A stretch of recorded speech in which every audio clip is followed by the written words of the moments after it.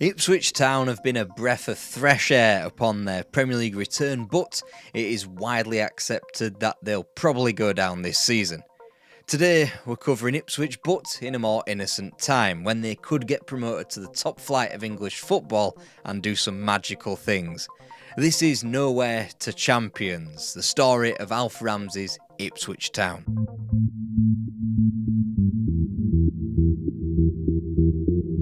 Ipswich Town were literally nothing until 1935 when Captain Ivan Cobbold became president. Then the tractor boys were barely one of those yellow and red toy cars every dickhead knocked about in their garden when they were 4. Cobbold had the idea of turning the amateur club professional, and he achieved that. He had the idea of getting them a membership into the Southern League, and he'd do that too, as Ipswich won the title at the first time of asking. But this didn't mean that Ipswich would be given a spot in the Football League like they would be today. The Football League was a dictionary definition of an all-boys club in these days, and to be given the privilege of the Football League was to win votes in an election. Ipswich got 24 votes in 1937, which wasn't enough, as Exeter City and Aldershot Town sealed their spots in the Football League in a committee room. Cobbold had more ideas. He hired Manchester United's club secretary Scott Duncan, who would become influential. Ipswich might not have won the league, but they finished in 3rd, high enough to grant them a spot on the ballot for an election to the Football League. Duncan then used his rub to win votes, and this time Ipswich's tally of 36 was higher than Walsall's and Gillingham's. Any momentum Ipswich had would be brought to a shuddering halt by World War II, and by the time they returned to the post of chairman, had become a revolving door. Cobbold died, his uncle didn't last too much longer, and Peter Chevalier's time at the top ended midway through the 1949-50 season. Then the post returned to the Cobbold family, and Ipswich could get going once again. They finally got a taste of the 2nd division after promotion in 1954, only to be sent immediately back down. The best they got out of the deal was signing Ted Phillips, an obscurity at first, but he'll become much more important later on. With Ipswich back in the basement of the Football League, Scott Duncan finally retired to allow for some new blood to inject some life into the club. Just who was going to be the man to take Ipswich to new heights?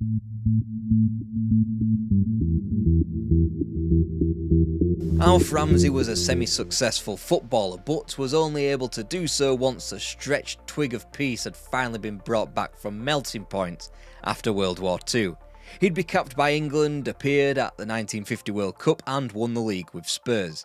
As Ramsey's legs creaked into their 35th year and players like Danny Blanchflower emerged into the team, it was clear that his time was up. Instead of retiring gently into that good night, Ramsey decided to plunge himself in at the deep end of the 3rd division itself for his first management job. If only more former England players in 2024 had the humility to do the same. After the first match, it probably looked like a big mistake. Ipswich were depressingly defeated by Torquay United. Ramsey had plenty of challenge nuggets on his plate. First and foremost, organise that damn defence, and he'd do so through Neil Miles. Meanwhile, on the wing, Ramsey concocted a plan that would reverberate through world football and change the English game forever. Jimmy Ledbetter was a middling player brought in from Brighton, one of the very few signings Ramsey wished to make. His experiment with Ledbetter was to pull him back. He'd become a deep-lying winger, and the rest of Ramsey's tactical nous would be formed around this. The deeper wide men with overlapping fullbacks not dreamt up in this era were used to play direct football into the forwards. The first trial of this experiment was a 5-0 thumping of Northampton Town. The tractor boys chunted towards promotion, but just one promotion spot proved prohibitive behind Leyton Orient and Brighton. 2 points the difference, Ipswich would rue a 3-2 defeat to Norwich City. Roy Bailey was in from Crystal Palace thanks to the broken arm of Ipswich's number 1 Charlie Ashcroft. Bailey would not relinquish his place in Ramsey's squad. The summer of 1956 was Ramsey's first real roadblock at Portman Road. For one, he had to rebuff overtures from Charlton Athletic. Also, he had to contend with predecessor Scott Duncan sitting on high as the club's secretary. Ramsey used the two situations to get what he wanted: total control. He'd stay as long as Duncan stopped sticking his oar in, and so it was agreed. With renewed confidence, Ramsey brought Ted Phillips back from his loan and signed Larry Carberry from a local club, and it seemingly got them nowhere, sitting rock bottom after 7 matches. The club was rejuvenated by 2 4-0 humpings of Coventry City and Brentford, and the more Ted Phillips was handed the number 10 shirt, the more the Tractor Boys picked up speed. Phillips plundered 41 goals, and the club didn't lose for 3 months after Christmas, which took them to within 4 points of league leaders Colchester United in March. Come May the 1st, Ipswich had a red-letter day. Colchester United sat top on 58 points, but they had already completed their season, so needed a minor miracle to go up to the 2nd Division. Torquay United was second, also on 58 points, and had a trip to 20th place Crystal Palace. A win would take them up. Meanwhile, 3rd place Ipswich travelled south to 4th place Southampton on 57 points. They needed a win and a Torquay slip-up. Inseminating further drama into the day was Torquay's kick-off at Sellers Park being delayed by 45 minutes, so when Ipswich grabbed themselves a 2-0 win, they were made to wait for results from elsewhere. News filtered through: Torquay had drawn and Ipswich were back in the 2nd Division, courtesy of their goal average. The summer meant yet more change when the chairmanship passed from Cobbold to Cobbold as Alistair handed the reins to his 29-year-old cousin, John, who would become the league's youngest chairman. On the pitch, it was obvious that Ipswich's success hinged on the fitness of Ted Phillips. His missing for vast swathes of the season meant that 8th place was more than respectable, as Tom Garney's filled the void adequately. That summer, Alf Ramsey relatively broke the bank to prize Ray Crawford from Portsmouth for a fee that must have been staggering in Suffolk at £5,000. The club could have done without relying on their new signing almost solely immediately, but thanks to continual injuries to Garney's and Phillips, Crawford's 26 goals was only enough for 16th place. Comfortable in survival, but it was about time that Ipswich got going up the table. The biggest incoming in 1959 was West Ham's Andy Nelson, who was to serve as a similarly influential role at the heart of defence as club captain Reg Pickett. Dwarfing this business was the retaining of Ted Phillips, who had been courted by Bill Shankly's Liverpool, who were at the business end of the 2nd Division come May 1960. The year began with a fine run of form in Ipswich, but the Tractor Boys had left too much road to get through as they improved to 11th place. The 1960-61 campaign was officially Ipswich's Silver Jubilee year, and it would be pivotal. This was a time to prove whether they were a second-tier also-ran or whether they would seize their momentum and continue to punch above their weight. Ipswich were busy in the market. Chelsea wing-half John Compton cost £1,000, defender Billy Baxter less than half that, while Stoke's Wilf Hall would fill in a second-choice goalkeeper, but the marquee signing would be reserved for Leicester's Roy Stevenson, who was allowed to leave the Midlands for just £3,000. He would be the final piece of the jigsaw and coped admirably in performing the same duties on the left wing as Ledbetter did on the right. Yet from the outside, these transfers did little to stoke the imagination of Ipswich fans. Hall was a mere deputy, Baxter had to put national service ahead of his club football, and Stevenson was viewed as being on the back nine of his career. Then Ted Phillips went and submitted a transfer request. Alf Ramsey was never going to accept it, and didn't need to. Player power wasn't invented yet, so Phillips would carry on playing for Ipswich. He'd withdraw the request after he starred in a 5-2 win at Elland Road against Leeds United, and it became evident that Ipswich were pushing for promotion. Whilst league form boomed, the domestic cups were both busts. In their first ever League Cup game, Ipswich went down to lower league Barnsley before Southampton knocked them for 7 in the FA Cup. But it was probably a good job. Ipswich's league form recovered from a wee Christmas wobble, with another spot of early year form, losing their first 1961 game on March 25th against Luton Town. By this point, the Tractor Boys were parked firmly in top spot, a point ahead with a game in hand and, crucially, 4 ahead of Liverpool in 3rd place. The vital win on this run was a 3-1 triumph at Bramall Lane, which put Ipswich top and took out their nearest rivals for promotion. In fact, where Ipswich had meekly bowed out of the Cup, Sheffield United were profiting from a cup run that led to a semi-final replay with Leicester City. In a way, these distractions also served to profit Ipswich too.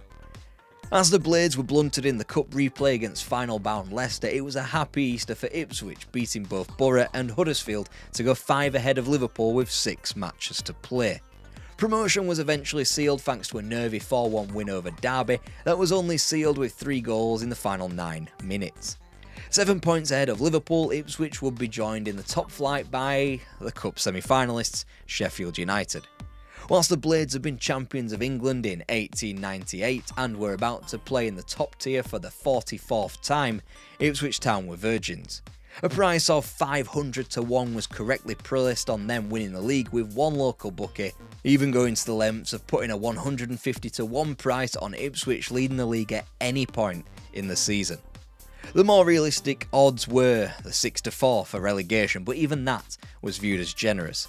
Ramsey had spent just £12,300 that summer to bring in Doug Moran from Falkirk. For a bit of perspective, the biggest fees in England that summer were made by second division clubs Liverpool and Sunderland when they signed Ian St John and Brian Clough respectively for 5 to 7 times that amount. In fact, Brian Clough's transfer to Sunderland represented a smidge more than what the entire Ipswich Town team cost. £33,600 in 1961 got you the entire backbone of a promoted club, and figures such as Roy Bailey, Larry Carberry, John Ellsworthy, Ted Phillips and Jimmy Ledbetter were all key men and had all been with the club since the 3rd Division days.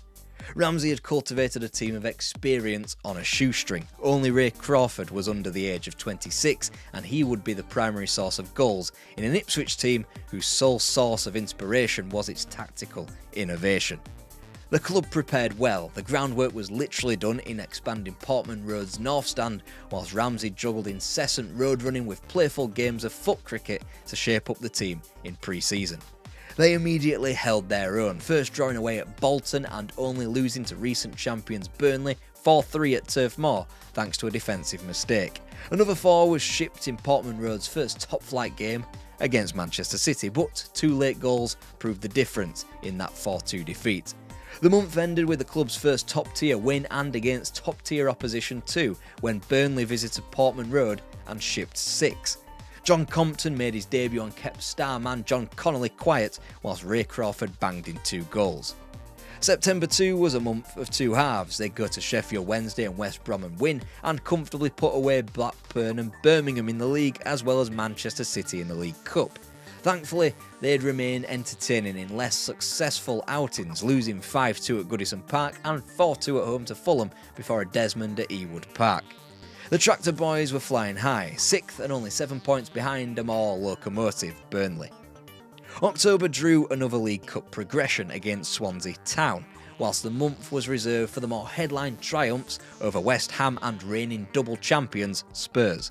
Unfortunately, the pie-in-the-sky thinking of topping the league was undone by a combination of a draw against Blackpool and what was quickly becoming a Burnley procession at the top of the table.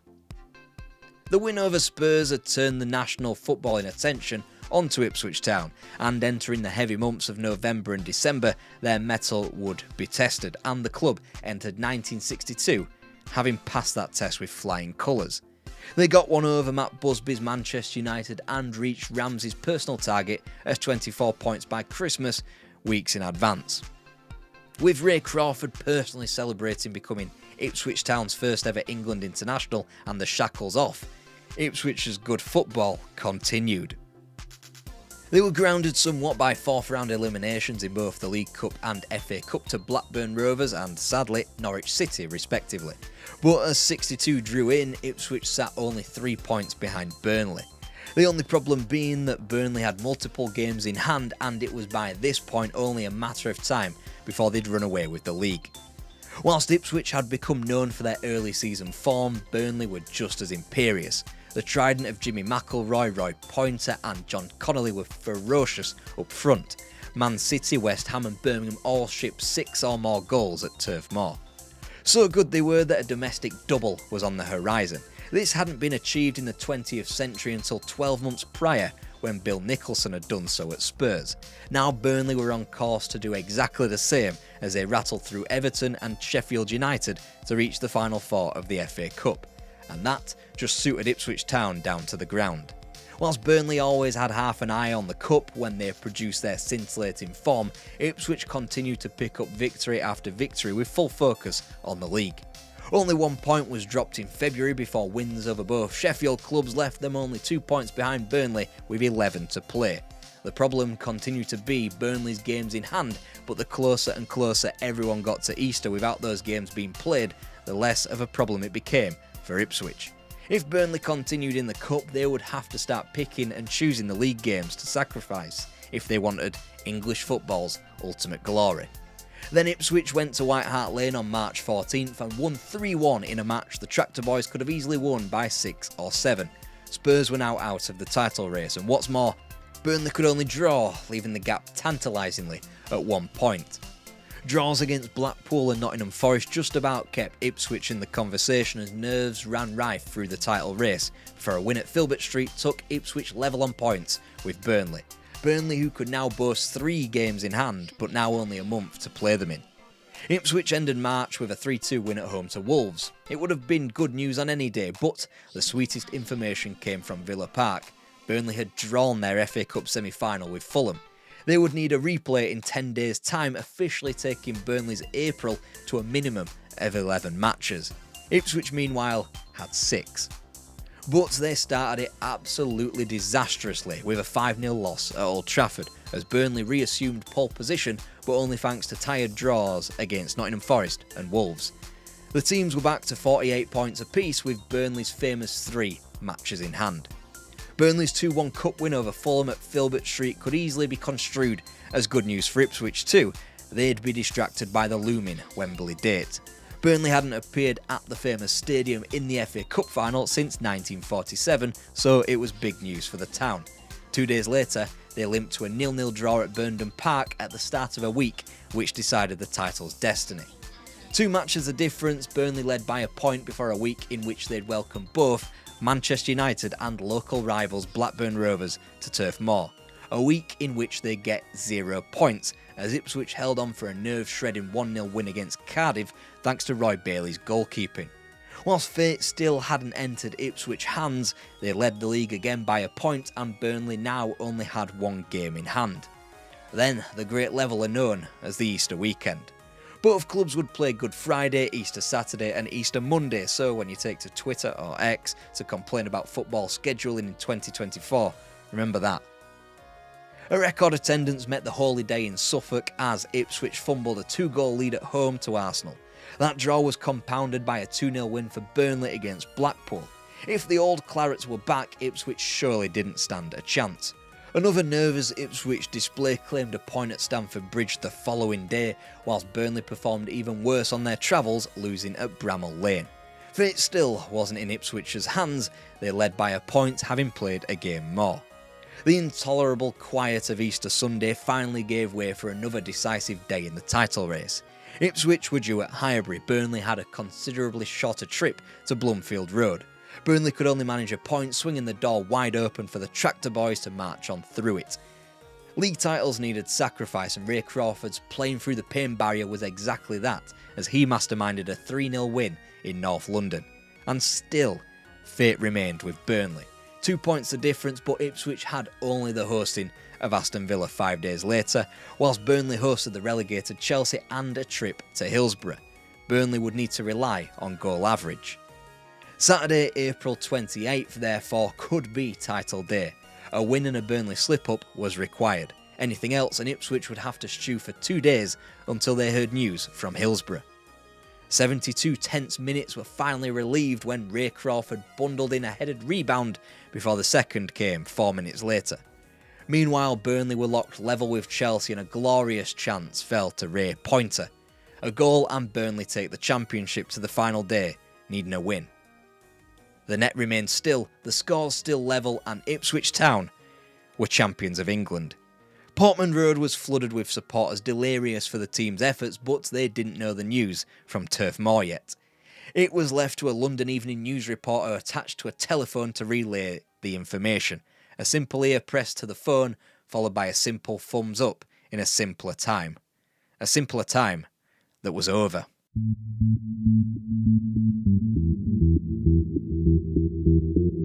Such was the level playing field of football before the abolition of the maximum wage in England that Ipswich Town weren't the first team to become English champions immediately upon their promotion to the top flight. Everton had done so in 1932 thanks to the goals of Dixie Dean, and Tottenham Hotspur, with Alf Ramsey in their playing ranks, matched that feat in 1951 under Arthur Rowe's management.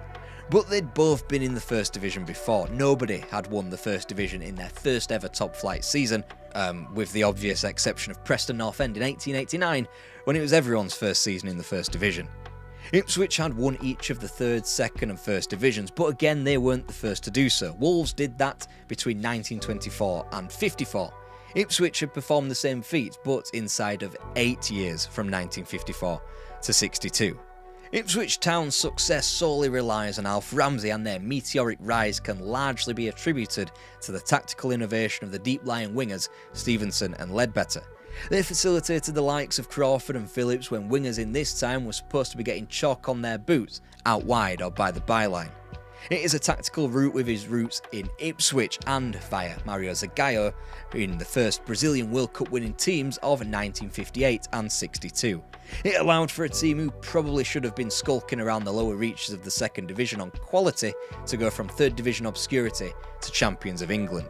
Of course, for a team of Ipswich to rise the way they did, they needed a drop of luck. Only 7 teams had won a 42-match top-flight English league with fewer points than Ipswich's tally of 56. Only Sunderland's 1936 vintage had conceded more than the 67 goals to claim the title. That luck, of course, stretched to the treatment table, which remained largely vacated. 11 players featured in 44 matches or more, with the remaining 6 players used not reaching double figures for appearances.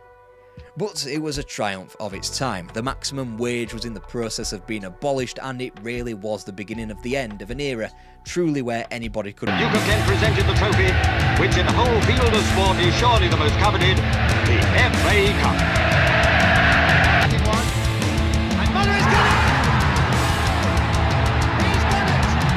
Chiller from the backfield. Now Mike England hoping to get in. Coates hoping to blast it in. And Coates has got it. Well,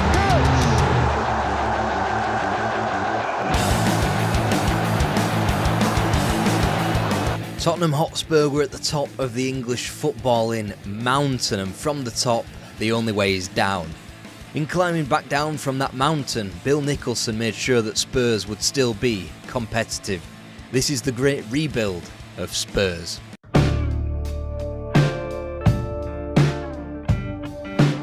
The team that delivered Spurs the peak was slowly decaying. Its cornerstone, Danny Blanchflower, hung up his boots in April 1964, by which point star strikers Bobby Smith and Les Allen had been knocked down the pecking order by the arrivals of Jimmy Greaves and Alan Gilzane. Dave Mackay also appeared to be on his way out after breaking his leg not just once but twice in 1963 and 1964. Whilst Bill Brown definitely was out once Pat Jennings broke into the squad in spring 64. And then there was the tragic tale of John White. He was all set to be one of the club's star attractions in the latter half of the 1960s after what had been a disappointing 1963-64 campaign that saw the loss of their Cup Winners' Cup crown to Manchester United, an exit from the FA Cup at Stamford Bridge, and a 4th place finish in the league. Whilst playing golf, he was struck by lightning and died at the age of just 26. The outgoings would be all but completed by the summer of 1965 when Terry Dyson signed for Fulham, Peter Baker became a player-manager in South Africa, and the defensive pair of Ron Henry and Maurice Norman both succumbed to injuries. There was no glory Tottenham Hotspur to be found in the 1964-65 season either. Inconsistencies in the league led to 6th place, as Alan Mullery hadn't become the all-encompassing Danny Blanchflower replacement that he was earmarked to be. Then Spurs travelled across town to meet Chelsea in the 5th round of the FA Cup in mid-February, their season hanging in the balance. Barry Bridges' goal ensured Spurs' season was definitively over at such an early stage. The rebuild had to begin. Laurie Brown, Cyril Knowles, Joe Kinnear all acquired for the defence, with Phil Beale coming in from the youth ranks. By the 1965-66 season, however, Dave Mackay sensationally returned from 2 leg breaks to captain the side in defence. An 8th place finish and another 5th round exit from the FA Cup hardly showed signs that Spurs, though, were on the right tracks. Nicholson's squad, therefore, was further bolstered by Mike England from Blackburn and, from Chelsea, Terry Venables. England imbued a solidity in defence and improved the confidence of a so far shaky Pat Jennings in goal. The transitional phase was again clear to see in a 3rd place finish in the league. That was only possible thanks to a 16-match unbeaten stretch to end the campaign. But in a big difference to recent seasons, Spurs could once again hang their hats on a good cup run, and not only that, a return to Wembley. Robertson was perfect for the rebound.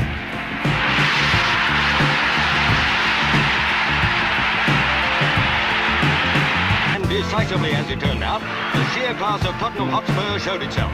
From Robertson's header, Frank Saul shot into the net. A few minutes before the end, Chelsea got a goal. Boyle centred, Tambling headed in.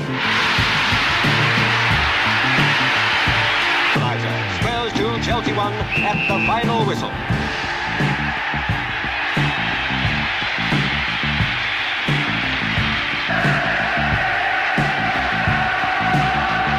Of those that started Spurs' previous Wembley triumph 5 years prior, only Jimmy Greaves and Dave Mackay remained, whilst Cliff Jones could only make the bench in 1967.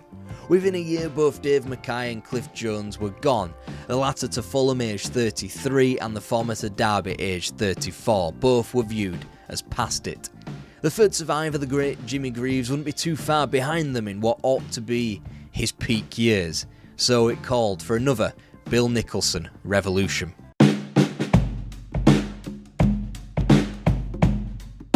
And that revolution would start with Martin Chivers' transfer from Southampton for £125,000. He was supposed to be the finishing touch to a 3-pronged attack that featured Gilzane and Greaves, and whilst the trio would score 49 between them as Cliff Jones added a further 14, it was a campaign that featured early exits in the cup competitions. First in the Cup Winners' Cup against Lyon and then in the FA Cup. As well as that, Spurs finished precisely nowhere in the league, in 7th behind Chelsea and ahead of West Bromwich Albion. In fact, the season was barely notable outside of Jimmy Greaves scoring of a 300th league goal against Burnley in March 1968. The subsequent 68-69 season didn't offer much optimism from the outset either, as Martin Chivers went down to a long layoff at home to Nottingham Forest in September. With their goal scoring tempered somewhat in the league, Spurs had seemingly ironed out their domestic inconsistencies to join teams like Liverpool, Everton and Arsenal in a title race. Then Spurs were paired off with the latter in a 2-legged cup semi-final tie and wound up on the wrong end of a 2-1 aggregate defeat. With a combination of Leeds United's record-breaking form and Spurs' mid-table inadequacies, Nicholson found himself leaning on FA Cup success by the new year. Whilst Walsall and old sparring partner Wolves were beaten, as well as Aston Villa in the FA Cup 5th round, eventual winners Manchester City proved too much in the 6th round. A limp 6th place finish was made to look even worse when Spurs sat a staggering 22 points off the pace set by Don Revie's Leeds. Their 67 points have broken a record joint held by Nicholson's double-winning team of 1961. Still, Jimmy Greaves broken not only Bobby Smith's record for most Tottenham Hotspur goals, but also Steve Bloomer's record for the most First Division goals. And yet he wasn't long for Spurs, finally dropped in advance of a 4th round replay across town at Sellers Park with Crystal Palace. The match not only called time on Spurs' ambitions of silverware for the 1969-70 season, but it called time on Greaves' White Hart Lane career. He departed with the club 14th after 28 matches. The club would recover to just 11th from their remaining 14 games, and Jimmy Greaves would still top score for the club that campaign, despite not featuring again. In an all-London swap deal, Spurs forked out money for his replacement, fellow World Cup winner Martin Peters, with Greaves only valued at £54,000 as part of the deal. Now that their superstar was gone, there was a chance Spurs could become a team again, Chivers partly filled the goal-scoring void with 29 goals in his peak in the 1970-71 season. Alongside him, Gilzane added 17, Peters got 15, whilst both Alan Mullery and Steve Perryman had become important cogs in the unit. Mullery to Chivers, he's got a good chance, and he scored! What a start for Tottenham! Oh, and Gilzane, point free! There it goes! By Gilzane! Dennis Bond with the corner. Aim towards England, flicked on well. Gilzane! Chivers! England. More pressure on Liverpool now as Mullery beats Hughes. Kinnear outside him, still Mullery. That's for Kinnear, first time in. And it's there by Martin Peters! Oh, now Gilzane in a bit of space and Chivers. Also Gilzane. There it is, number 2 by Gilzane. Peters taking it quickly, Chivers going in. Oh, and a goal by Chivers. Superbly taken by the Spurs. Nodded away by Hill to Perryman. And it's in. Off the goalkeeper's arms. It's a goal. They shook the cobwebs of a North London derby defeat at Highbury from them and made ground up in the league. Although their time in the title race was brief and over by Christmas, Spurs had found the next best thing, of course. It was a cup run. After sinking Swansea, Sheffield United, West Brom and Coventry, second division outfit Bristol City across 2 legs was the only thing stopping Spurs from appearing at Wembley again. After a draw away from home in the first leg, a White Hart Lane decider was never in doubt. With Arsenal herring towards a double, Spurs only able to reach the quarter-finals of the FA Cup and finishing 3rd in the league. The League Cup final against Aston Villa at Wembley was of incredible importance now. Chivers looking for it with his head. Gilzane, this must be a chance for Spurs. His neighbour goes in. Chivers! There it is, Martin Chivers! Spurs are ahead, and they really don't deserve to be. Now they are stopping and looking, and Spurs are attacking it much quicker as Chivers now. Good control by Chivers. And he's done it again! Martin Chivers! Oh, what a goal by Chivers! Mullery then to get the Football League Cup from Her Royal Highness Princess Alexandra. Whilst they weren't great and weren't breaking down any barriers like before, Bill Nicholson's new team was still winning silverware. Now they had to go and win the bigger prizes.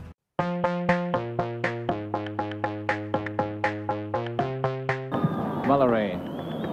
Beale.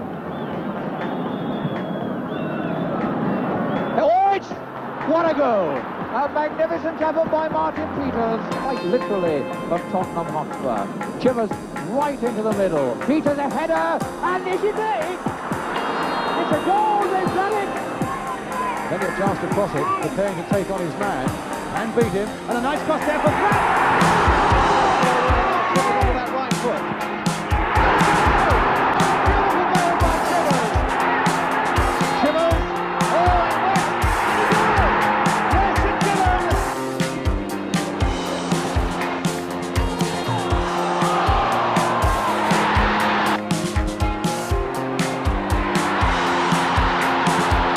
Martin Chivers had entered into overdrive, plundering 42 goals across 62 matches in the 1971-72 season that, given the state of the wacky race's title picture, could have easily developed into a potential quadruple.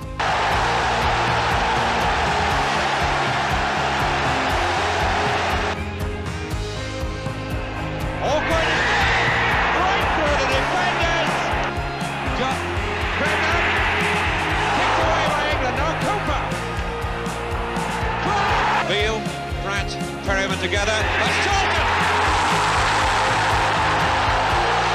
Okay, perhaps that was a little optimistic, but while Spurs regressed to 6th in a weak league, they were only 7 points off the pace set by Brian Clough's Derby County.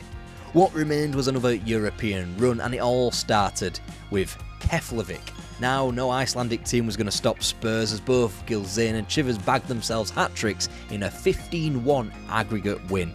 Nantes fell next in a slightly less comfortable 1-0 aggregate triumph. Unfortunately, that was the tie that officially put Alan Mullery on the shelf for the foreseeable future, thanks to an arthritic condition in his pubic bone, which sounds painful to say the least. Without him, Spurs comfortably saw off Romanian sides Rapid Bucharest before Christmas and UT Arad after Christmas. It allowed Bill Nicholson's side into the exclusive club of a European competition's latter stages, and sharing that platform with Ferencvaros and Wolves, Spurs were typically handed two-time European Cup champions AC Milan. By this point, Alan Mullery had completed his 5-month recovery and felt ready to return to the first team. Instead, Bill Nicholson sent him to the reserves and, after kicking up a fuss, Mullery returned to Fulham on loan. Fortunately for Spurs, it would be brief. John Pratt had broken his nose, Phil Beale was also injured, and with Milan to come in the semi-finals in Europe, Nicholson needed Mullery again. It was a risk, but what better occasion than the visit of the grand Italian team to White Hart Lane to carry out that risk.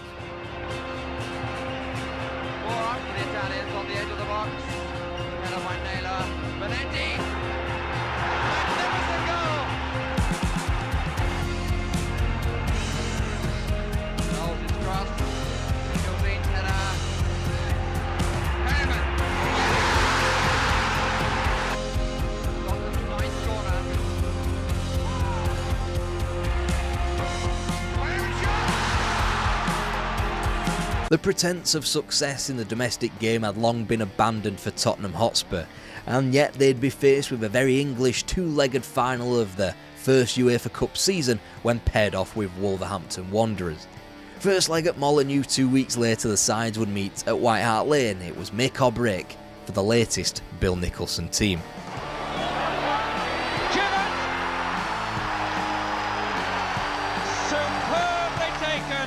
Just outside the box, quickly taken, Egan, McCallion, one each.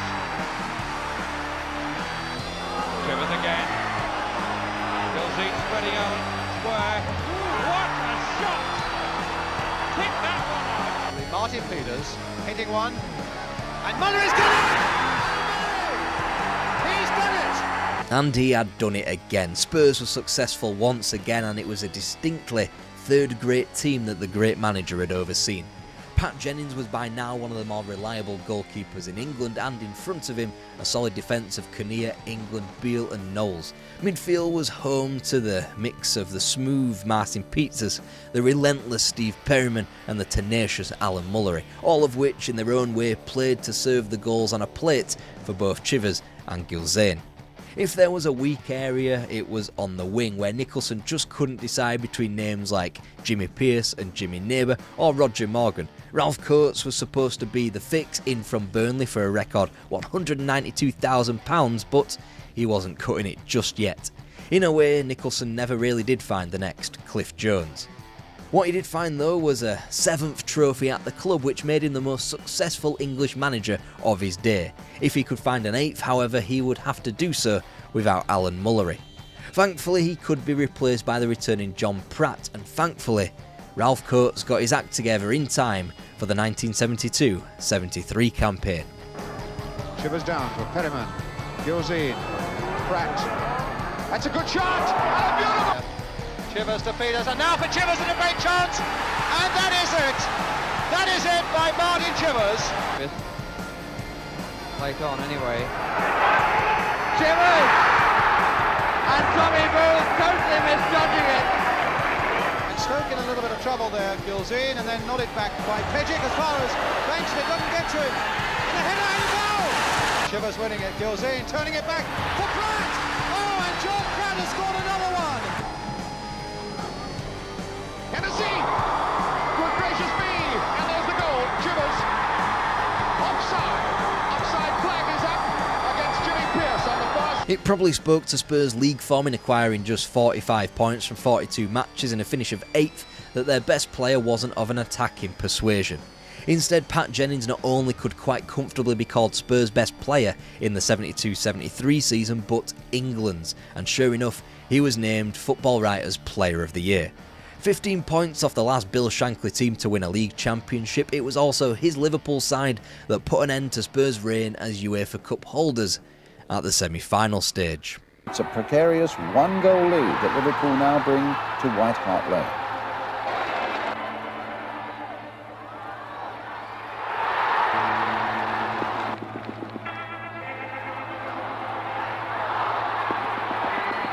So Spurs are out, Liverpool go through, and Liverpool go on to beat Borussia Mönchengladbach in the final. Spurs had long given up the ghost of an FA Cup run, shipping 5 in a fourth-round replay to Derby County.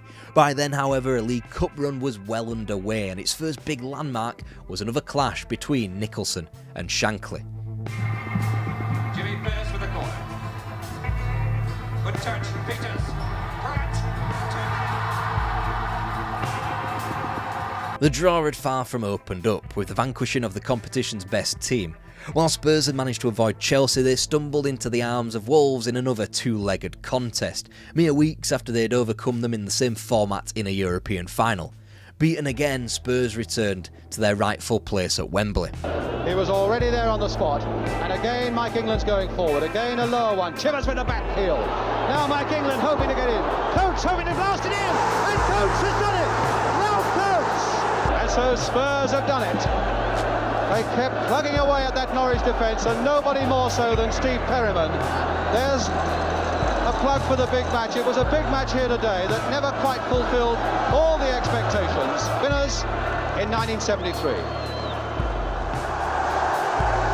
By now, the league was a mere pipe dream, what with Bill Shankly and Don Revie capping off their tenures at Anfield and Elland Road with successful campaigns. Bill Nicholson was in the same position in his managerial career, and yet his Spurs side were consigned to mid-table once again in 1974. So when Spurs exited both domestic cup competitions at the first hurdle and without scoring a single goal, the season could have been a disaster. Thankfully though, they kept their silverware dream alive via their last remaining medium, the UEFA Cup.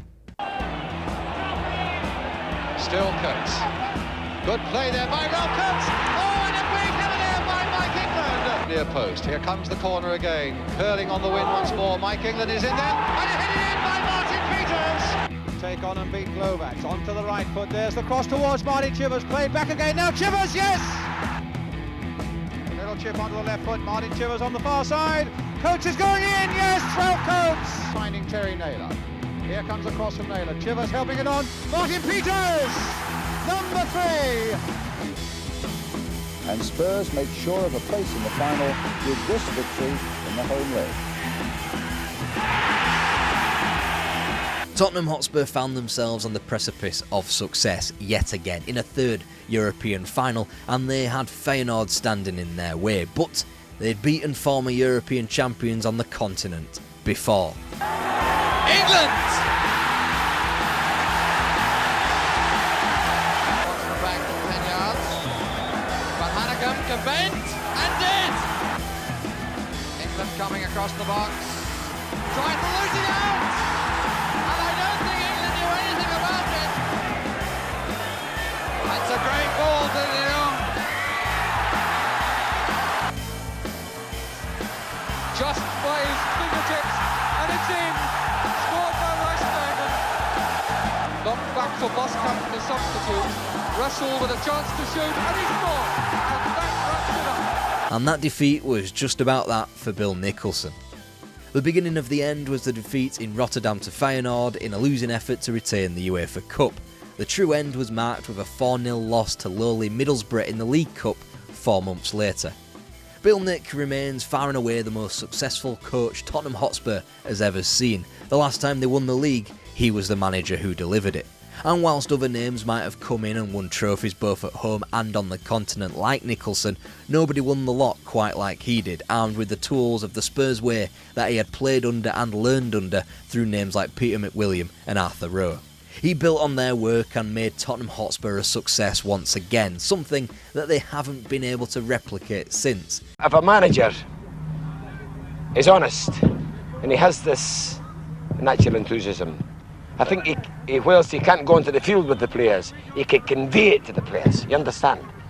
He's with them and they're with him, and they'll be successful. When Bill Shankly found Liverpool, he found a decrepit club languishing in the second division. When it was time for him to bid the club goodbye, an empire had been built. This is the start of that story. Liverpool Football Club was born out of Everton. It was their president, John Holding, who bought Anfield from Joseph Orrell Jr. for the whopping fee of £5,228, 11 shillings and 11 pence. Then, when the club refused to pay an annual rent of £250, Holding went off in a strop and formed a new football club, and he named it after the city he was in, Liverpool. The early history of rocking back and forth between the top two divisions was culled with the recruitment of Sunderland manager Tom Watson. Watson gave the club their red shirts and 2 league titles in spite of a relegation in between the 2 championships of 1901 and 1906.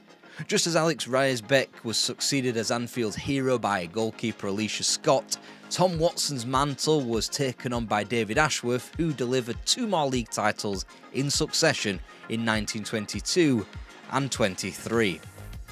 This time there was a stability about Liverpool as they remained in the top flight until the sport's postponement amid World War II. But there's something about Liverpool: when adversity meets the club and the city, they rally. Although George Kay couldn't squeeze a second championship out of the club as his predecessors did, his title-winning vintage of 1947 was arguably the most important. He acquired Albert Stubbins to bang in the goals, and together with George Kay, Liverpool was rebuilt after the ashes of war. But there was something missing, a gaping hole where the FA Cup belonged. Liverpool had got to the showpiece event's final, but in losing efforts before the First World War against Burnley and in 1950 against Arsenal, not only could their Stanley Park neighbours Everton lord that fact over them, they'd also matched Liverpool's 5 league titles.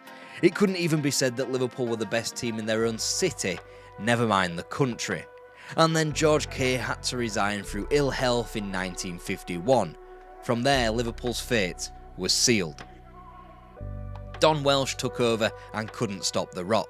Liverpool were dumped out of the FA Cup at the first hurdle to lowly Gateshead and only just staved off relegation in his first campaign. They wouldn't receive a second chance. Don Welsh would receive a second chance, but after 2 failed attempts at returning Liverpool to the top flight, he was sacked in 1956, replaced by Phil Taylor. No, not that one. Phil Taylor's team might not have been successful on the pitch, as an FA Cup shock defeat to Worcester City attests to in the plainest of methods. However, he did some good for the club in that he hired Ruben Bennett and Joe Fagan onto the coaching staff. Whilst Taylor wouldn't see the boot room during his time at the club, his successor would.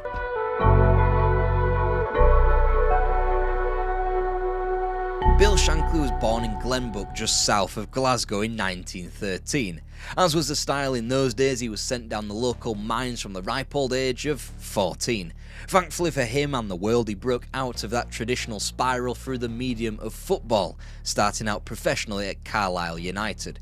Carlisle was used as a stepping stone in his playing career so Shankly could get to Preston.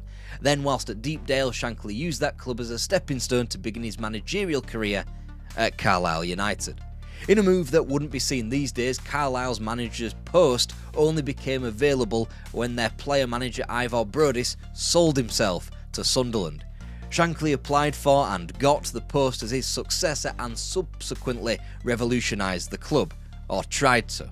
In improving their training schedule, Carlisle inched closer and closer to the second division.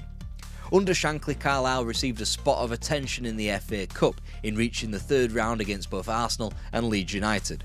What should have been a treasure chest waiting for Shankly to improve the club never arrived, and Shankly never did get the club to Division 2, splitting after he felt the board was skimping out on bonuses for the players. It'd take Carlisle until 1965 to reach the 2nd Division after the Football League's reformatting of 1958 placed them into the 4th tier. In his time out of work, Bill Shankly speculatively applied for the post of 1st Division club Liverpool. For a 3rd Division North manager to demand the lofty 5-time champions Liverpool the right to give him total control, it was ballsy and cost him his first opportunity at Anfield. Instead, a couple of sideways steps. First to Grimsby, where he coincidentally almost buys Joe Fagan. Still, after getting his new club achingly close to the 2nd tier with 2 top 5 finishers, he departs under the same dark cloud as he had done at Carlisle. It turns out that post-war northern teams weren't willing to part with cash in order to improve their status. The same headache could be found at Workington as Shankly saved the club from a desperate situation in 1955.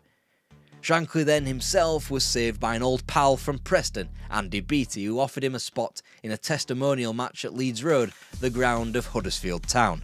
After getting back in contact with Beattie, Shankly made an enormous leap of faith, becoming his assistant at Huddersfield Town. By hook or by crook, Shankly had got himself beyond the second division and into the top flight of first team English football. As part of his duties in West Yorkshire, Shankly would govern the Huddersfield reserve team, which is where he and Beattie fell out. Shankly made sure he had power. Beattie didn't particularly like that, and with the resignation of Beattie weeks after Huddersfield's relegation from the top flight, Shankly completed his circuitous route to managing a second division football team. He got to work immediately. He changed training at another club. He nurtured young talent through another club, this time in a club that featured Dennis Law and Ray Wilson.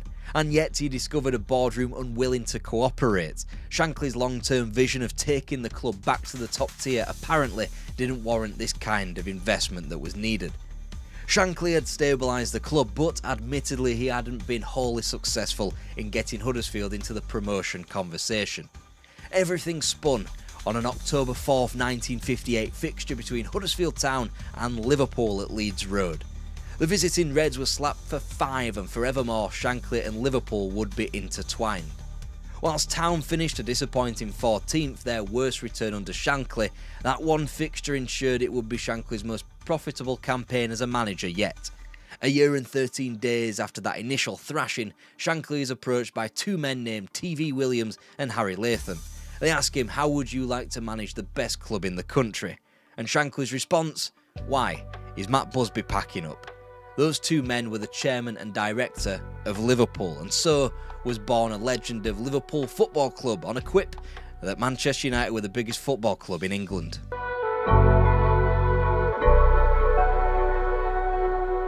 A few lines in the odd national newspaper greeted Bill Shankly's appointment to second division Liverpool. He worked tirelessly from his arrival in December 1959 to ensure that his shock retirement 15 years later would read like the obituary of a monarch. The arrival came mere days after Shankly's Huddersfield had beaten Liverpool at Leeds Road for the third season running. Whilst the infrastructure implied that the club was on shaky foundations, what with Anfield being called the biggest toilet in Liverpool according to the new manager, and a training ground with no running water, the kind of facilities you'd expect from a 2025 Manchester United, there was hope though. Hope in the coaching staff waiting for Shankly upon his arrival. Bob Paisley, Joe Fagan and Ruben Bennett were the three pillars of the club staff that would join Shankly on the incredible journey. Not that there wasn't a ludicrous amount of work to be done.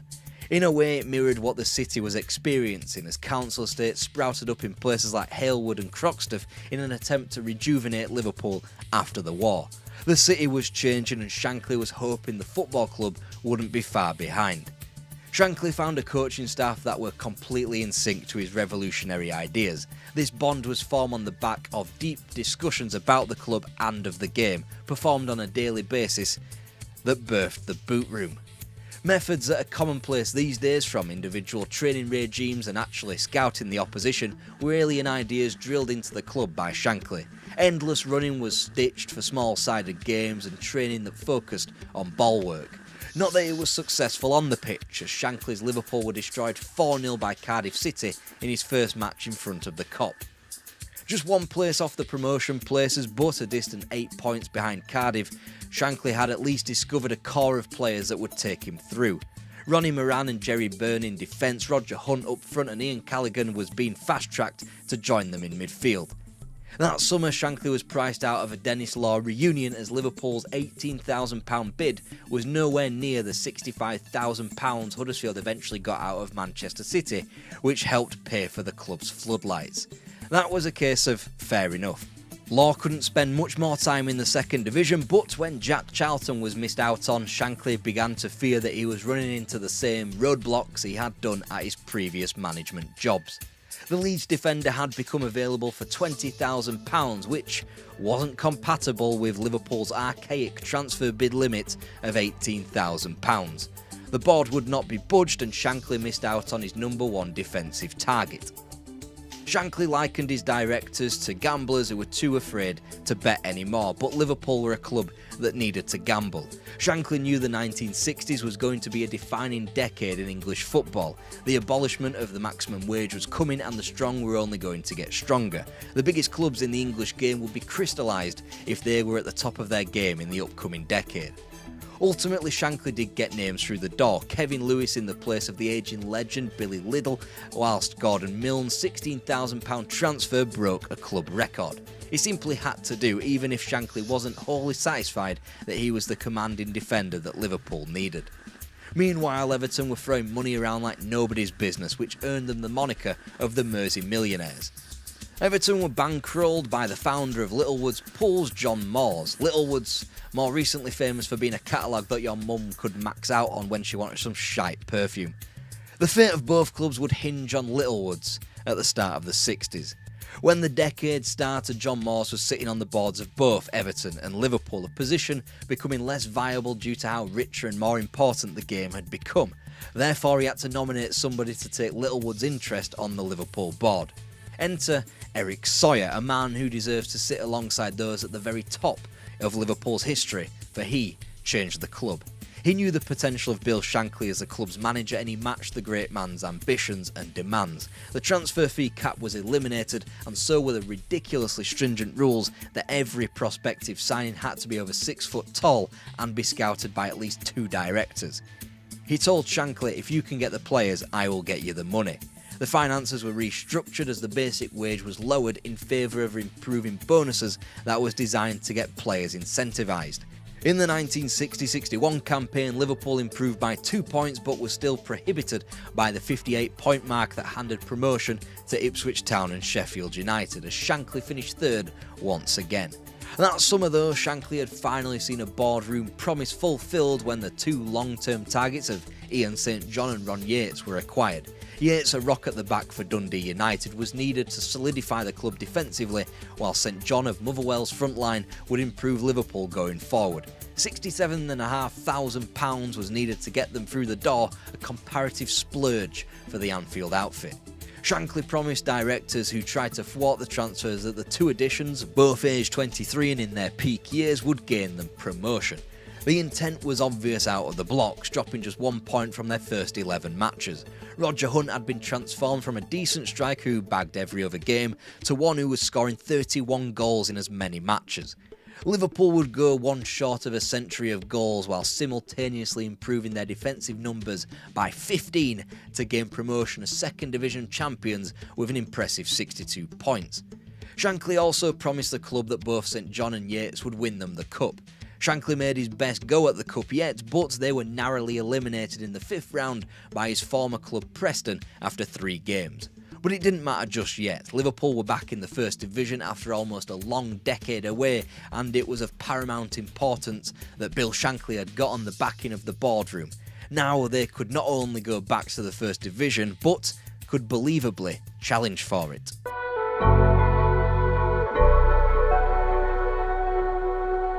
It was supposed to be a time of celebration when one of England's great clubs returned to the peak of the sport. Then again, the board stuck their oar in and sold Johnny Morrison without the manager's permission. A stern ultimatum was given to the board by the manager and that kind of shit never happened again. In through the door was Rangers midfielder Willie Stevenson to replace Tommy Leishman, whilst the £37,000 needed to prize Peter Thompson from Preston was called daylight robbery by Shankly. Other debutants included Tommy Lawrence in goal of Vox Pop fame. I'm just wondering whether you remember the Derby match in 1967 at Goodison FA Cup. Do you remember it? Yeah, I do. I played in it. Whilst both Tommy Smith and Chris Lawler were knocking on the door from the reserves. An insatiable middle portion of the league season capped by 9 games won on the spin between November 14th and February 16th made up for the sticky beginning and end to the campaign as Liverpool made decent returns in 8th place. And they went achingly close to a 3rd ever cup final where they would be introduced to their bogey team, Leicester City. Riley takes a free kick for Leicester. Up go the heads, and Mike Stringfellow has the ball in the net. But 1-0, Leicester City win the right to go to Wembley. Just as Hunt and St John were prolific in front of goal in the Reds' first season back, they were joined by Alf Arrowsmith, a born goal scorer according to Shankly. Together, their trident helped themselves to 67 of Liverpool's 92 goals in the league in a scintillating campaign of football. Successive thrashings against Chelsea and Wolves, as well as a win in the Merseyside derby against champions Everton, marked a September for the ages that proved a springboard for a title challenge. 5s and 6 followed against Wolves, Stoke and Ipswich, whilst a 3-0 demolition job at home to Matt Busby's Manchester United left Shankly on the precipice of the 1964 Championship. After a simple enough win at Turf Moor 10 days later, Liverpool needed just one more triumph to confirm a 6th ever title. Within 7 minutes there was only going to be one winner. St John, Arrowsmith, Thompson and Hunt all got in the act of a 5-0 disarming of the Gunners. The title won it might have been an unimpeachable domestic double had Swansea Town not stunned Liverpool in the quarter-finals. That holy grail would come, but with qualification into the European Cup, Shankly's team had another competition they were besotted with winning. These were the days of the Kop adopting a Jerry and the Pacemakers track everyone was calling You'll Never Walk Alone, and as the Beatles cracked America, it was the football club's turn to do the same to Europe. Shankly's first championship win was won with the cut and paste tactic of its day, the WM, which simply had to be modified for the European Cup.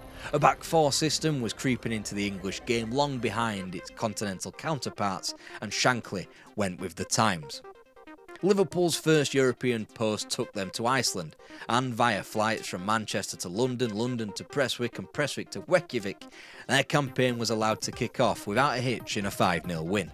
One of the more important stylistic changes preempted the next round against Anderlecht, where for the first time Liverpool lined up in all red before a 3-0 victory over the Belgians.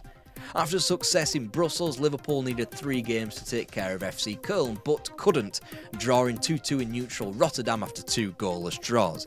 It meant that Liverpool's fate in Europe was settled on the toss of a coin, and thanks to Ron Yates' call of tails, the club were through to the semi-final.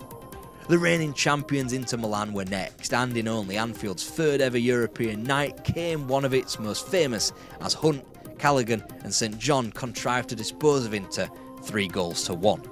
They were never going to be allowed to win the match in Milan, however.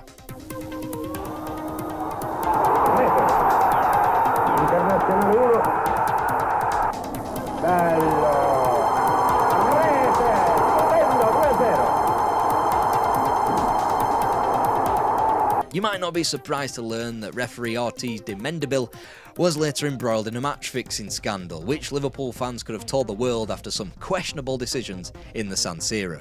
League form, it has to be said, was stymied by a gruelling US tour in pre-season, a mistake that Shankly wouldn't repeat as Liverpool regressed to 7th place. The season, which kicked off with their participation in the first ever fixture shown on Match of the Day, a 3-2 win over Arsenal, ended with success as well. Because finally, Liverpool had shaken the FA Cup monkey from their back when they met Don Revie's Leeds at Wembley. Here comes Bird. Yes, a goal! Hunt scored. Oh, there's Charlton up to the attack. Now Bremner, he's equalised. 2-5, it's a goal!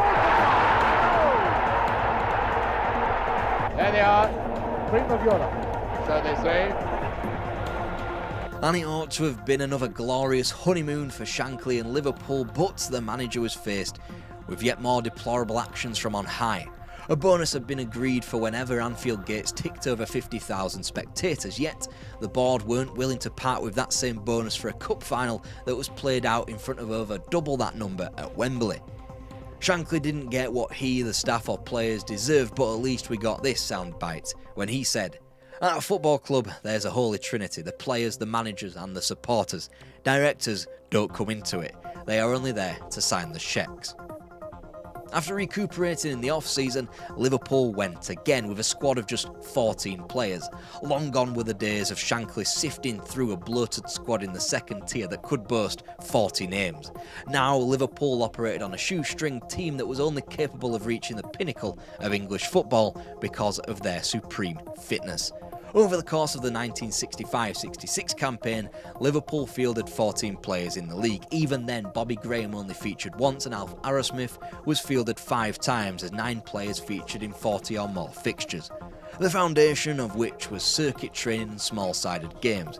Joe Fagan and Ruben Bennett carried out the training which Shankly devised, and, as the season wore on, the stronger Liverpool got. 4 losses from the first 14 league games, admittedly in a stretch that included an emphatic 5-0 win against Everton, became just 3 from their final 28 fixtures. Liverpool topped the table from December and never let go. 6 points ahead of Leeds and Burnley, Liverpool were champions for the 7th time. They were confirmed as such in the penultimate game of the season against Chelsea. So confident were their opponents of losing the game that they gave them a guard of honour pre-match. Roger Hunt's second half double in a 2-1 victory confirmed the title later that afternoon. Whilst they would make a hash of their FA Cup defence, losing at the first hurdle to that very same Chelsea, there was another run for the ages in the Cup Winners' Cup, and this time Liverpool made a European final. Through the Italian revenge over Juventus and the triumphs over Standard Liège and Honved, Liverpool were poised for an enormous Battle of Britain against Jock Stein's Celtic. Celtic challenging all the way before losing out by dint of a disallowed goal against Liverpool in the semi-final, which they won after 2 quick-fire goals back at Anfield. They'd return up north for the final against Borussia Dortmund at Hamden, where only the bizarre and the mystical could stop them now. Eines Tages wieder auftauchte. Jetzt hat HELP seine Möglichkeit und trifft nur den Kopf von Lawler. Die Budas Ball senkt sich ins Tor. Liverpool had dabbled in success beforehand. Tom Watson and David Ashworth had presided over eras like this in the past, but this was another plane entirely. Liverpool had won everything there was to win at home. They were a team ready for European success, and in an era where winning anything was infinitely more difficult.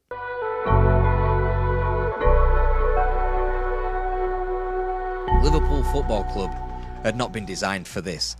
The level of scrutiny and level of demand for tickets for cup finals and European away days was likely a major factor in the death of club secretary Jimmy McInnes, who was found dead in an archway in the Kop.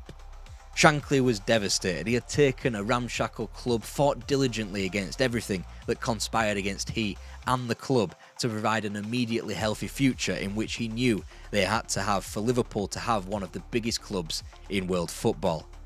They had to go and break the bank to sign Ian St John and Ron Yates because they simply put could not belong in the second division for much longer in the 60s.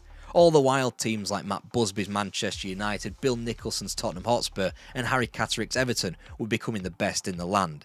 Then you've got Stan Cullis and Wolves, Alf Ramsey and Ipswich and Don Revie and Leeds United. There's also Bertie Mee at Arsenal, Joe Mercer at Man City and Brian Clough coming through the ranks. Liverpool needed a strong figure to act now so they could become the behemoth they wanted to be. And the first part, easy enough. Liverpool had ended their FA Cup hoodoo. They'd edged themselves in front of the chasing pack as the most successful English League Cup in history with 7 titles, and they dabbled in European football. The next bit was the hard part, the rebuild. Regardless of where they might lie in the English football pyramid, Leeds United are a big football club. This is the objective truth no matter your club allegiances in the year of 2024. Rewind 70 years, they were nothing. They weren't even as good as Huddersfield Town, and even Bradford City had won an FA Cup, and that's in their West Yorkshire boundaries. Then Don Revie turned up. This is the birth of Leeds.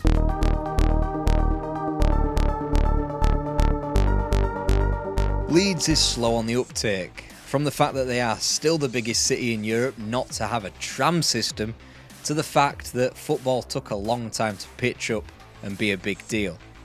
Let's start with the start. Boxing Day 1877, when football was first officially played in Leeds, with 2 teams from Sheffield strictly playing in an exhibition. Teams from Hunslet tried to get off the ground but didn't. Leeds City was formed in 1904 and moved to a ground called Elland Road, and could even boast Herbert Chapman as a manager in their formative years. By 1919 they were no more. Charlie Copeland blackmailed the club that he'd go to the FA to reveal that they had made illegal payments to players during the war. When they gave him a free transfer to Coventry, he just went and did it anyway. They would be expelled from the league that autumn.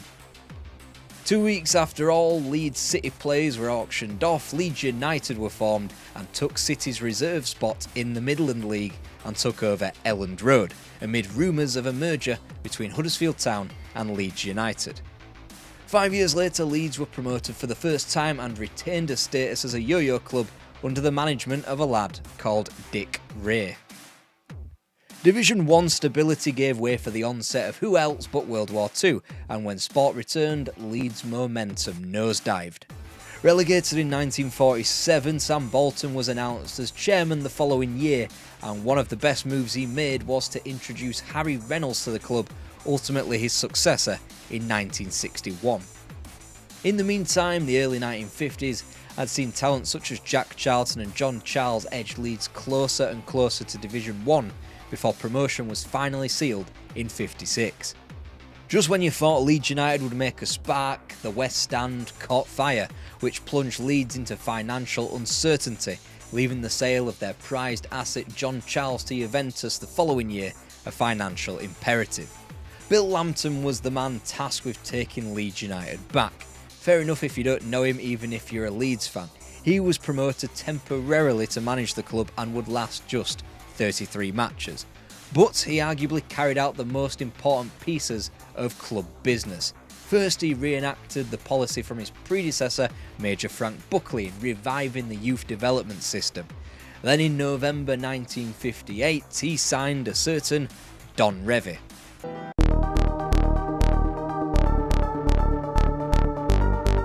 Don Revie's playing career was postponed because of the Second World War, like many of his contemporaries, because that's what the word contemporary means.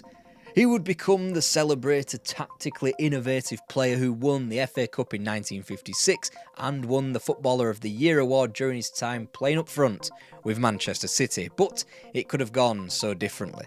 If he listened to the doctor, who told him he'd never play again after breaking his ankle in 3 places, mere weeks into his professional career, so much would have been different about life in general. He'd find inspiration from Hungary when they pitched up at Wembley in 1953 and taught England a footballing lesson. In taking a little from Nandor Hidegkuti, the Revie plan was using him as a withdrawn forward. As aforementioned, it took him 2 years to find great success, lifting the FA Cup trophy in a match more famous for their goalkeeper breaking his own neck. Fast forward to the November of 1958, and Revie made his playing debut for Leeds United at Elland Road against Newcastle. Within 6 weeks he was named club captain, but in his first full season couldn't stop the club sinking to the second division. He could, however, do something about their return. In the business end of their first season back in the second division, Don Revie was starting to ponder life after playing. He wasn't getting any younger, nobody is, because of how time works for humans, and when Bournemouth advertised their need for a new manager, Revie contemplated applying for the post. He asked new chairman Harry Reynolds for advice, and his advice was, become our manager instead. Jack Taylor had hardly set Leeds aflame as their manager and was freshly sacked, with the club being the dictionary definition of languishing. Revie took the post on and took on both Sid Owen and Les Cocker to assist with the coaching. Aesthetically, the new manager made his mark and simultaneously signalled his intent by dressing up Leeds United all in white. They looked like Real Madrid, but they played more like Male Madrid.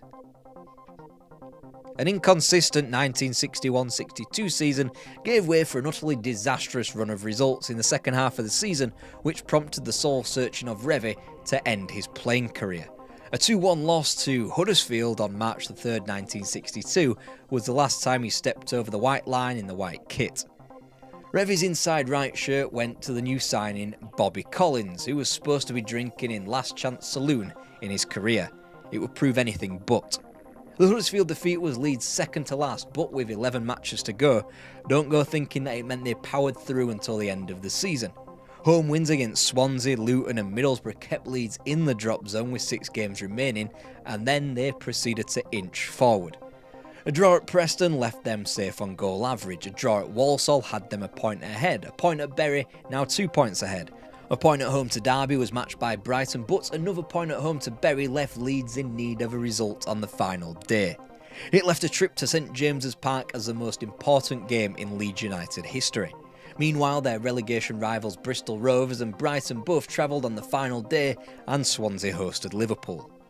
Swansea slipped 4 past their opponents, whilst Leeds reserved their 3rd away win of the league season in a 3-goal triumph on the Tyne.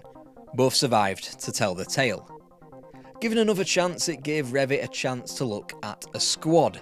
It reads like a who's who of Leeds United history, almost all of which Leeds can boast came from the academy, thanks to their new youth recruitment drive. Their first victory on this front was Jack Charlton, whose early Leeds career flitted from one abrasive decision to another. That is until Don Revie made him realise his quality by telling him he could win an England cap. He was right, and Charlton filled the void left behind by John Charles. Billy Bremner was pointed in the direction of England by his father, wishing for him to avoid the sectarianism of the old firm. When Leeds came calling, he was urged to answer. He'd strike up a great partnership on the pitch with Don Revie, which evolved into a blossoming relationship with the coach as the 1960s raged on.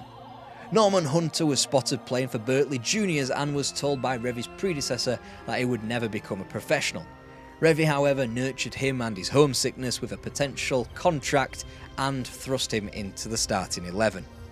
Gary Sprake felt the same when he was abruptly handed the number 1 jersey from a young age, diverted from a reserve game in March 1962 to play Southampton in a Division 2 fixture.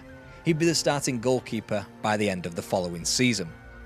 Willie Bell was the only member that couldn't be said to have come through the Leeds ranks, having signed from Queen's Park in 1960, but he would become the permanent left-back for 7 years and drew acclaim from Jairzinho, of all players. Paul Reaney alternatively was signed as an apprentice the following year after being spotted playing for Middleton Parkside Juniors, Peter Lorimer too from a very early age, after playing for Stobswell School in Dundee. Lorimer had become a nationwide sensation and chose Leeds' £800 signing-on fee instead of the thousands thrown at him by Manchester United.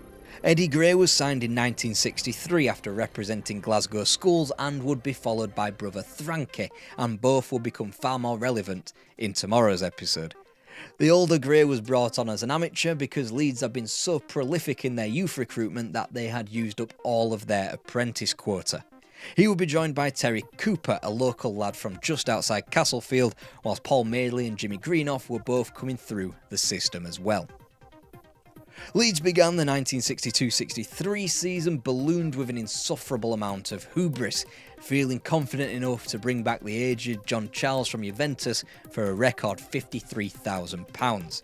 He lasted 11 matches before returning to Roma amidst an entire transfer scandal where Leeds had to chase Roma for the transfer money for an elongated time. Regardless, Leeds somehow turned a profit.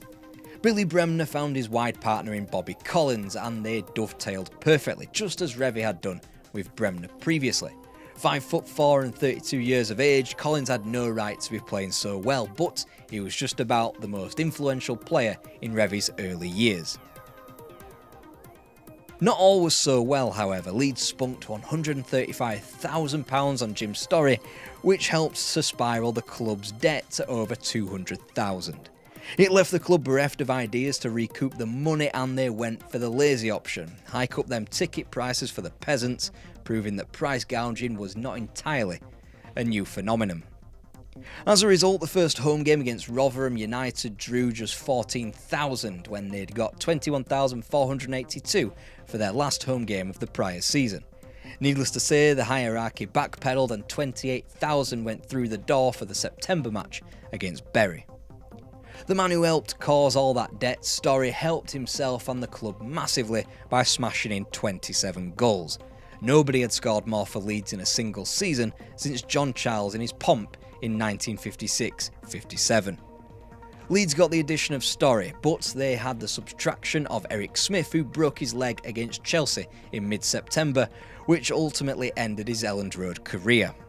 The club was changing fast. The week prior they visited Swansea Town and Revie took the likes of Hunter, Reaney, Sprake and Rod Johnson down, presumably to give them a taste of travelling with the first team, only to spring it on them 90 minutes before kick-off that they would all be starting. Leeds won 2-0. By the end of the month, Peter Lorimer was handed his debut as a 15-year-old against Southampton.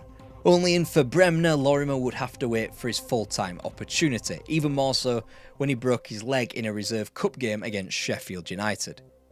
A fifth-place finish revealed the truth of an inconsistent start, whilst their strong end to 1962 was curtailed by one of the coldest winters in history, known as the Big Freeze. Leeds didn't play a football match between December the 22nd and March the 2nd. Yet still they were on the cusp of promotion until they wilted with defeats against Middlesbrough, Huddersfield and Southampton. The momentum was there though. Momentum that only sped up when Johnny Giles swapped FA Cup holders Manchester United for Division 1 wannabes Leeds. Giles was deeply unhappy with manager Matt Busby over his positioning on the wing whilst he was truly a midfielder. Their loss was Leeds' gain as he snuck over the Pennines. The club lost only one league match before Christmas, away at Main Road in September, before the same club put them out of the League Cup. However, a win over local rivals Huddersfield in October put them top, and Leeds wouldn't look back. A further boost was that rare thing of generosity from on high, when club directors covered the club's £84,000 overdraft and took the club out of debt. It took a replay for the reigning English champions Everton to dispatch of them in the FA Cup, which was an indicator that Leeds were ready to go up once and for all. The only downer was the reputation that the club was perceived to have. Front and centre to the bad boy culture was Billy Bremner, who was given a formal warning by the FA. Leeds were further dunked into the hot water after their home tie against Cardiff, where Les Cocker was alleged to have elbowed one of the Cardiff players in the ribs. 4 days later, happier news was on the horizon, and it was the signing that would push Leeds over the line and into the First Division. Alan Peacock had been signed from Middlesbrough for £50,000. Leeds were in that last promotion place ahead of Preston with 14 matches to go, and the suspension that was coming Bremner's way was finally handed down to him. A ludicrous 3 matches that led directly into a trip to Deepdale in early March, which resulted in a Preston win. Revy's side simply shook that off, defeating Southampton and Middlesbrough before finishing the season undefeated. They were helped along with an Easter double over Newcastle United, and a point was needed away at Swansea Town, and Leeds grabbed both thanks to 2 goals from Peacock. An away win at Charlton on the final day sealed the championship as Leeds broke all kinds of records. Nobody had gone up with so many points since Tottenham in 1920. Nobody had gone up having conceded so little since Birmingham in 1948. 30,000 were cramming into Elland Road every other Saturday, and the groundwork was officially done. Don Revie had matured as a coach, and his young players were in the process of doing the same, now with the carrot of First Division football in their short-term futures. The prep began instantaneously when Leeds toured East Germany post-season before heading to Northern Ireland upon their return to pre-season. Whilst over the Irish Sea, the FA formally reported that Leeds United were being monitored for disciplinary reasons. Now under the Division 1 microscope, the tag of Dirty Leeds could be created, and that maturity the players needed to lean on needed to be achieved in double quick time, no matter how unfair the tag might be. August was perfect in eradicating nerves, dispatching of Aston Villa, Liverpool and Wolves, but come September, Liverpool would get quickfire revenge as Leeds also disappointed against Blackpool, Chelsea, Nottingham Forest and Fulham before the ultimate hammer blow. Don Revie was being courted by Sunderland, a supremely successful club of the past, close to Revie's home, and they were in for the Leeds manager. At exactly the same time as Revie was attempting to haggle his own contract at Leeds from 3 years to 5 years with the club's directors. Thankfully for all involved, he got the chairman on side and he would be granted 5 more years at the club. League form picked up in the autumn as a result, despite an early League Cup exit to Aston Villa, but they'd have much more joy in the FA Cup. They ought to have been lauded by keeping up the pace alongside Manchester United in the league, but then came the game known as the Battle of Goodison in November, which further tarnished reputations. 1-0 winners, that part is much forgotten about Leeds' trip to face Everton. Sandy Brown was sent off for the Toffees after landing a sharp left hook on Johnny Giles, whilst the officials were pelted by coins and debris. Enough so that the match would be suspended. The referees thought the best idea was to leave the supporters to stew on their bad behaviour, but obviously it only served to wind them up further. They returned into a more bubbling cauldron, and the referees simply got on with the match in a much more tempestuous atmosphere. All it did was accentuate the idea of dirty Leeds, despite Everton committing almost double the amount of fouls, and it gave Everton the idea to court Revie as their new manager as well. Revie, of course, would rebuff such a manic idea as Leeds kept the 4-point gap to Manchester United through the halfway mark of the season and even closed the gap in advance of 1965. Central to the campaign was Leeds' magnificent and foggy December win at Old Trafford, which tightened up the title race even further, allowing the third wheel of Chelsea to close in on what was shaping up to be a battle for the ages. After 25 matches, the Uniteds of Manchester and Leeds could not be split, whilst Chelsea sat 2 points back with a game in hand with an identical goal average to Man United. Whilst Leeds snuck ahead of both clubs in January, Chelsea overtook them in February given their games in hand with 11 matches remaining. In the meantime of February, Leeds are dispatched of Southport, Shrewsbury and Everton in the FA Cup, the latter after 2 much better behaved games. March marked the trip to Selhurst Park and Crystal Palace in the quarter-final of the Cup, but it also marked the return of Alan Peacock from injury. Naturally, the forward bagged twice, leaving Leeds on the precipice of a trip to Wembley. The only team standing in their way, none other than title rivals Manchester United. Unfortunately, the first game was ruined by an erratic referee in a goalless draw at Hillsborough before the biggest success in Leeds history yet. Billy Bremner bundling in a late winner at the City Ground in a much more fluid encounter, which Revie labelled as his proudest moment yet. However, in picking up his 4th booking of the season in the replay, Billy Bremner would be suspended for 7 days, which ensured he'd miss a trip to the Hawthorns as well as the crucial visit of Manchester United, which was a title showdown by this point. April began with the 3 teams split by 2 points, only with Leeds now holding that game in hand, as they're filling in a Chelsea-Manchester United sandwich. All teams picked up the points on April the 3rd, whilst Leeds topped the table 2 days later, victorious in their game in hand at home to Stoke on the same day that Chelsea lifted the League Cup. Chelsea's hangover extended to a loss at Upton Park, whilst both Leeds and Man United claimed crucial victories. Sooner or later, Easter was on the doorstep as Chelsea thrashed Liverpool on Good Friday to keep the pressure up, only to throw away all that good work with a draw at home to West Brom the very next day. That day it was time for the biggest match of the season when Man United turned up at Elland Road. John Connolly scored the winner, curtailing Leeds' 25-match unbeaten streak, and yet still Leeds had the title in their hands, a point back on Chelsea with a game in hand, the same position as Man United but with a better goal average. 2 days later, the loss of Billy Bremner told at Hillsborough, Sheffield Wednesday running in 3 goals without reply as Manchester United went top of the table with a 4-2 win at Birmingham City. Leeds grabbed themselves some revenge over the Owls the very next day as they topped the table, albeit a point ahead of Man United, who had that crucial game in hand. Another trip to Sheffield was successful 4 days on as Chelsea were officially out of the title race when they got slapped for 6 by Burnley at Turf Moor.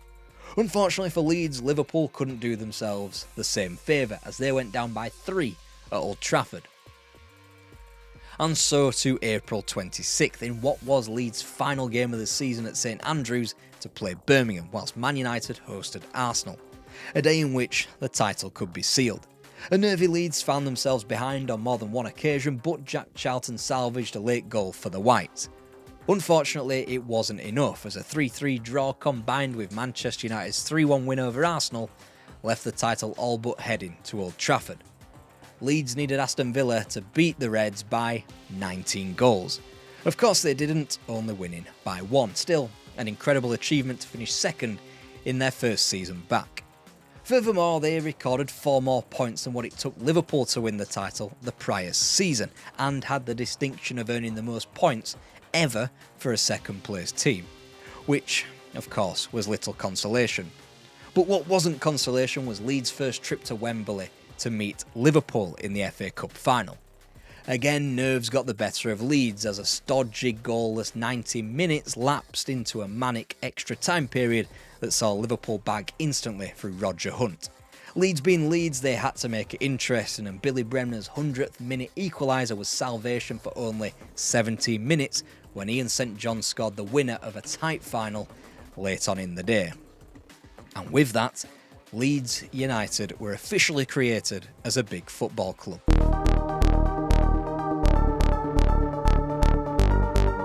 The work before the work had previously been done by the likes of Bill Lambton and, before him, Major Frank Buckley, when they enacted the youth policy that would go on to serve Don Revie so faithfully in the 1960s and early 70s. Revie was handed a tight-knit coaching unit to boot, and the manager owed a lot in the early days to Bobby Collins, who proved to be one of the most important transfers in club history. His experience and quality allowed for the abundance of youth to mesh with the team. In essence, Collins was Don Revie's successor on the inside right, both in his partnership with Bremner and in his role as the team's guiding voice. Ultimately, the peak years of Leeds United would have to be without Collins, who broke his leg in Leeds' first ever European tie against Torino in September 1965.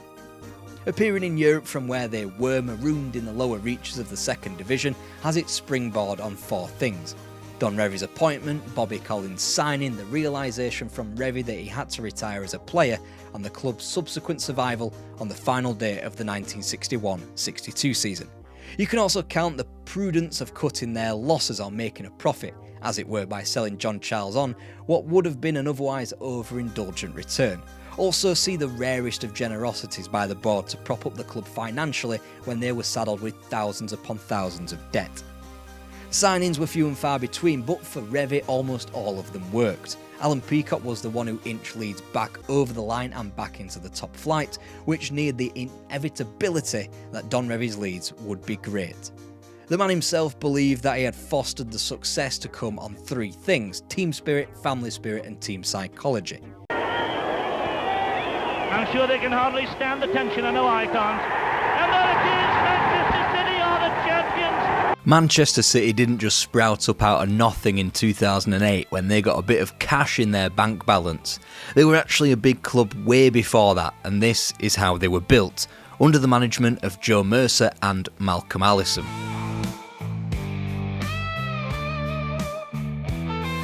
Alright, here's the 4-1-1, folks. Quick history of Manchester City, let's go. The club got their first shot in the arm not by a sheikh but by their latest captain, Billy Meredith, who almost led the Blues to the first League and Cup double of 20th century English football in 1904.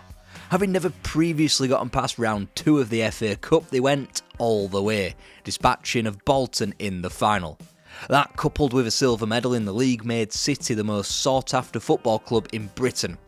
Temporarily. A lack of success in the intervening generation created a stagnant club, only revitalised in 1923 with the move from their ground at Hyde Road and into a plot of land in South Manchester that would quickly become known as Main Road. Either side of the Second World War, City developed the positive habit of recoiling immediately from cup heartache at Wembley. In the 1930s, they rebounded from a 3-0 defeat against Everton in the 33 final by simply coming back the following year to beat Portsmouth under the management of Wilf Wilde.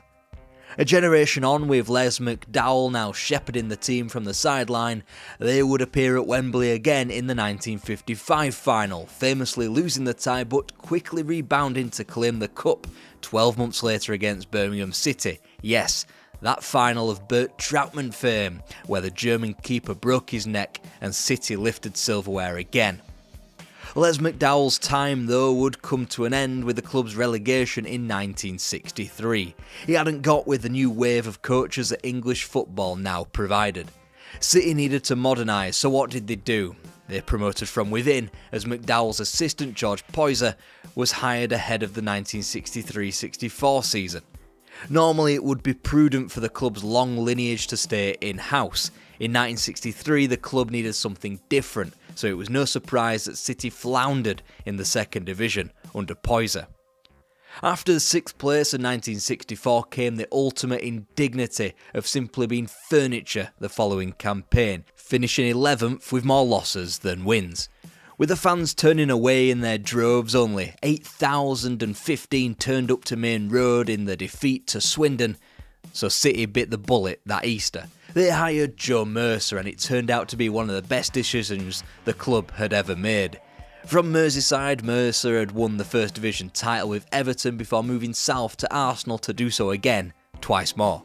Mercer got his managerial experience first at Sheffield United, where he couldn't stave off relegation for the Blades, and then at Aston Villa, where he led a bold and attacking blueprint that claimed promotion and the first edition of the League Cup. Such an undertaking had encroached on Mercer's health, and by the mid-60s he was forced to take a year out of the game. Refreshed and rebalanced, Manchester City were the ones profiting. To ease the strain, Mercer needed a young and hungry coach to share the workload, so he got hold of former West Ham player Malcolm Allison, who he had met at a few FA coaching sessions. From there, the pair and the club hit it off. First came promotion to the top flight in the duo's first campaign at Main Road, waltzing to the big time ahead of Southampton, Coventry and Huddersfield. Teamed with a good run to the FA Cup quarter-final, where Everton needed 3 games to dispatch of them, City were in good stead for a berth back into the First Division. The subsequent years saw a return to the same stage in the Cup, only bowing out to Don Revie's Leeds United. They proved they were back where they belonged right from the off, sinking the reigning champions of England, Bill Shankly's Liverpool, 2-1 in their first home game back. And whilst the form remained a touch inconsistent, City built a firm foundation for themselves. And 4.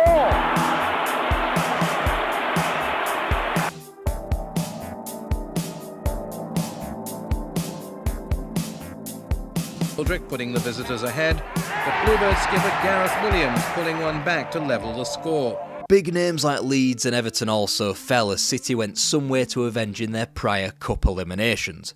And whilst the history books will note City's 15th place finish in their first season back, there was plenty of optimism ahead of the 67-68 campaign, although nobody would have been able to tell you just how well it would go.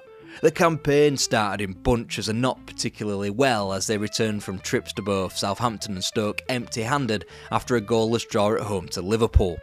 When City did retrieve both points from a game, they went on quite the run, sinking the likes of Southampton, Nottingham Forest, Newcastle United, Coventry City and Sheffield United. But quickly they found themselves on the wrong end of the result just as quickly at Highbury, guttingly at home in the derby and at Roker Park. They were the dictionary definition of streaky, and that came as a positive in the build-up to the visit of Tottenham Hotspur at the beginning of December. The highlights were dispatching of Don Revie's Leeds by a goal to end October, a 6-goal thrashing of Leicester City on Remembrance Day, whilst Fours were stuck beyond both Fulham and Burnley. It left a pretty crucial tie against 5th place Spurs, safe in the knowledge that a win would put clear daylight between the two. And not only that, they'd go level on points with United after 20 matches. Venables, Greaves, and it's 1-0 for Tottenham. Sowerby, Lee, Mallory, Bell, the Sowerby, Mallory, a lovely goal by Sowerby. Great football, and it's in the post, a goal, Coleman. The chance for Bell, and a goal by number 10, Young. City had inched closer to their neighbours, with Spurs still cast aside in 5th, and soon enough Europe would return to distract United again to make the title race interesting. Combined with not much to shout about in the cup competitions, going down thanks to the odd goal in 7 against Leicester in the FA Cup and early in the League Cup against Fulham, City were fresh entering the second half of the campaign. In fact, they dropped just 1 point in the first 7 fixtures of 1968, sticking 3 beyond Forest, Sheffield United and Coventry, winning by the odd goal in successive rounds against Sunderland and Burnley before humbling Fulham 5-1. The only blemish was an acceptable one, a draw at home to Bertie Mee's Arsenal. The Manchester clubs were officially embroiled in a title race. 11 matches remained and the pair could not be split.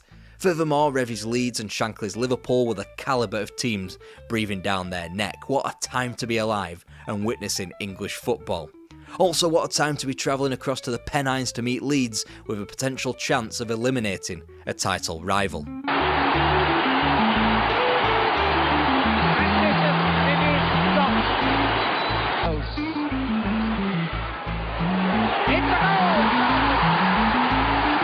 Shuttling down to 3rd, City's title fate was still in their own hands, particularly ahead of a perfect chance to retaliate at Old Trafford. Shockingly, there's no footage of the game available online, so you just have to trust me that George Heslop, Francis Lee and Colin Bell were the heroes of the day, as City stuck a spanner in the United's title bid with a 3-1 win. United had a Wembley date on their hands, not in the FA Cup but against Benfica, with a chance of becoming England's first ever European champions. City, however, still had a chance of making a dent in their season thanks to 3-1 on the spin ahead of the final day. First, an own goal sunk Sheffield Wednesday when they visited Main Road on April 25th. On the other side of the weekend, Tony Buck got the ball rolling in a 2-0 triumph over the 63 champions Everton, which left City needing another win in their penultimate game to keep them in the driving seat ahead of a final day trip up to St James's Park and Newcastle. Their opponents could barely have been harder: Tottenham Hotspur, the reigning cup champions, who were still under the control of Bill Nicholson. Colin Bell's double and another from Mike Summerby capped off one of the season's finer afternoons as City led United going into the final day. Both Manchester clubs level on points. United played Sunderland and City needed to equal their neighbours' result to win the league. Now that sounds familiar. There you now, to Doyle. And there it is, there's the first goal. Mike Summerby has scored. In position, and here comes Graham Ruffin. It's the goal. Tanya shot through, and there it is. There's the second one. In his weight, he's really strict. And there is the equaliser. Well cut in that. And this must be it. There it is. There's Lee. There's Lee. He's not offside. He's not offside. He's scored. Brian Robson. He's got it, and he's crossed it. It's a great chance. And there is a goal.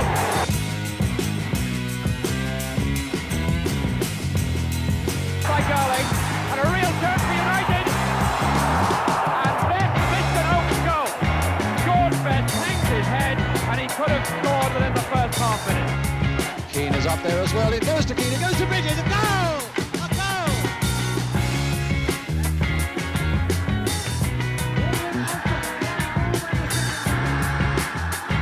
It was quickly apparent that the title was not going to be defended, admittedly in a time where it didn't get defended between 1959 and 1977. But unlike names such as Man United, Leeds, Liverpool, Arsenal, Spurs and even Derby County, who had become besotted with a European Cup, that would not be a pleasure City would have for too long. And a great appeal for a penalty. This is Young, and a hit lead. Right on the line. Young for Manchester City. Sokakta sert bir şut gol. O gün vurdu bunu Paris'i ve Koymun'un işte çok kötü bir dakika bu. Olmak üzere oldu. Evet 46. dakikada Abdullah beraberliği kaydetti. Sağ taraftan yapılan ortaya Abdullah tam ceza çizgisi üzerinde yakaladı. This goal inly after Malcolm Allison sent out the rallying cry that the club would terrify all of Europe. Apparently this news hadn't reached as far as Istanbul and Fenerbahce. There was one thing City could rely on though: the FA Cup, after they were safe in the knowledge of a drab mid-table finish. Whilst they could still put on a show, as the likes of West Brom and Burnley found out in the build-up to Christmas, as they shipped 12 goals between them across 2 games, typically they could frustrate in equal measure when City turned up to those same Burnley and West Brom sides and got beat at Turf Moor and the Hawthorns respectively in the spring. So by January, City were now living for the cup outings. The 1969 cup run all began with a lumbering home win to third-tier Luton Town, a match won 1-0 by Francis Lee. The fourth round provided a trip to Newcastle United and St James's, a ground in which the title had been sewn up 7 months prior. The welcome return of captain Tony Buck aided City ahead of a replay won by 2 goals. It was the second of 4 cup games in a row. Due to poor weather, much of the league competition was abandoned, and when football resumed, City sunk second-tier Blackburn 4-1 and dispatched of the cup team of their day, Spurs, in the quarter-final. After securing bragging rights over a United team distracted by a semi-final themselves in the European Cup, City were posted away to Villa Park for the semi-final of the FA Cup against Everton. Here comes the corner. Doyle going for it. Summerby! Booth! A goal! 35 days separated semi-final from final, and yet the destruction left behind by the wintry months of January and February ensured that City had 8 league fixtures to cram in. With such a quick turnaround of a high fixture volume, it was no surprise that City were inconsistent, winning only 3 and losing 5 of these fixtures. Whilst they would wind up in 13th, nobody cared. The trip down to Wembley was all the fans wanted to know about. Their opponents, Leicester City, a team who had yet to win the Cup and were in their third attempt that decade to win the final, a team that had traded wins with City in the league that year. Summerby pulled inside. It's Willett with him. Summerby back to Young. It's there! Scored by Young. Made by Summerby. It was about time City kicked on and challenged for the league again. Their early season form stated otherwise. First, they were beaten by Don Revie's Leeds in the Charity Shield, before a cruel fixture computer spat out the reigning champions of the Fairs Cup, Newcastle United at St James Park, and Bill Shankly's Liverpool, both home and away. City would lose all 3 fixtures. It'd take the club until October to turn their noses up, going 2 months unbeaten in the league throughout the entirety of October and most of November, a run that included this mesmeric performance at home to United. And it's there! What a kick! Lee! Burns has come back to make the 4th one. Bell! And it's there! Fine goal by Bell! Lee in the middle. Royer, own goal, and own goal by Sadler. Unbelievably, that was City's first home win over United in the 60s at the last possible opportunity to have done so. A Christmas collapse of just 1 league win from 12 between November the 15th and February the 21st as 69 became 70 saw City tumble from 4th, already 8 points behind a great Harry Catterick Everton side, to 12th. As relegation was closer than any kind of title race, City was safe from either. In the midst of that run came a salivating FA Cup 4th round tie at Old Trafford and another chance to embarrass their neighbours. And there it is! Booth, flag was up, Kidd! Gibbons got the cup to cover, Oakes is in pursuit! It's in! City were dumped out comprehensively from the FA Cup, however their season was far from over. We need to rewind to the autumn and to the League Cup where City effectively won a heat of Masters football, remember that, beating others in the North West. Considering that Southport is just about classed as Merseyside, the Blues eliminated not just the big 2 Merseyside giants but their northern minnows from the early rounds of the competition, and it left City 1 win away from a tantalising 2-legged tie with United. And it's there by Bell! At the moment, as you would expect, Bell going right through Bell! Number 2! Now this may come through to Francis Lee. Still Lee! The number 7, Summerby! With QPR out of the way, the real competition could begin, a Manchester derby to provide a League Cup finalist. This was a United team that were there for the taking. Sir Matt Busby was gone, the empire soon to decay, and City had the chance to take the first wrecking ball to it. Red shirts are bobbing around there. Bell! A goal! Colin Bell! Charlton coming up as well. And on the far side it's Aston. Straight into the path of Charlton! Seriously to take to the second leg. He has 2-1. Wide is Jordan. Boyer. And the goal! Number 8, Ferreira. Forward for Ledward to the back. He's in there. Boyer coming back with him. Best with his perfect balance. And then over the long goal. Oh no, he's not going to have a shot at goal. Oh, it's a goal by Summerby. So City were Wembley bound once again, but it was precisely the first half of the story of City's great 1970. And that's because of the Cup Winners' Cup, a competition City occupied because of this incredible cup prowess.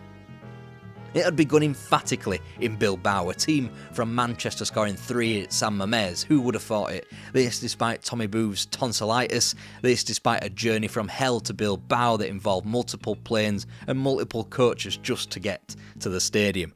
Unfortunately for City, the Spaniards hit 3 of their own in a pulsating match, which made things nervy coming back to Main Road for the second leg. Trying one, and again! Flicking it through now for Summerby.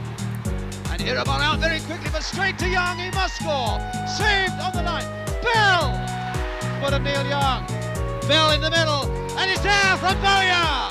Belgian outfit ЛИНКС were easier in the second round as City put 8 beyond them in a series of matches sadly not broadcast for television.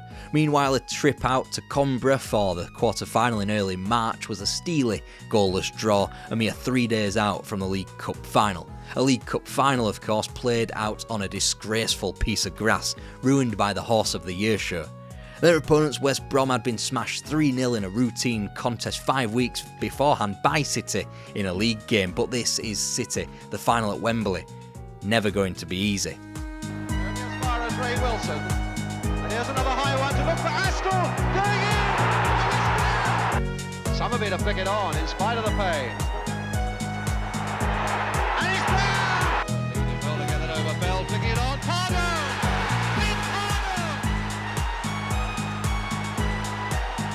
For the first time, the League Cup had come to the Northwest. It meant more silverware in the pocket for the third successive season. A cup double became more of a reality 11 days later with a win over Academica at Main Road, courtesy of a Tony Towers strike.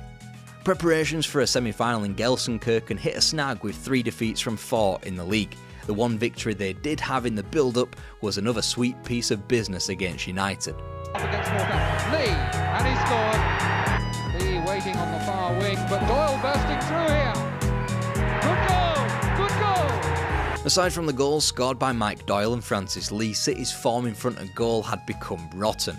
They went down to Schalke 1-0, a score which would be replicated twice before the second leg. Even when they didn't lose, they still failed to score, being held at the Dell a week before Schalke were due to Main Road. With the club's first European final on the line, Manchester derby aside, City hadn't scored since they were hammered 5-1 at home to West Ham. And speaking of 5-1 at home, here's Schalke and a Cup Winners' Cup semi-final. Forward and out. This is Young. Oh, left foot. This is Doyle. Lee to his left. And Lee going straight in to Young.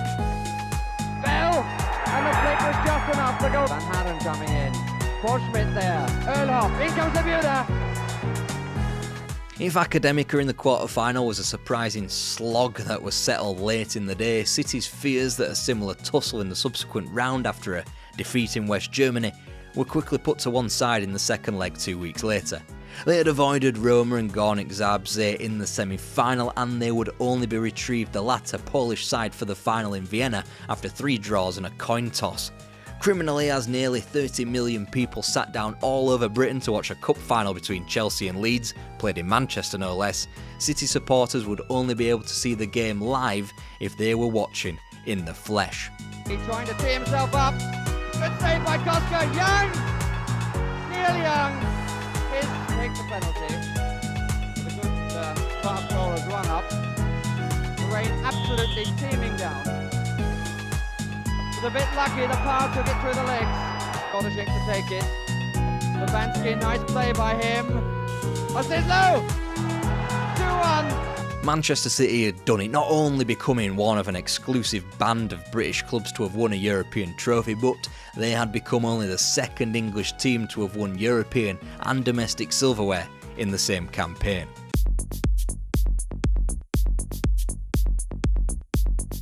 This is Alan Oakes. 20 minutes gone and it's... What a goal! Oh, it's a beautiful goal! A great goal by O'Hare! Man did very well there. Lee! His hat-trick! He can only push it away. Doyle! Doyle, a beautiful goal! Manchester City were embroiled in a civil war. Malcolm Allison was pushing for a takeover from double glazing merchant Joe Smith, and given he had made his fortune in windows, it was a pretty transparent attempt from Allison at a power grab. In the end, the football took a back seat. The League Cup was surrendered almost immediately away to Carlisle United in September, the Cup Winners' Cup a little later on in the day to the new winners to hail from England, Chelsea in the semi-finals, as City finished a pretty languid 11th place after all was said and done in the league. A few weeks into the subsequent 71-72 campaign, the power struggle was over and Malcolm Allison was announced as Manchester City's new manager. Before the turbulence of a managerial change altered City's season and perhaps their immediate future, the club had only faltered to defeat at home to Revy's Leeds and away to a decent Wolves outfit.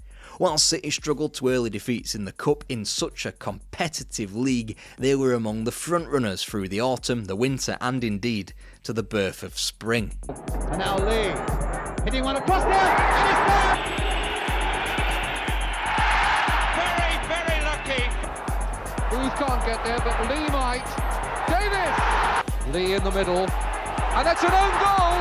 Francis Lee was banging in the goals, joined in that respect by Wyn Davies whilst Colin Bell was back from injury. It was a rise timed to absolute perfection, with Malcolm Allison being all but deified as the club entered spring.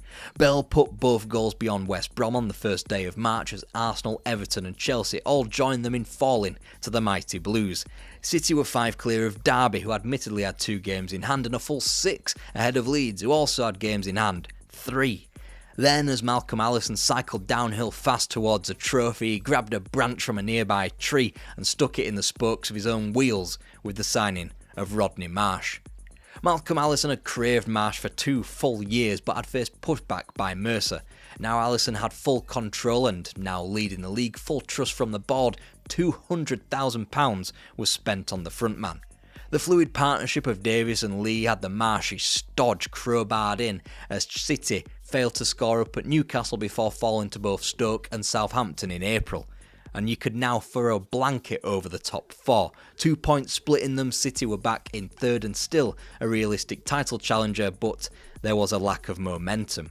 Of course they'd hit back and Rodney Marsh was at the heart of it to silence the doubters. Well taken, under Lee! Oh, unlucky Francis Lee Marsh!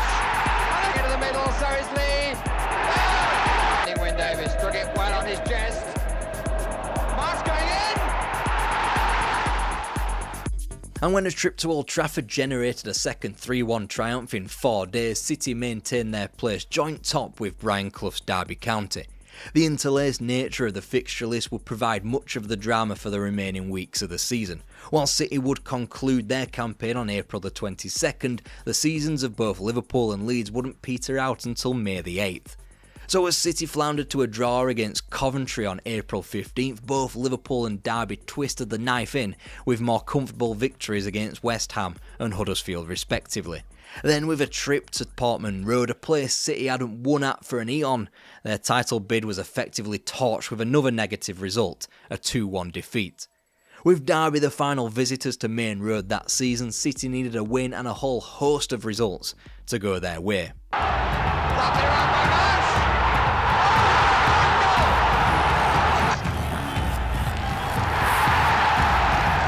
In the end, the win was entirely worthless because of Liverpool's own triumph against Ipswich Town, something City had failed to do 4 days prior.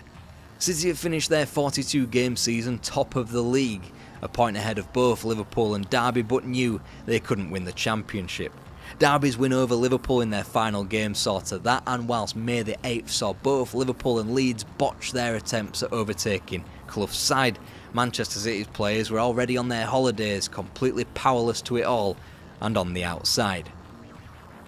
1972-73 meant Manchester City without Joe Mercer at the club, not even from the boardroom level after he departed as general manager. Malcolm Allison now had what he had desired all along, total and complete control of Main Road. If Joe Mercer was a steadying handbrake, Allison was cutting the brakes with a grin dripping with charisma that told you not to worry. Not that the new chairman Peter Swales wasn't worried in the first place, he got Allison in place for what was supposed to be a fresh start in a new technicolor age. But it still meant a Manchester City playing in black and white. The club might have ludicrously qualified for and won the Charity Shield against the even more ludicrously qualified 3rd Division champions Aston Villa, but league form was utterly shocking. Of their first 6 matches, City chalked up just 2 points, thrashing Norwich from the comfort of their own home, and whilst the fixture list did throw up a stinker of Liverpool, Everton, Derby and Chelsea, City did slump to an away defeat against Crystal Palace. That was the defeat that left the club rooted to the bottom of the 1st Division, hardly a good look when the might of Valencia were creeping up on the horizon in the UEFA Cup first round. Obviously City would bow out to the Spaniards after a 2-1 defeat at the Mestalla second leg. By which point City's league form hadn't been corrected. Okay, there were home wins over Leicester and Spurs, but there was also the small matter of getting pumped 5-1 by Stoke 4 days before their European exit, or 4-1 at Birmingham in early September. A defeat to Coventry continued City's turgid form on the road. Yes, that's their 7th successive away reverse of the campaign. they wouldn't win on their travels until Remembrance Day, by which point the club form had picked up. Down well and turned well, and it's in off the hands of the goalkeeper. Good shot. Still Donachie. Chance for him to shoot. And Lee leaving it for Marsh. Good save by Jennings. Marsh on again, England. The club felt fun and free and fresh again. Losses evaporated in exchange for the present of victory at Christmas time and continued through to the FA Cup elimination of Liverpool in a 4th round replay. The problem was that it was all a bit temporary. Soon enough the form would dry up, Sunderland would eject them from the next stage of the Cup and go on to win it, and once their season was categorised as over, they laid down for Wolves at Molineux, shipping 5 goals before unforgivably losing 3 on the spin at Main Road. That was the end of Malcolm Allison and Manchester City for now. Victory to Everton and the Cup.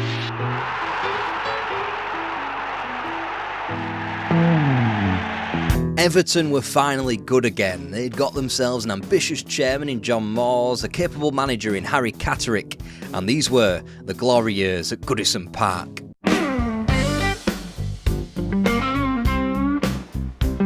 It had been a long old time since the goals of Tommy Lawton had taken Everton to their 5th championship in 1939, even longer still since the rampant days of Dixie Dean. When the Second World War halted organised football, it just about killed Everton. They returned to a limp after the war in an age of austerity, still cuddling on to the team that had won them their last success 6 years prior. Whilst others adapted, Everton struggled back into the bottom half of the table as the 1950s were upon us. A brief moment in the sunlight was quickly quashed in the spring of 1950 when they were beaten by their foes across town in an FA Cup semi-final. Gone was the chance for a springboard, a rejuvenation back into the upper echelons of the First Division. Here now was the fast-track demise back into the Second Division, confirmed by a 6-0 whitewash at Hillsborough on the final day of the 1950-51 campaign. The last time Everton fell through the trapdoor, they returned instantly. Then again, that was 1930 and Goodison Park still bore witness to Dixie Dean. Now, under the management of Cliff Britton, it took until their 3rd attempt to return to the top flight, promoted as runners-up after a 4-0 triumph at Oldham. A return to the First Division didn't signal an automatic return to the heady days of the 20s and 30s. The goals of Dave Hickson and John Willie Parker dried up, Britton departed after 2 mediocre seasons in 1956, and his successor Ian Buchan couldn't cobble together much better, following up on 11th and 15th places with more of the same. Former Manchester United stalwart Johnny Carey was appointed in the early knock-ins of the 58-59 campaign and, for the first 2 seasons, wasn't able to drag Everton out of their funk. There was promising talent in Brians LeBone and Harris, as well as Derek Temple and Bobby Collins. The club seemed to be on the right track, at least. But then they went to the next level because of something from above that changed the entire club. John Moores joined the boardroom. The Pools magnate had been a millionaire since 1932, and after pouring money into the club, Everton told him he might as well just join the board. He found a club in the red to the tune of 50 grand, which of course he was able to turn around into an operating profit in the 1960-61 season. This came through ticket price rises and the slashing of matchday expenses. He was an ambitious chairman to say the least, attempting to acquire Frank Puskas at one point. And whilst obviously Everton never signed the great Hungarian, Moores had delivered the club an interest-free loan which acquired Alex Young from Hearts and Jimmy Gabriel from Dundee. Added to the recent acquisition of Blackburn's Roy Vernon, and you could whisper it quietly that the Toffees were starting to build a team. After dropping just 1 point from the final 7 matches, Everton finished 5th in 1961, a long way behind the great Bill Nicholson Tottenham Hotspur team. And yet, halfway through that unbeaten run, Moores showed his ruthless side, sacking Johnny Carey.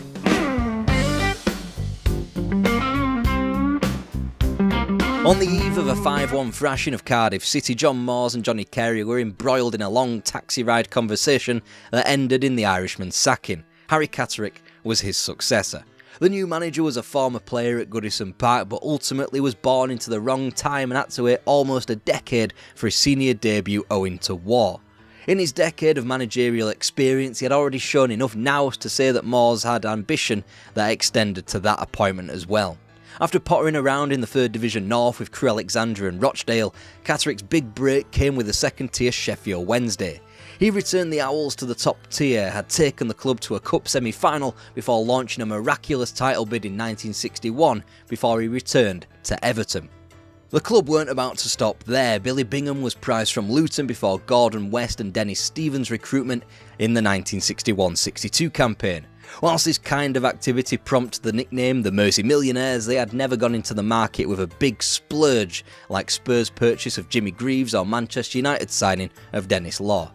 Everton's team did come to £300,000, which wasn't even the most in the league thanks to the money spent by Spurs.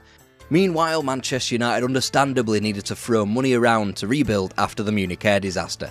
And yet Catterick remained resolute in his beliefs money would be spent on experience as opposed to using the youth team that had reached the 1961 Youth Cup final. Also, he remained wedded to the WM tactic as Brazil tried their hardest to persuade English club teams the ways of the 4-2-4 after they had successfully retained the World Cup in 1962. Nonetheless, he'd inherited a team of defensive steel. Down the right, Dennis Stevens and Jimmy Gabriel combined, which left no room for Bobby Collins, who Catterick erroneously believed was over the hill. He'd moved to Leeds and was a driving force in their promotion. Down the left, Catterick would have problems with few real options until midway through the 1962-63 season when he acquired Tony Kay from Sheffield Wednesday. Whilst the Jekyll and Hyde nature of Everton was obvious in the 61-62 campaign, as they jumped from home victory against teams like Chelsea, they were left wanting on the road against top teams like Spurs in the league and Burnley in the FA Cup. Come the opening day of the 1962-63 season, Catterick's side would receive an immediate acid test when they travelled east to Turf Moor to meet a recent champion in Burnley. 10 minutes in, Everton a goal down there looked to have been a repeat of the limp cup performance of months prior until Roy Vernon quickly equalised and the pair of Billy Bingham and Alex Young rang in second half goals. Second favourites for the title, Everton reaffirmed that status with a quick-fire double over Matt Busby's Manchester United and a 4-1 triumph over Sheffield Wednesday, which was wedged in between. That game saw the club debut of Johnny Morrissey, who had been poached from Liverpool across town. The Toffees remained perfect in front of their own fans at the start of September, sticking 3 beyond both Leyton Orient and Leicester City, but when they travelled away and pertinently down to the capital, they came unstuck. Dispatched by both Fulham and Orient, the latter of which who were now coached by former Blue Johnny Carey. Liverpool should have represented a chance for Everton to go top of the table again, but it was a frustrating draw, just like the ones felt at home to Villa and away at Main Road that plagued the Toffees early stages of the season. Everton continued to take names though when they were on form. They put 4 goals beyond West Brom, smashed reigning champions Ipswich 3-1 and continued their goal-scoring streak at home to Blackpool and at Nottingham Forest. However, the best performance and result was reserved for when the BBC cameras turned up to Molineux to broadcast highlights from the top of the table clash between Wolves and Everton. Morrissey with a cross, comes to Bingham, Bingham must score, and it's there. Beautiful body sweat. Vernon, a lovely ball indeed through to Young. Young with a shot, it's a goal! Oh, a great goal! 7 points separated the pair going into mid-November, and even Spurs and Burnley trailed Harry Catterick's side. That was until Blackburn took the scalp of the Toffees. Nonetheless, Everton finished 1962 unbeaten, defeating Sheffield United whilst getting invaluable draws in tough places like White Hart Lane and Hillsborough before the Big Freeze decimated the fixture list. During the league postponements, Everton were able to get FA Cup games on at Barnsley and Swindon on precarious surfaces. Unlike in Europe, where the Toffees came unstuck against Dunfermline at the first hurdle, Everton did participate in the FA Cup come the spring, but were eliminated by West Ham. It quickly extinguished the double winning hopes of Everton. They returned slowly to league action after the elongated postponements, going down at Filbert Street before a worthwhile point was taken from Wolves' visit of Goodison Park. The ranks were bolstered by the signings of Tony Kay and Alex Scott upon the league's resumption, but it was Alex Young firing on all cylinders with the advent of March, as he netted in wins against each of Forest, Ipswich and Man City. Whilst the Blues were third, 2 games in hand on both Spurs and Leicester left things very much in Everton hands in advance of Easter. Before they could get to the chocolate egg holiday, Everton returned to away woes against mid-table stragglers. First, Arsenal dispatched them 4-3 in a big help to their North London neighbours, while Sheffield United grabbed a late win 4 days later. The Toffees could no longer afford any further mistakes. They were 6 points back on league leaders Spurs with a couple of games in hand and a big red marker ringed around the date April 20th, Spurs' visit of Goodison Park. It was the only member of the top 5 that the Blues had left to play. Easter was usually a defining moment in any title race at this time, but before they could get there, a chance to make some ground up on Spurs. Everton had dispatched of Aston Villa comfortably before flaking out on 2 goalless draws against Blackburn and Liverpool, all the while Spurs went down at Hillsborough. Meanwhile, Leicester's 5 points from wins over Leyton Orient and Manchester City before a draw against Blackpool. Within 8 minutes they were 2 up, and by the end of the afternoon the 4-1 win hadn't mattered much anyway, since Spurs packed in their title aspirations with a loss against Manchester City. Spurs might well have been the first English winners in European competition, but Everton were champions of England once again.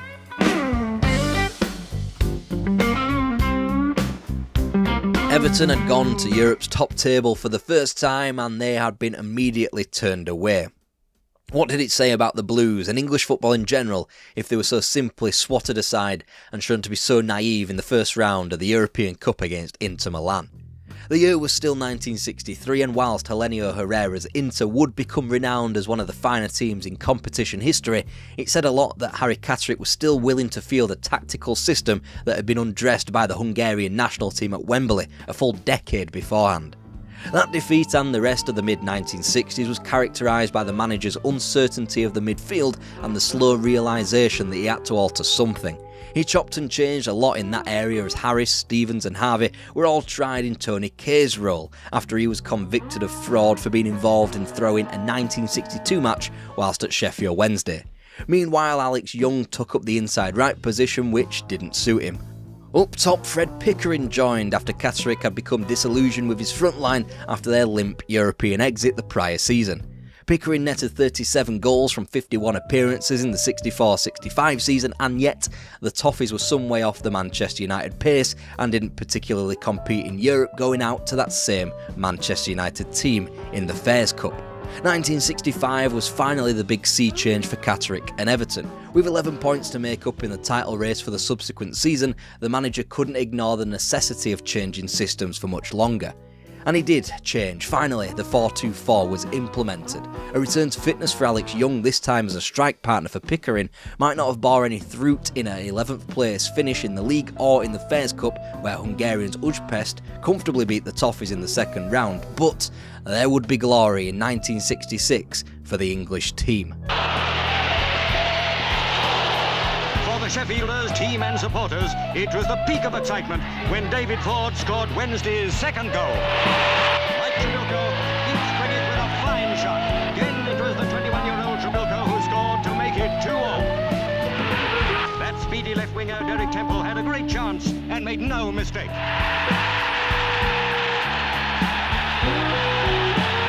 Everton and Harry Catterick were imbued by the Cup triumph, just as the rest of the nation after the World Cup that summer. The Toffees still hadn't been shy in bringing players in through the door and could boast now World Cup winners Ray Wilson and Alan Ball.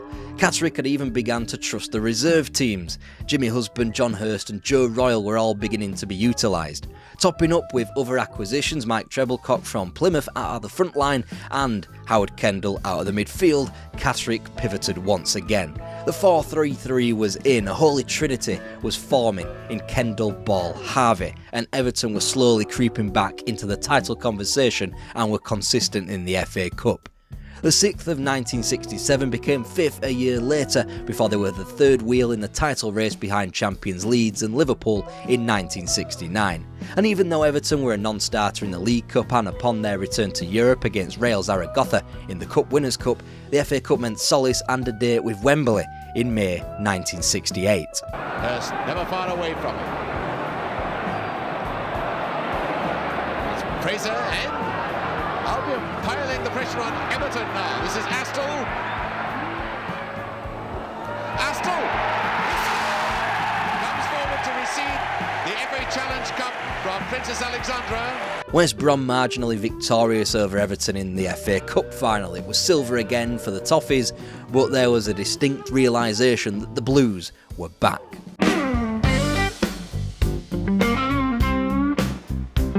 Football was very different by the end of the 1960s. The maximum wage had long been abolished, which led to a long telegraphed removal of Alex Young from the squad after the 60s was blackened by the players' demands for higher wages. Either way, both his and fellow striker Fred Pickering's departure wouldn't be keenly felt thanks to Joe Royal's emergence from the reserves. It was another sea change by Catterick. He began to trust in his youth, from trusting none of the 1961 FA Youth Cup finalists to giving prominent roles to Jimmy Husband and John Hurst, who won the same competition 4 years later. The latest tactical shift had gotten the best out of Johnny Morrissey, who finally solved the club's left-sided problem ahead of the 1969-70 campaign. Behind him, the departure of Ray Wilson would be soothed by the mid-season acquisition of Keith Newton at left-back.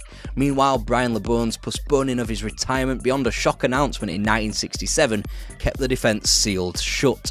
And naturally implementing a midfield three allowed the holy trinity of Kendall, Harvey and Ball to work as a trio seamlessly as they all entered their peak.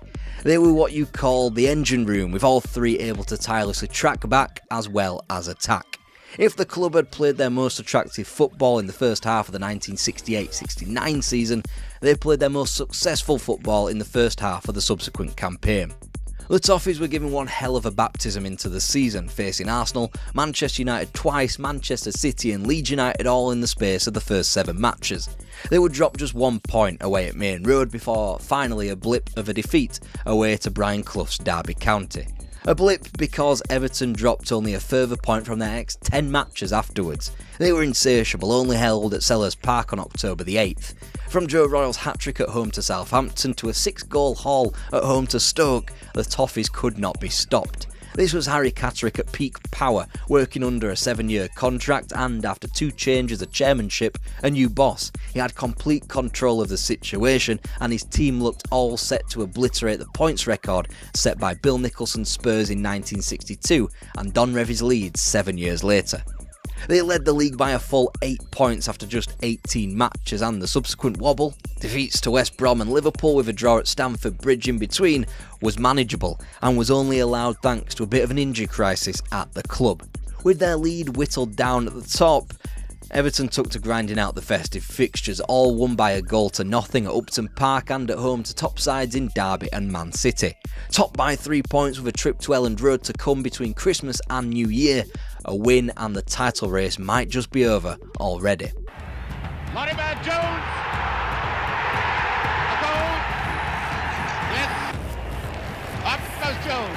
A goal! Royal! Whittle! He scored! A good goal! After another defeat at the Dell 3 weeks later, it appeared as though we had a title race on our hands once again. 1970 was opened with an early elimination from the FA Cup at the hands of Sheffield United. Now with just the league to focus on and the FA brainchild that the season must be wrapped up in mid-April, the campaigns of Leeds United and Everton took on very different angles. Leeds were on for a treble. They progressed past Swansea, Sutton, Mansfield and Swindon in the Cup in the first weeks of 1970 and welcomed the European Cup back with open arms in the first week of March. Everton meanwhile had 14 league matches and they went and drew 4 of their next 5 to make an already hotly tipped Leeds massive favourites. As Leeds prepared to jet off to Liège in the quarter-final of one competition and traipse down to the southern part of their county to meet Manchester United in the semis of another, Everton were 2 points off the pace with a game in hand. It was now a 2-horse race.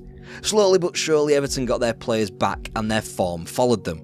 Joe Royal was back on the score sheet, Colin Harvey back into the squad after a mysterious eye condition, and Alan Ball returned after a 3-game ban for collecting far too many yellow cards.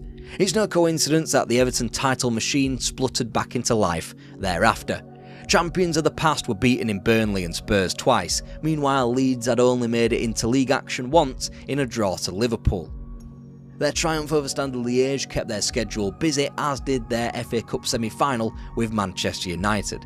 Their initial tie at Hillsborough had been drawn. 7 days later, a rarity as both title rivals took to the First Division field simultaneously. Both won, Leeds limply over Wolves and Everton more impressively over their Merseyside rivals Liverpool. It kept the Toffees at the top by 3 points, having played a game more. If there was a defining week, it was the one that built to Easter. In their semi-final replay, Leeds travelled down to Villa Park where yet another goalless 120 minutes played out. Therefore they had to go again 48 hours later in Bolton, where Billy Bremner finally ended the endurance test with the only goal at Burnden Park. With that finally settled, Easter came at the wrong time, Leeds chasing a treble in a season with its final month eradicated, facing 4 games in 6 days. They wouldn't win one. They lost to Southampton and Derby in the league over the holidays as Everton stuck 5 beyond Leeds' cup final opponents Chelsea on Good Friday. Then, just 4 points away from the title, Alan Whittle got an invaluable early winner for the Blues at the Victoria Ground against Stoke. It meant an April Fool's Day homecoming for the Toffees against West Brom. Meanwhile, Leeds were in European action at home to Celtic as they chased a European Cup final. In a match they had rested players for, they lost. Meanwhile, the double blow came from Merseyside. Everton had coasted to the title that Don Revie had long given up on winning.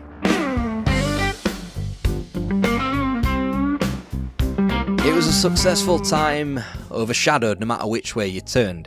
In 1963 it was Tottenham Hotspur lauded for breaking down the boundaries when they became the first English team to win European honours, shortly after becoming the first 20th century team to win the English double. 7 years on, Everton were winning another championship when everyone was busy watching someone else, their title contenders, when they lost a European Cup semi-final at home to Celtic. Therefore, it's a legacy underneath the shadow of other stories. Nonetheless, the 1970s began in the best way for Everton. Harry Catterick had seemingly been able to get with the times, and in winning a second championship, they had done something the likes of Bill Nicholson, Bertie Mee and Joe Mercer wouldn't do. Don Revie hadn't equalled yet, and in doing so, he became the club's most successful league manager. Whilst Bill Shankly and Matt Busby were able to win more leagues and win for longer, Catterick was unable to delegate like they were. Busby was a tracksuit manager, Shankly the club manager, and Catterick wanted to do everything all at once. Especially by the mid-1970s, that was no longer feasible. As Catterick bemoaned the fact that he couldn't sign the players he wanted, across town Bill Shankly was cultivating a revolution based on players from the fringes, signing players from places like Scunthorpe, Bury and Bristol.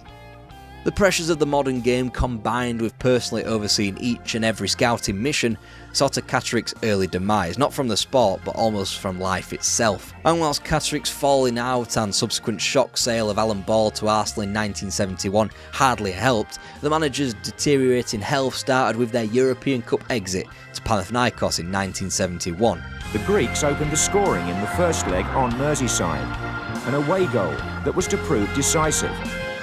Although Everton equalised with the last kick of the game through their 19-year-old substitute David Johnson on his first European appearance, that goal was not enough. Everton could only draw 0-0 in Athens and went out on the away goals rule.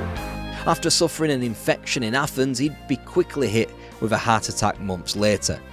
It was the beginning of the end, not only of the manager's tenure but the club's tenure as a top club. Billy Bingham tried and failed, Gordon Lee tried and failed. Like most footballing empires, Everton needed a few oscillations to get things right once again, and they would, but those are stories for another day.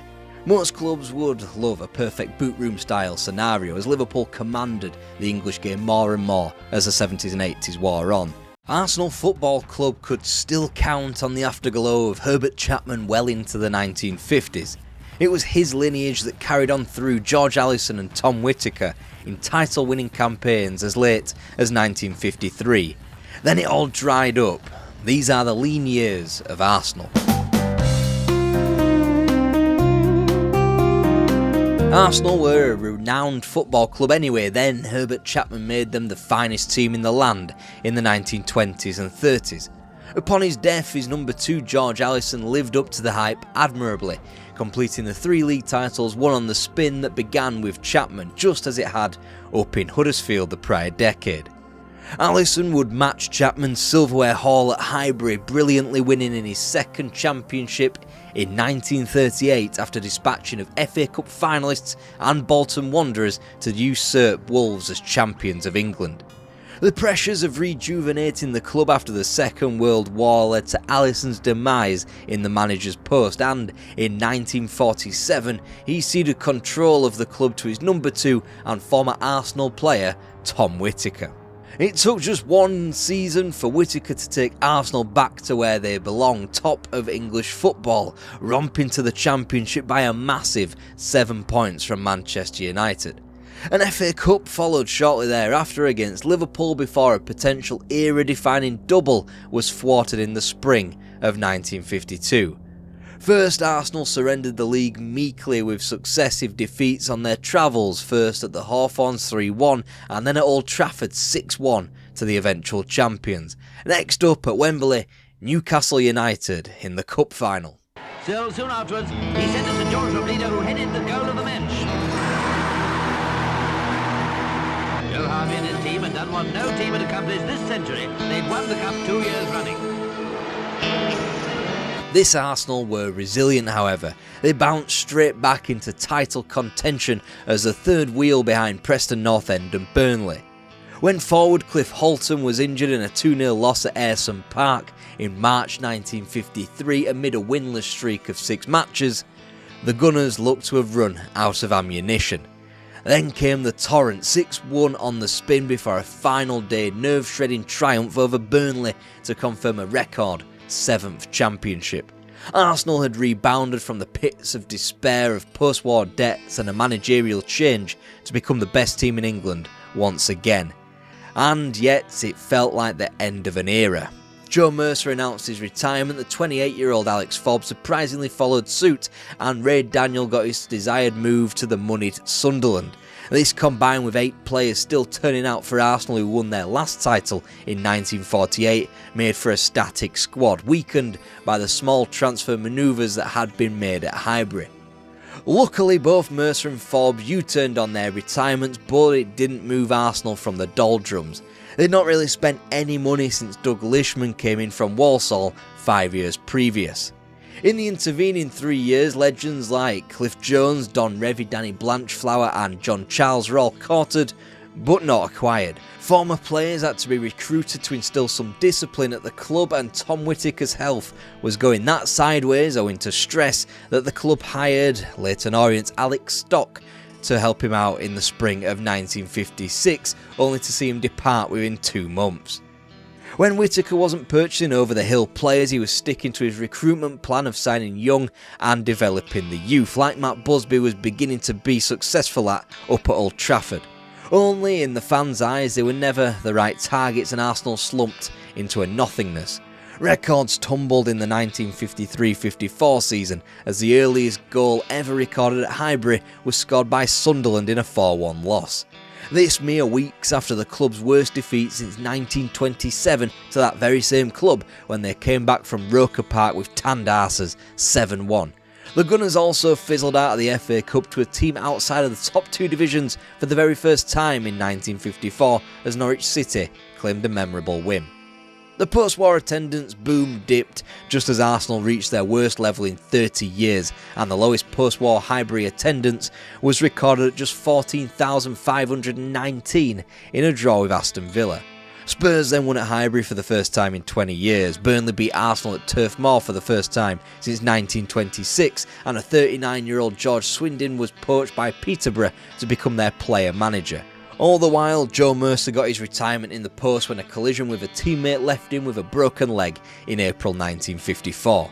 And the following season carried on from there. Arsenal failed to get a point from their first 3 matches for the first time since 1923, a season in which they finished 19th in. In such a turbulent time for the club, they did not need the distraction both on and off the pitch against Russian opposition amid simmering Cold War tensions.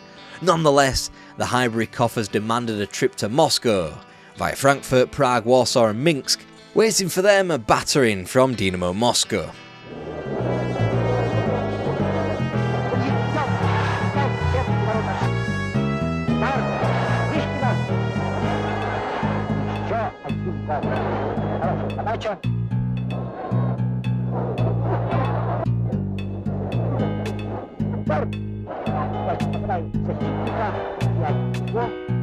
A month later, as their season lurched from the inconsistent to the devastating, Arsenal tabled another invitation from another Russian outfit, this time Spartak Moscow, and this time the match would be televised and, upon the visitors' demands, officiated by a completely unbiased Russian referee.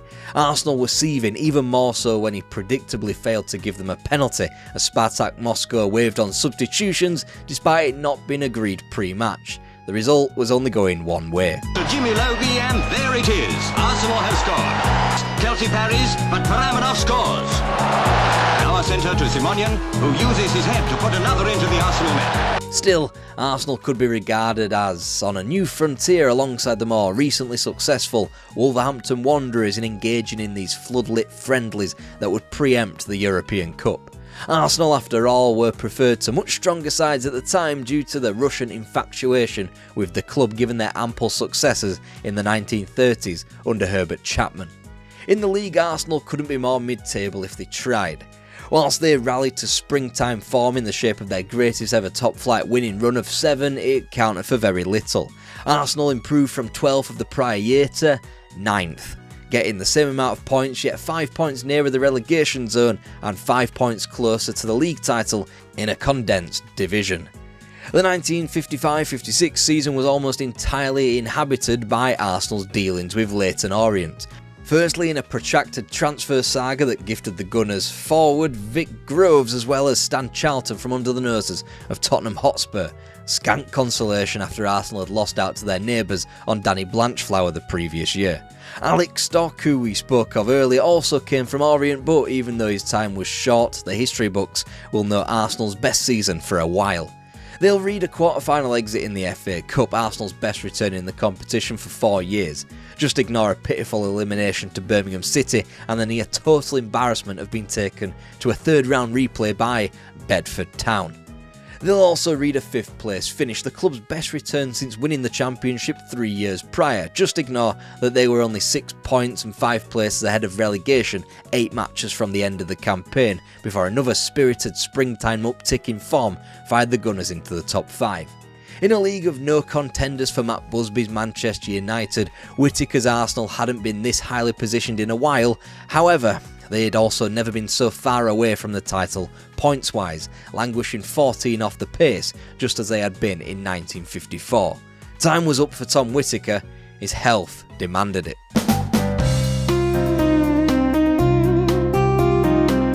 Arsenal were in the biggest slump for nearly 3 decades. Not since 1929 had the Gunners not won either the league or the FA Cup in 3 consecutive seasons. Alex Stock's hurried resignation left a hole in the Arsenal staff, quickly filled by Jack Preston, who was Tom Whittaker's number 2 anyway. By October, his promotion was forced when the Arsenal manager suffered a fatal heart attack at the age of 58. The Gunners were disarmed anyway, and now, after another inconsistent start to a season, they had to rely on Preston to become manager only 2 months into his last promotion at the club. A good bout of pre-Christmas form helped Arsenal out of the gloom and helped Preston into the job permanently. But there was always something around the corner. Here, it was Vic Groves' combination of a lack of fitness and his public desire to leave already. Never mind, David Hurd was starting to fill his role up front, and Derek Tapscott was being trusted too. In a brutal way, Whittaker's death allowed for his older players to be phased out as the club desperately needed to embark on a new era. They'd wind up 5th with 50 points, their best record since winning the league in 53, but still 14 points off the Man United pace, who were by now only in competition with themselves. The Gunners were only knocked out of the FA Cup after a controversial quarter-final replay at home to West Brom. Miscommunication among officials led to the awarding of a goal despite Arsenal players stopping, having seen a linesman's flag raised for offside. The 1957-58 campaign began with good news. Vic Groves had finally pledged his future to Arsenal, so surely now they were going to shake off the cobwebs and go again. Not quite. Derek Tapscott, the previous year's top scorer, would miss the start of the season, however, owing to knee surgery. Still, the Arsenal won their first opening day match since they were champions in 53, beating Sunderland at Roker Park. Their league form didn't totally disintegrate when their unbeaten start ended at the hands of Blackpool in September, but between October the 12th and March the 1st, Arsenal won 4 of their next 20 league matches. It was a run which included the Busby Babes' final game on British shores in a 5-4 loss for the Gunners at Highbury in what was quickly dubbed Highbury's finest match of the 20th century. Another 5-4 scoreline in North London, this time in the positive column against Chelsea, kicked on a run that dragged Arsenal to safety. Mystifyingly, this included an Easter Tuesday win at Molineux against runaway leaders Wolves 24 hours after the Gunners allowed those same Wolves to walk all over them at Highbury. That would be their last win of the season, regressing to 3 draws and a defeat. At least that win over Wolves kept Arsenal's 66 points from 1931 still a record. It landed Arsenal in 12th, which wasn't their worst post-war placement, but it was Arsenal's worst points return since 1925, i.e. before Herbert Chapman turned up. In both cases they avoided the drop by 7 points, and in both cases there wasn't a right lot of optimism knocking about. Preston had to publicly defend his players, cite excuses from flu epidemics, national service and the club's poor injury record. But he wasn't long for the club, despite hiring Eastbourne's Ron Greenwood to assist him day to day. A limp third-round exit in the Cup to Northampton Town only escalated matters. Less than a month after the season's end, Preston resigned. Some blamed the manager, others blamed the authoritarian upstairs in Sir Bracewell Smith. All could agree Arsenal were in the mud. Arsenal hadn't experienced a managerial resignation since Phil Kelso did so in 1908. Ron Greenwood was touted for a promotion, Joe Mercer was interviewed but he rejected his former club, and Arsenal circled back round to George Swindon, who took the post at the second time of asking after he'd refused to immediately succeed his former manager Tom Whittaker. Swindon had won 3 championships with the club, he understood the club and he was deemed to be exactly what the club needed in the summer of 1958. Whilst Derek Tapscott hadn't regained his form since his cartilage operation, Hurd had become reliable and Groves was committed. Tapscott returned to Wales for a £10,000 fee, whilst goalkeeper Jack Kelsey climbed down from his stunning transfer request after the club placed a £25,000 fee on his head. Also in through the door was Wolves winner Jackie Henderson, whilst each of Cliff Holton, Ray Swallow, Mike Tiddy and Stan Charlton all departed. Imbued by those victories off the pitch, Swindon led Arsenal to the top as late as March on it, overcoming fellow title rivals Manchester United 3-2 at Highbury. They were more combative thanks to the new signing Tommy Docherty and more organised, with the appointments of Dave Bowen and Vic Groves as club captain and vice captain, respectively.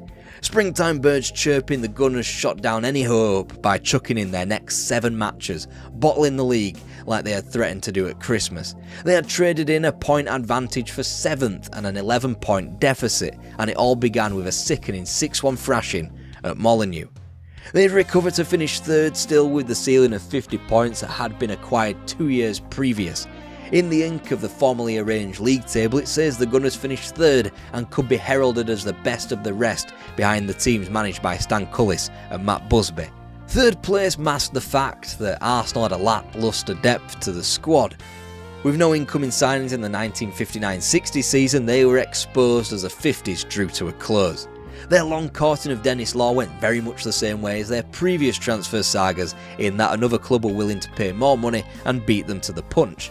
This time not Tottenham Hotspur but Manchester City. But Arsenal did record a rare win in the transfer department as they pipped Spurs to the signature of Mel Charles, acquired towards the back end of the prior season whilst their title bid was torched on the pitch.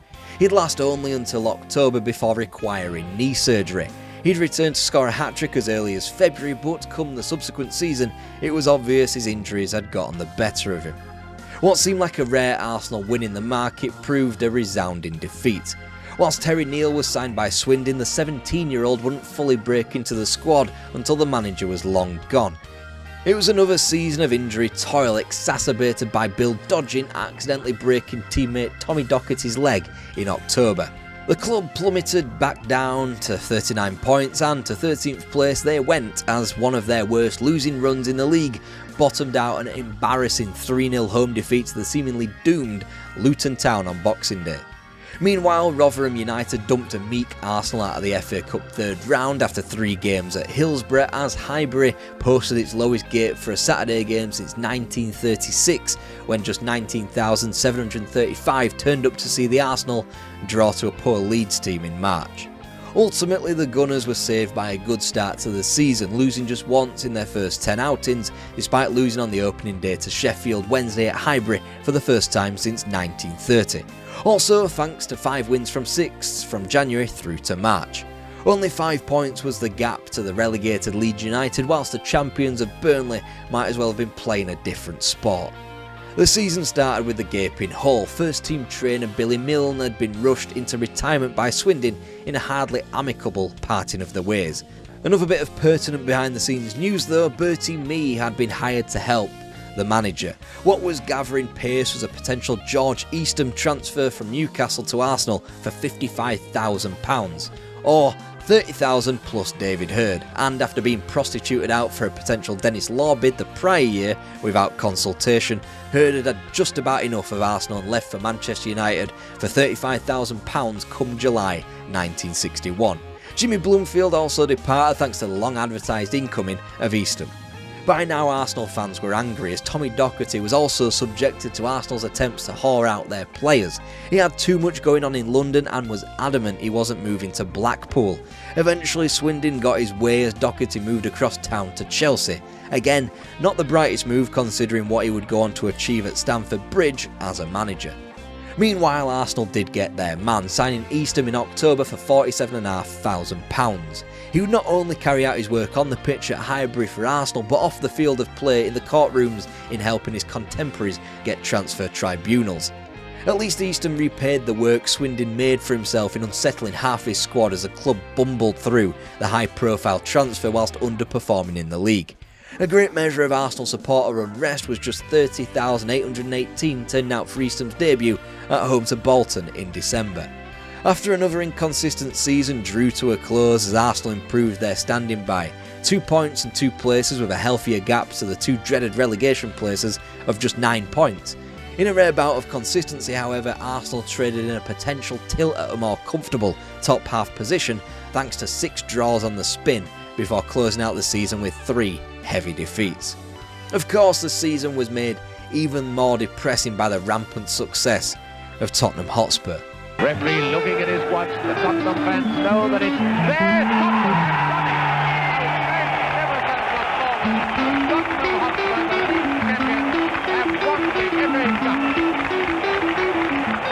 Not only double winners, but they even matched Herbert Chapman's 66-point record tally in the league.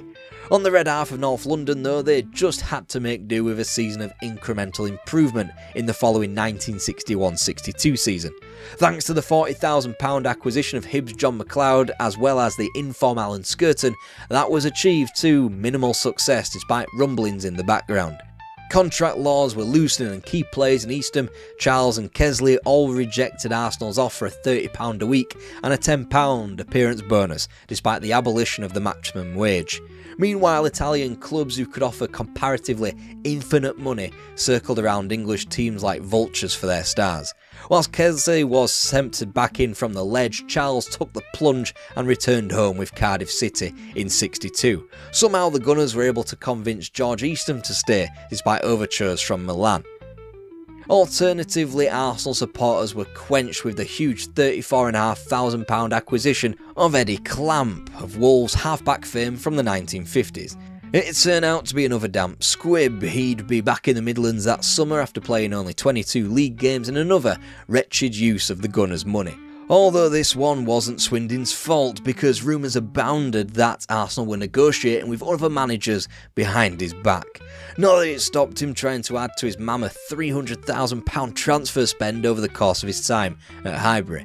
He was blinded by the furore made by Crystal Palace wonder kids Johnny Byrne and attempted to throw £50,000 at the club, only to be rejected. Then Dennis Law had run aground at Torino and another protracted transfer saga was threatened before he returned to Manchester, but to Old Trafford. In the end, Swindon had already brokered his last transfer as Arsenal manager.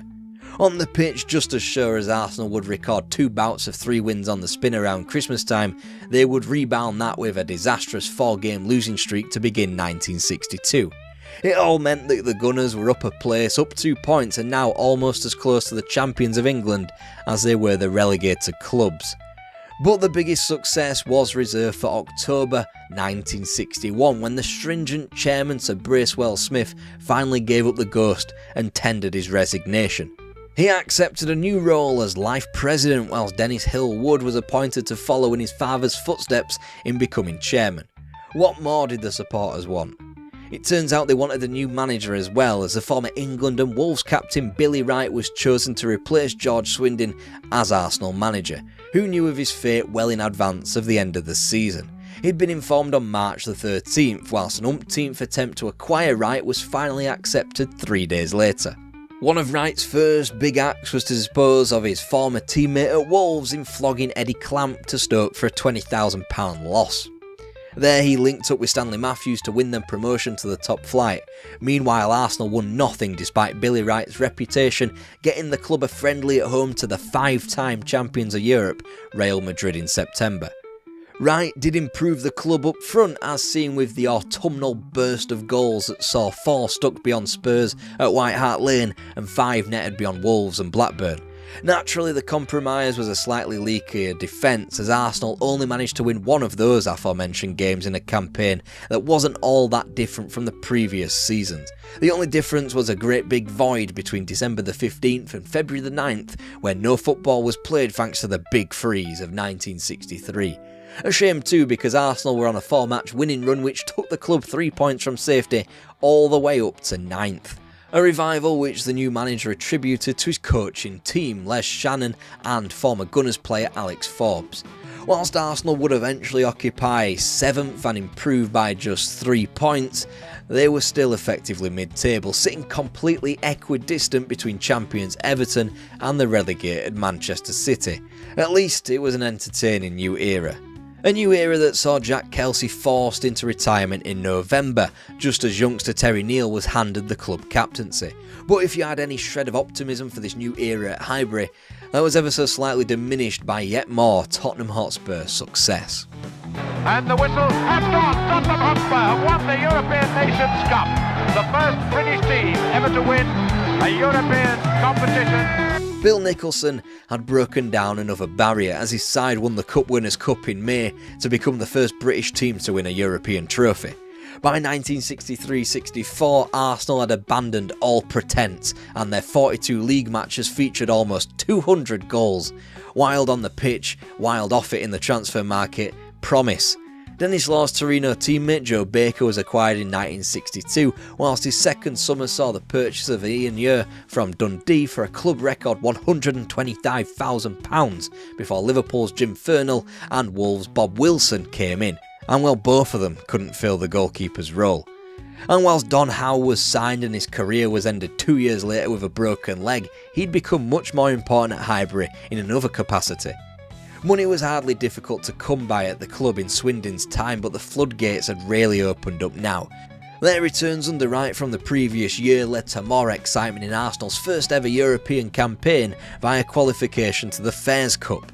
Whilst they'd be far too strong for a Copenhagen 11 in their first ever continental match, they quickly found themselves dumped out by RFC Liège in the last 16 before Christmas. Still, it was a case of standing still for the Gunners in terms of real success. They lost a point and a place on the prior season, as they even bowed out of the FA Cup to the same side at the same round as Liverpool completed a little double over them. At least they were finally closer to the champions of England, that same Liverpool team, than they were to relegation. The following year, Arsenal wouldn't have the same quaint satisfaction of reaching the 5th round of the Cup, as they were humiliated at Peterborough the round prior, and that was the final straw for some fans. For the first time in the Billy Wright era, Arsenal had dropped into the bottom half in the 1964-65 campaign, finishing 13th in a season of experimentation and largely failure.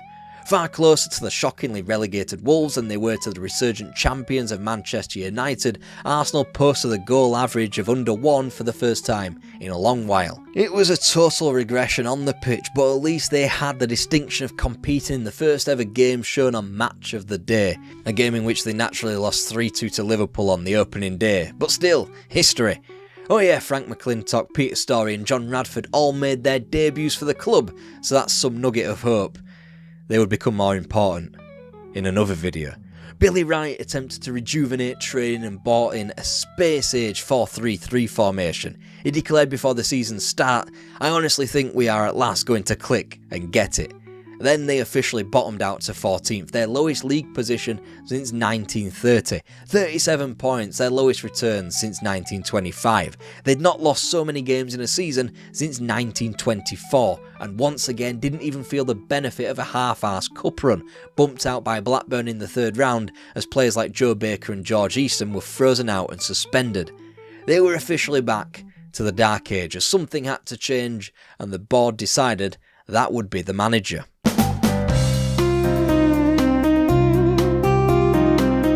Arsenal weren't living life, they were just existing alongside it. Then came Bertie Mee's promotion to the post of Arsenal manager. The advent of the League Cup allowed Arsenal another avenue at material glory, but snuffed out chances in successive finals as the 60s drew to its sordid conclusion. There was distinct improvement on the pitch, which hadn't really been seen since George Swindon's first campaign back at Highbury. On the silverware front, the third final proved third time lucky in 1970, with the club's greatest singular glory coming the year after. But more on those days in tomorrow's video. Today though should be reserved for Tom Whittaker if anything, who was incredibly important to Arsenal and often overlooked when it comes to their history. When George Allison took over as manager in 1934 following Herbert Chapman's untimely death, former player Whittaker became even more integral to the club. Allison was quick to admit that he was no tactical guru and possessed little coaching nous, so in his time Whittaker assumed most responsibilities for the running of the football side of things. Added to the near rampant success of the late 40s and early 50s, and Tom Whittaker might just be the most underrated man in Arsenal's history. George Swindon was a man who understood the club more than Jack Preston, ahead of the curve in many ways, including suggesting a mid-season break as early as 1959. Ultimately, a flash-in-the-pan title challenge that year was all he could muster. Billy Wright threatened stability at the club, but like those before him, Arsenal proved erratic and inconsistent at best. He was hardly helped by being deemed to be an outsider by a faction of supporters who simply wanted the days of Herbert Chapman to continue, but they were no longer the Bank of England club, nor could they attract talented enough youngsters or identify the necessary bargain buys to become successful.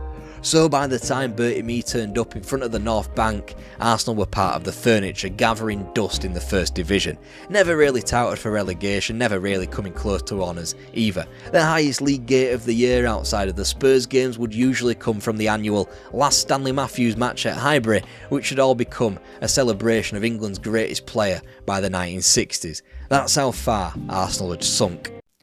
Think of Scottish football teams, I dare you. You'd go Celtic, then Rangers, then you'd probably be forced to go an Aberdeen, Hearts or Hibs. But let's not forget about Dundee, and then you'd probably think of the Dundee United team of the 1980s that did so well in Europe. But no, we're not doing them today. We're covering the original Lisbon Lions of Dundee FC, the true pioneer for Scottish football.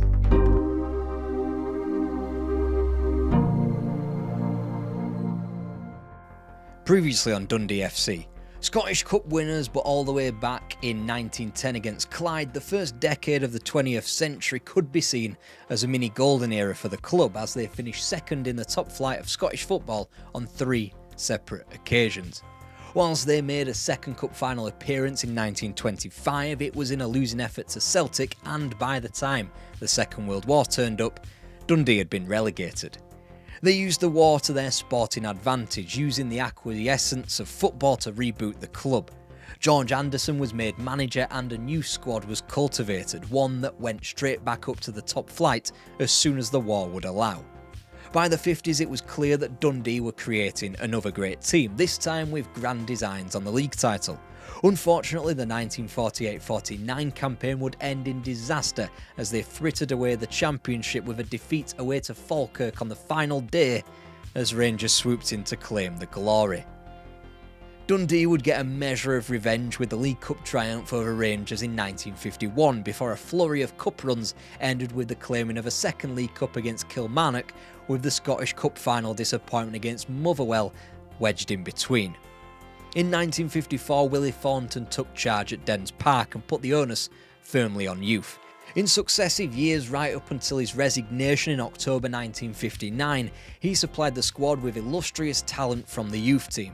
First it was forward Alan Cousin in 1955, then the following year each of Bobby Cox, George McGeechee and Alan Gilzane came through the ranks. In 57 followed goalkeeper Pat Liney as well as Alex Hamilton and Hugh Robertson. Ian Ure completed the back line the following year, whilst midfielder Andy Penman completed the lineup that same summer. It had been Dundee's brightest decade under the cornerstone of Anderson and the club's continued rehabilitation under Thornton. The 1960s was due to go one of two ways. Just which way would it go? It was the manager of 3rd Lanark, Bob Shankly, who answered the call from Dundee. His brother was also pretty famous, more so south of the border, where he managed Huddersfield Town, and he also applied for the Dundee job only for his application to reach the club a day after the new manager was announced. But enough about Bill Shankly. His older brother was keeping Dundee in the Shea Cup, earning a point more than his predecessor and finishing in the same 4th place in the 1959-60 season. In his first full campaign, he set to work immediately, acquiring Bobby C from English champions Burnley before signing Bobby Wishart from Aberdeen and transforming him into a left half. Unfortunately, the promising season was derailed by the broken legs of both Andy Penman and George McGeechee. The club had long been admired for their attractive football, but equally derided for their soft underbelly. A couple of injuries only exacerbated that problem. Strengthening their resolve was the experience of Gordon Smith, who Hearts found no use for at the age of 37. Dundee would go on to their greatest 3 years and got them all out of the winger. Smith was known as the Scottish Stanley Matthews, and he would prove as evergreen as his English counterpart. His experience was vital as he had won the title with both Hibs and Hearts, not that Dundee had any designs on winning the league just yet. Shankly allowed Doug Cowie to leave as a result after 16 years with the club, as the captain's armband found its way on to Bobby Cox. With the team complete, it was all set to begin the season, and Dundee's bedrock was formed by a pre-season getaway to Iceland. It helped immeasurably. Just don't look at those League Cup group stage losses and the exit and the early league defeat off of Aberdeen. Once those blemishes were treated, Dundee just didn't lose again until February in the league. It was a 19-match unbeaten streak that recorded successive wins over the old firm in November, as Alan Gilzane scored 5 of the club's 7 goals across 2 wins. Trips to the capital were crucial and fruitful as they snatched both points away to both Hearts and Hibs whilst entertaining up and down the country. Kilmarnock, Rafe, Airdrie were all smacked for 5, while special praise was reserved for the 4-2 triumph over Motherwell, which Shankly described as Dundee's finest display of the season. A wee wobble in February and March came after a cup exit to St Mirren. A draw was followed by 4 losses, which served to stick Rangers front and centre in the league table, with a crunch game to come between the Ibrox club and Dundee on March the 14th. Because of the time in the season, it was just about out of the realm of must win for Dundee, but it was certainly must not lose. Therefore, an incredibly tense 0-0 draw served both teams, as the gap remained 3 points with 7 to play, and Dundee won all 7. Penman bagged 2 in a tight win up at Rafe before Hibs were dispatched 1-0 at home, which left 3 profitable-looking fixtures and 2 mouth-watering derbies away from home against Dundee United and St Johnstone left. Stirling Albion and Airdrie were beaten in nerve-shredding contest, as was the derby at Tannadice, thanks to a last-gasp winner from Alan Gilzane.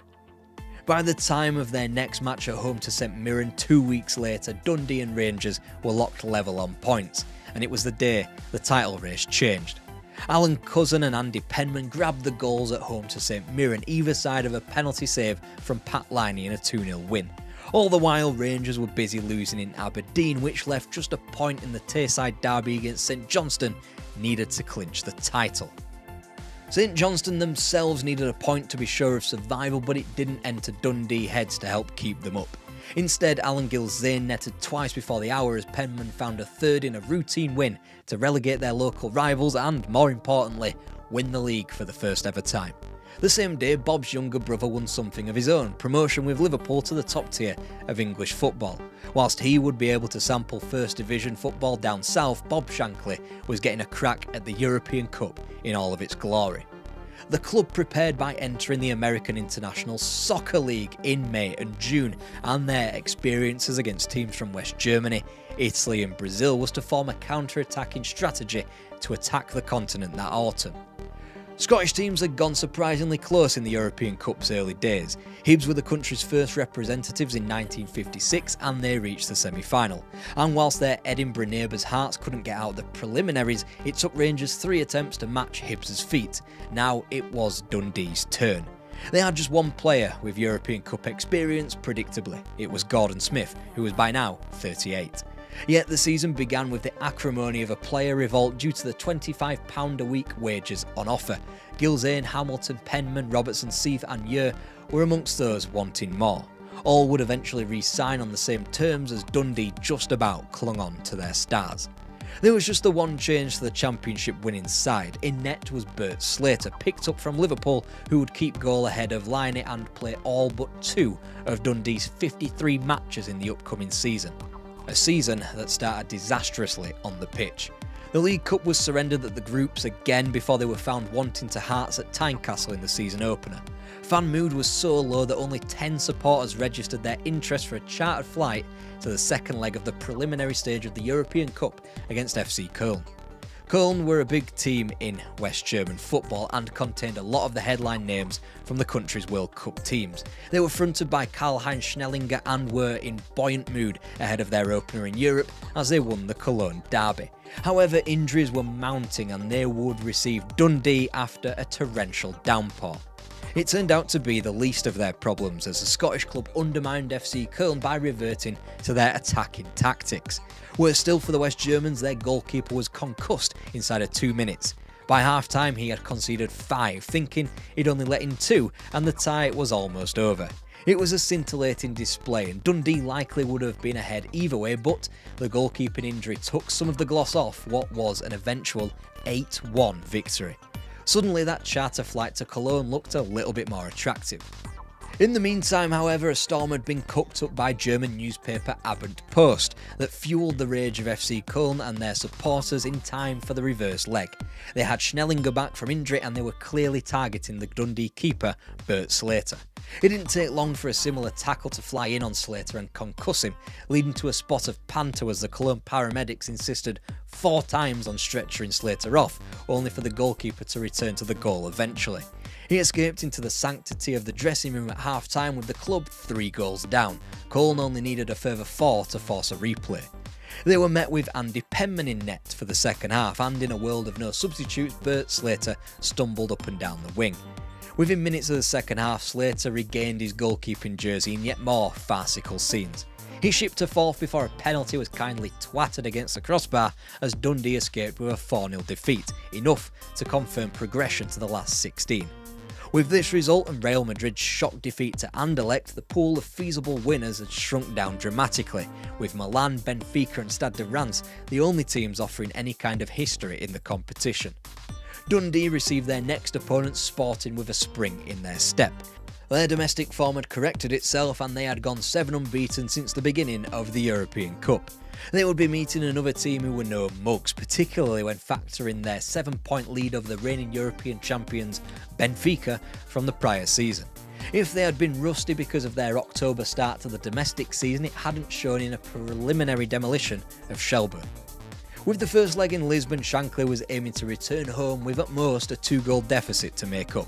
An incredible game of football was played out with a reckless end-to-end abandon. The Scottish outfit maintained the stalemate thanks only to yet more heroics from Bert Slater in goal, whilst Ian Ure manned the ship in defence perfectly.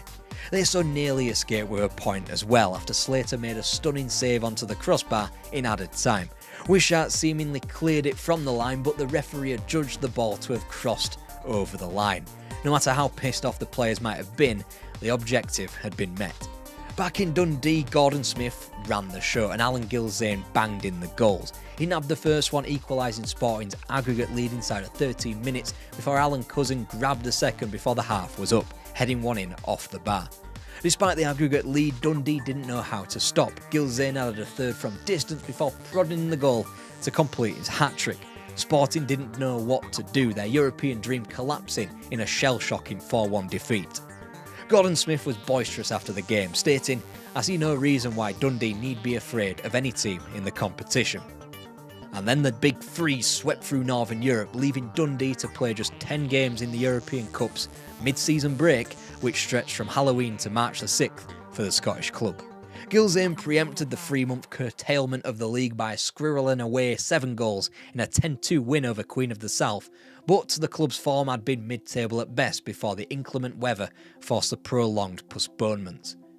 When football returned, Dundee learned of their opponents, Belgian champions Anderlecht, who were led by Paul van Himps and Jeff Jurjen and had already eliminated the 5-time champions Real Madrid.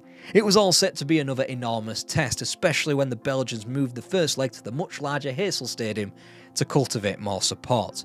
Whilst Dundee hadn't had much game practice, they warmed up with a Scottish Cup annihilation of Montrose before a friendly against East Fife. And in the Belgian capital, they showed no signs of rust. Within a single minute, a beautiful team goal was completed by Alan Gilzean before the prolific forward added a second on 18 minutes. Dundee had never scored on the road in Europe before. Now they were doing so for fun against what was a strong Anderlecht team. Nonetheless, the fun was slightly curtailed by an Anderlecht penalty, which gave them something for what had been a dominant performance by the home team. Not that it mattered when Dundee stung them again and again on the counter-attack in the second half. Alan Cousin grabbed Dundee's third shortly after the break before Penman capped off an unbelievable 4-1 victory. Anderlecht gave their visitors a standing ovation, and whilst they'd get one back by a stunning move on 28 minutes in the second leg through Jack Stockman, Dundee came out firing in the second half. The pressure finally paid off in the last 12 minutes with goals from Alan Cousin and Gordon Smith to put the tie to bed. 6-2 over a team that had eliminated Real Madrid. Not bad going at all. Dundee's poor run of luck in the draw continued in the semi-finals when they were handed Milan instead of Feyenoord, who were given the other big fish left in the tournament in reigning champions Benfica. Milan had looked the best team in the tournament, but Nerio Rocco told journalists that Dundee were 1,000 times better than any other team in the competition and said he didn't want to meet them before the final. Meanwhile, his club secretary asked, "Where is Dundee and are they as good as Tottenham?" Between Dundee's qualification on March the 13th and the first leg of the semi-final on April the 24th, Dundee played one more game than they had done in the 5 months between the last 16 and the quarter-final. It meant the ending of their domestic season as a contest thanks to 5 league defeats and a quarter-final replay loss to Rangers in the Cup. Ian Ure admitted that the club had lost its edge on home soil with everything geared towards the European nights, of which a maximum of 3 at the highest level remained. A catalogue of injuries, though, had built up in the meantime as the season back home was condensed into such a short space of time. Dundee would be without captain Bobby Cox and his deputy Craig Brown for the trip to Milan, which left Alex Stewart playing out of position against Europe's formed team. Only Milan's Jose Altafini had scored more in the European Cup this season than Alan Gilzean with 9 goals to 7, but neither man scored in the San Siro in a 6-goal contest. A 6-goal contest putting things rather lightly as Milan scored instantly through Dino Sani at a free kick. And yet Dundee clung on in there thanks to an Alan Cousin header which took the sides in level at the half-time break. Then maybe it was the thick schedule of the spring months that came home to roost in the second half as Dundee shipped 4 without mustering a response. Or maybe it was some dodgy officiating that polluted the match as seen most brazenly when Milan netted their third from a cross that was clearly out of play. Or perhaps it was the camera flash bulbs that followed Bert Slater around the stadium and contributed to the conceding of these goals. Each of Milan's strikes came from crosses, and the cheap ploy of stationing a dozen photographers behind Slater's goal in both halves had worked. After a draw against Rafe Rovers that was practically small fry by this point, Dundee welcomed Milan to Dens Park without their previous absentees, and now they were without Alex Hamilton, who had gone down to injury in Italy. Dundee had plenty of chances to instantly find their feet at home, but found themselves streaming into thin air with not 1, not 2, not 3, but 4 penalty appeals. One was for a push on Gilzean, another for a trip on the same man, whilst one was for throwing Smith to the ground, and the 4th and final was for a handball, all of them ruled out by a referee, and all inside of the first half an hour. Despite that adversity, Dundee nodded themselves ahead on 43 minutes from Alan Gilzean. They needed 3 goals to force a replay and would need to score instantly. They did so through Andy Penman, only for Gilzane to be adjudged offside when assisting the would-be second goal. It only served to wake Milan up from their slumber, who attacked enough to keep the ball as far away from their own goal as possible. When Gilzane was sent off 10 minutes from time, the dream was all but over. Dundee's European Cup run was done, and they would not return.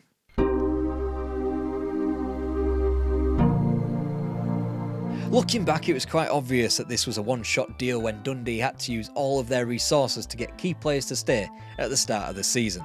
Even that didn't work the following summer when Ian Ure was prized away from the club and signed for Arsenal.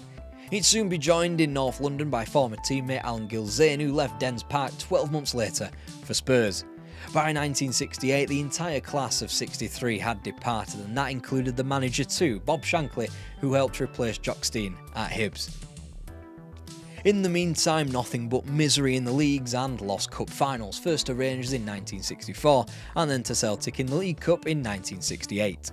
The club's near 20-year history of top 10 finishes in the top flight continued right the way up to 1976.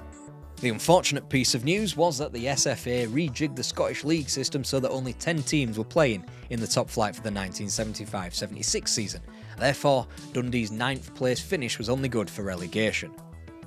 From then on, Dundee acted like a yo-yo club for the remainder of the century, where their only light is a string of Scottish Cup semi-final defeats, 4 on the bounce to Celtic in the 70s, before the new firm had their number in the mid to late 80s, first in Aberdeen, then lastly Dundee United. They had reached the odd League Cup final appearance, losing to those self-same local rivals in the 1980 final, before losing to Aberdeen in the 1995 edition, whilst only finishing as high as 5th in 99. But 99 meant a new millennium and maybe a new start for Dundee. No, they have roughly played as many seasons in what is now called the Championship than they have done in the Premiership, 11 to 15. Their only Hampden visit was a predictable loss in the 2003 Cup final to Rangers, and their highest league finish is 6th, which they equalled this year. It doesn't mean Dundee aren't an important Scottish club though. If we exclude Celtic from the discussion for a moment, only one Scottish club since Dundee's run in 1963 has reached the European Cup semi-final. It's just annoying for Dundee fans that it was their city rivals in '84, and then they went and reached the UEFA Cup final 3 years later. These sorts of things only help to mask the success from the other side of the road at Dens Park, not only in Scotland but in Europe. But it feels as though Dundee will only return to Europe with the help of others and the bolstering of the Scottish coefficient. Their last match on the continent remains a 1-0 defeat to Perugia in October 2003 in a UEFA Cup first round second leg. Still, Dundee fans will always have Lisbon and Milan and 1963.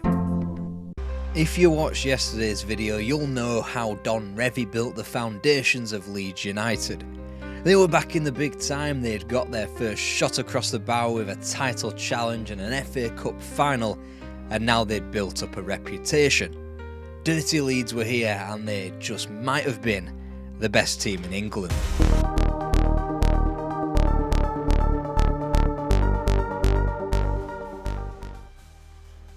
Leeds were big leagues now, so entered the 1965-66 season with big ideas. Unfortunately, those ideas led them down the path of Blackpool's Alan Ball, who would ultimately reject the club after a year of the 1965 version of a transfer saga. As a fallback, Revie leaned on the academy to give Peter Lorimer and Paul Madeley senior team promotions. If you watched yesterday's video, you'll know the club's first European campaign was sullied by the broken thigh of Bobby Collins as Leeds lost their most influential player. However, they dug in to win their first European tie with a dogged 0-0 draw in Turin. Back home, Leeds were flying once again, thanks to the midfield of Johnny Giles and Billy Bremner clicking in the middle of the park. They topped the league in autumn, but only their 4 games in hand kept them from the top by the time of a double header with the league leaders on December 27th and 28th. So yeah, the FA have always had batshit scheduling.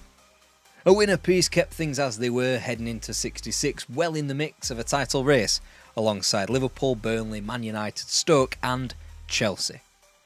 Injuries continued to pile up as Alan Peacock's season was ended in a meek defeat up at Roker Park, whilst Chelsea continued to be a thorn in Revy's side when the Londoners eliminated Leeds from the FA Cup 4th round.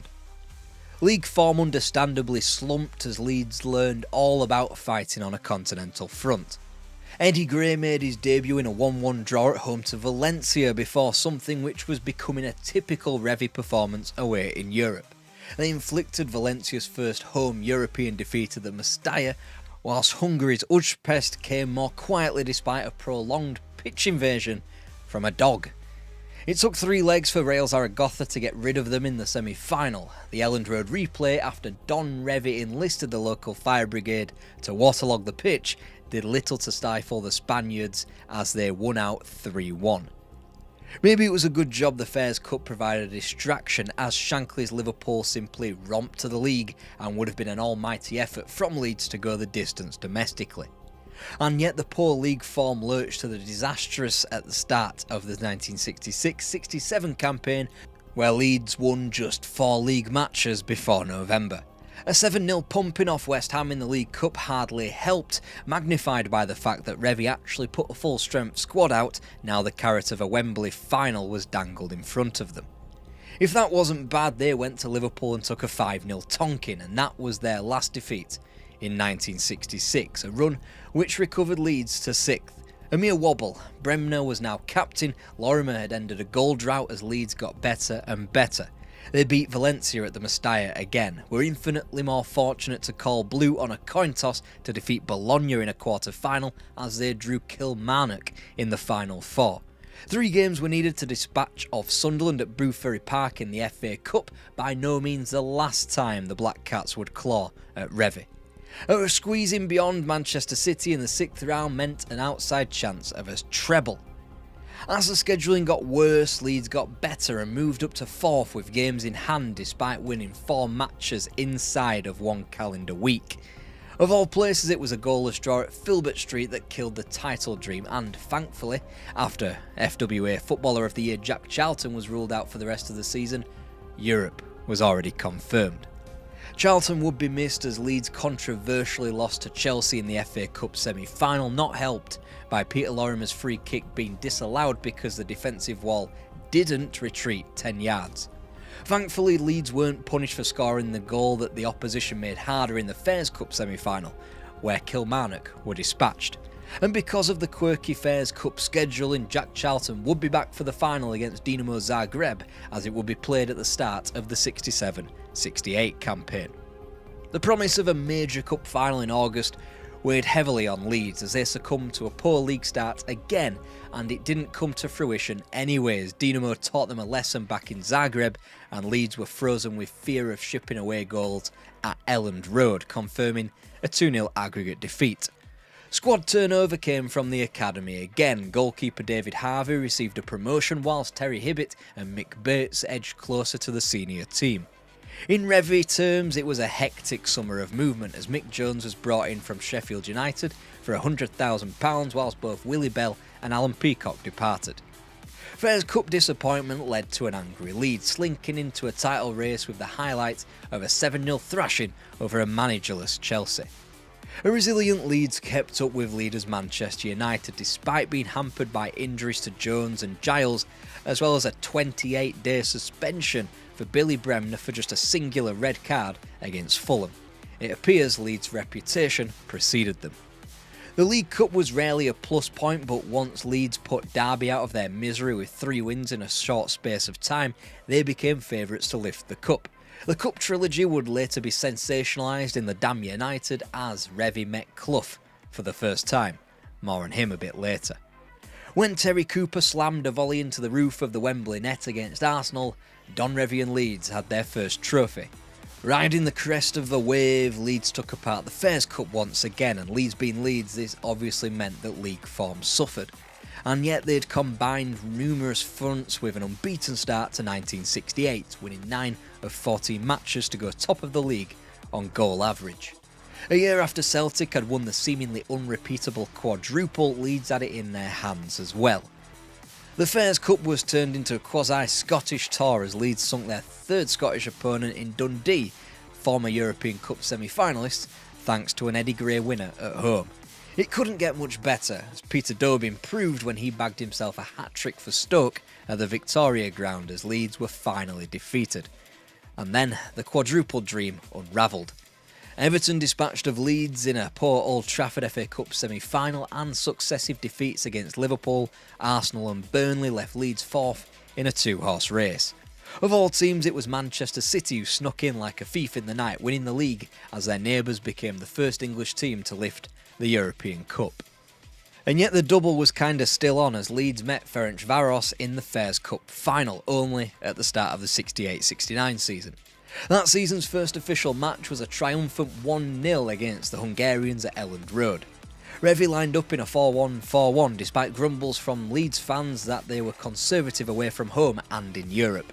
It was that conservatism, however, that clinched Leeds' first European trophy when Ferencvaros were held to a typical Revie goalless draw in Budapest. Europe could be said to be conquered, and Leeds were buoyed by such success, going undefeated in the first 11 games with 9 wins as Revie leaned on the entertaining football that the fans craved. Losses at Main Road and Turf Moor either side of 3 goalless draws as autumn became winter felt like a derailment, but then Leeds went the season undefeated. Yep, no drama to be seen here, no dramatic paragraphs can be sculptured by me here. Leeds absolutely romped their first league title. A return to the defensive mode confirmed the title with a point at Anfield, pulling the league away from their rivals. 6 points of difference doesn't sound like a lot, but would be an 8-point difference these days, with Leeds claiming 94 points, with the 3 points for a win rule being in place in 1969. The rest ultimately was sacrifice, which only proved just how good Leeds were if the schedules were a little bit lighter. Ujpres knocked them out of Europe, and teams like Crystal Palace and Sheffield Wednesday dumped Leeds out of the domestic cups. But Leeds had finally won the league, and winning the league in 1969 means the European Cup, and the question now was, would they be able to compete at the highest of high levels?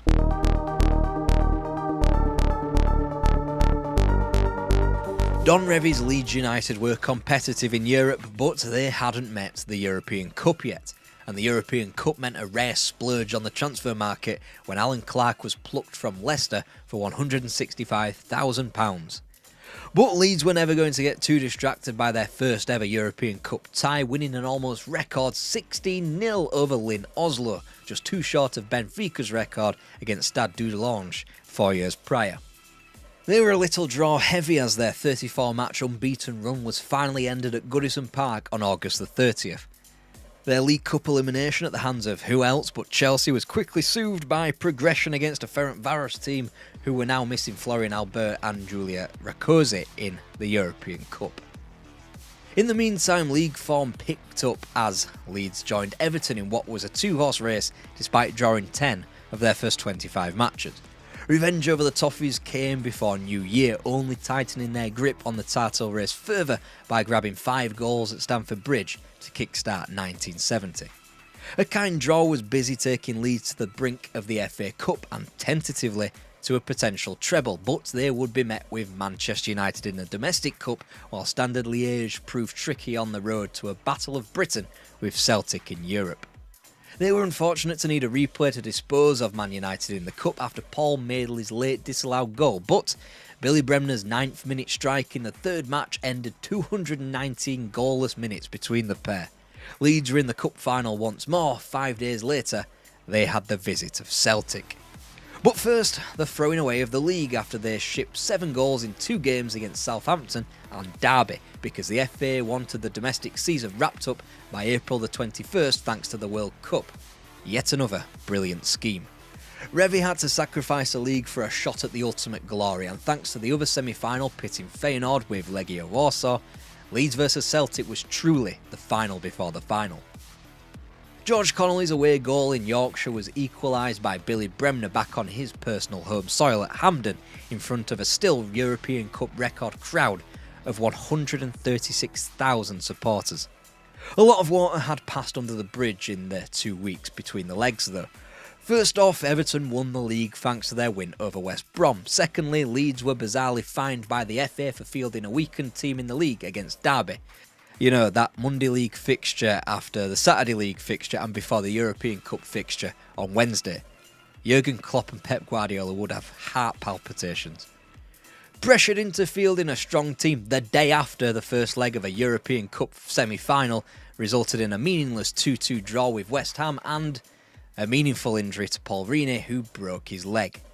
4 days before the second leg in Glasgow, the small matter of an FA Cup final played on a Wembley turf ruined by the Horse of the Year show. A ruinous pitch replicated in a good old scrap which fairly generated a replay at Old Trafford.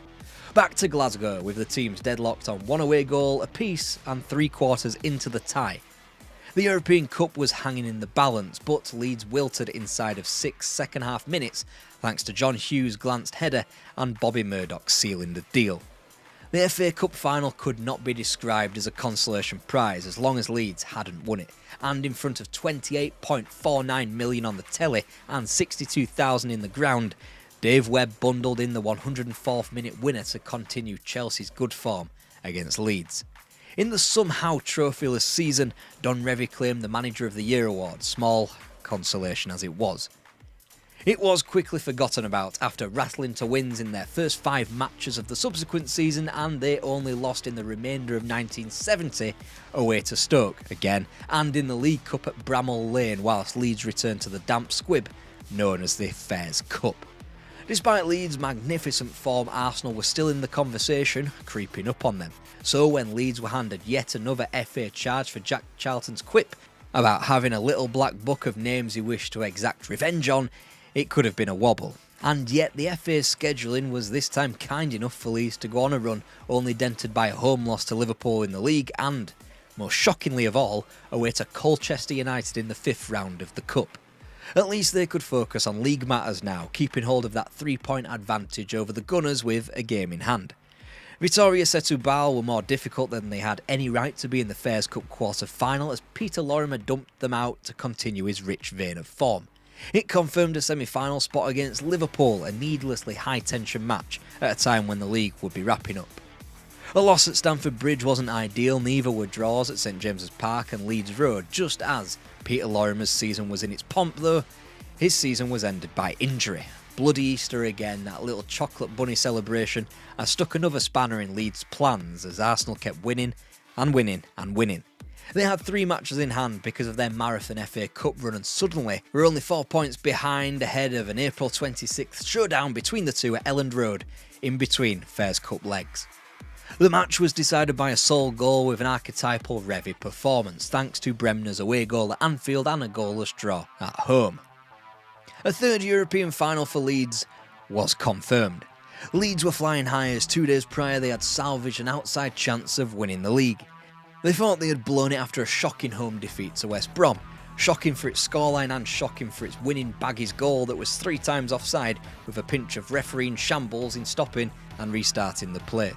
This mess combined with 2 1-0 wins through Charlie George for Arsenal seemingly put the title beyond Leeds' reach until Kingmakers West Brom took a point off the Gunners and Jack Charlton's winner at home to Arsenal somehow left Leeds top of the table by a point, albeit having played a game more. Leeds' domestic season ended at home to Forest whilst Arsenal's were due to climax days later at White Hart Lane of all places. An eerily comfortable Leeds triumph put the pressure on Arsenal who ground out yet another 1-0 home win, this time with an Eddie Kelly goal keeping the Gunners in the driving seat. A point behind the goal average played havoc with the final day in North London. A win would leave the title in no doubt for Arsenal. Meanwhile, a goalless draw would also be enough, but should Arsenal dare to complete a score draw, and the title would be handed to Leeds. In today's money, Leeds' 1 superior goal difference would be a simple measure of Arsenal needing a win. Ray Kennedy's late winner put the title beyond doubt, and 5 days later they completed the traditional League and Cup double that ought to have been Leeds on so many occasions that had only been completed twice in the 20th century. Leeds claimed 64 points, which would have won them the title in 8 of the previous 10 seasons. In June, Leeds got what Arsenal didn't have, 2 European titles, after a couple of draws over Juventus. 2 goals in a twice-delayed first leg due to wet weather in Turin was ultimately enough. Away goals to consign Juventus to the silver medal despite their unbeaten status in the competition. If Leeds were prolific in the Fairs Cup, the UEFA Cup proved bizarrely more difficult. Lee Erse of all teams got a 4-0 win at Elland Road in one of the weirdest humblings an English team has had to take in Europe. The club hadn't made a great start, primarily because Elland Road didn't come into play until September the 18th. In the meantime, Leeds toured Huddersfield, Hull and Sheffield to complete their early games because of an emergency renovation to their home ground. 3 league defeats before October and a League Cup elimination left a potentially disastrous campaign ahead for Revie. But if there was one thing we could take from history, when Leeds' schedule gets lighter, the form quickly follows, and in a wide-open title fight that featured upwards of 6 clubs, Leeds' mid-season recovery didn't need to be too outrageous to be back in the conversation. By the start of 1972, Leeds were typically atop the table. It could have been a tumultuous start to the year though, as Paul Reaney had submitted a transfer request and Revie's desired transfer for this 3-year period was Asa Hartford.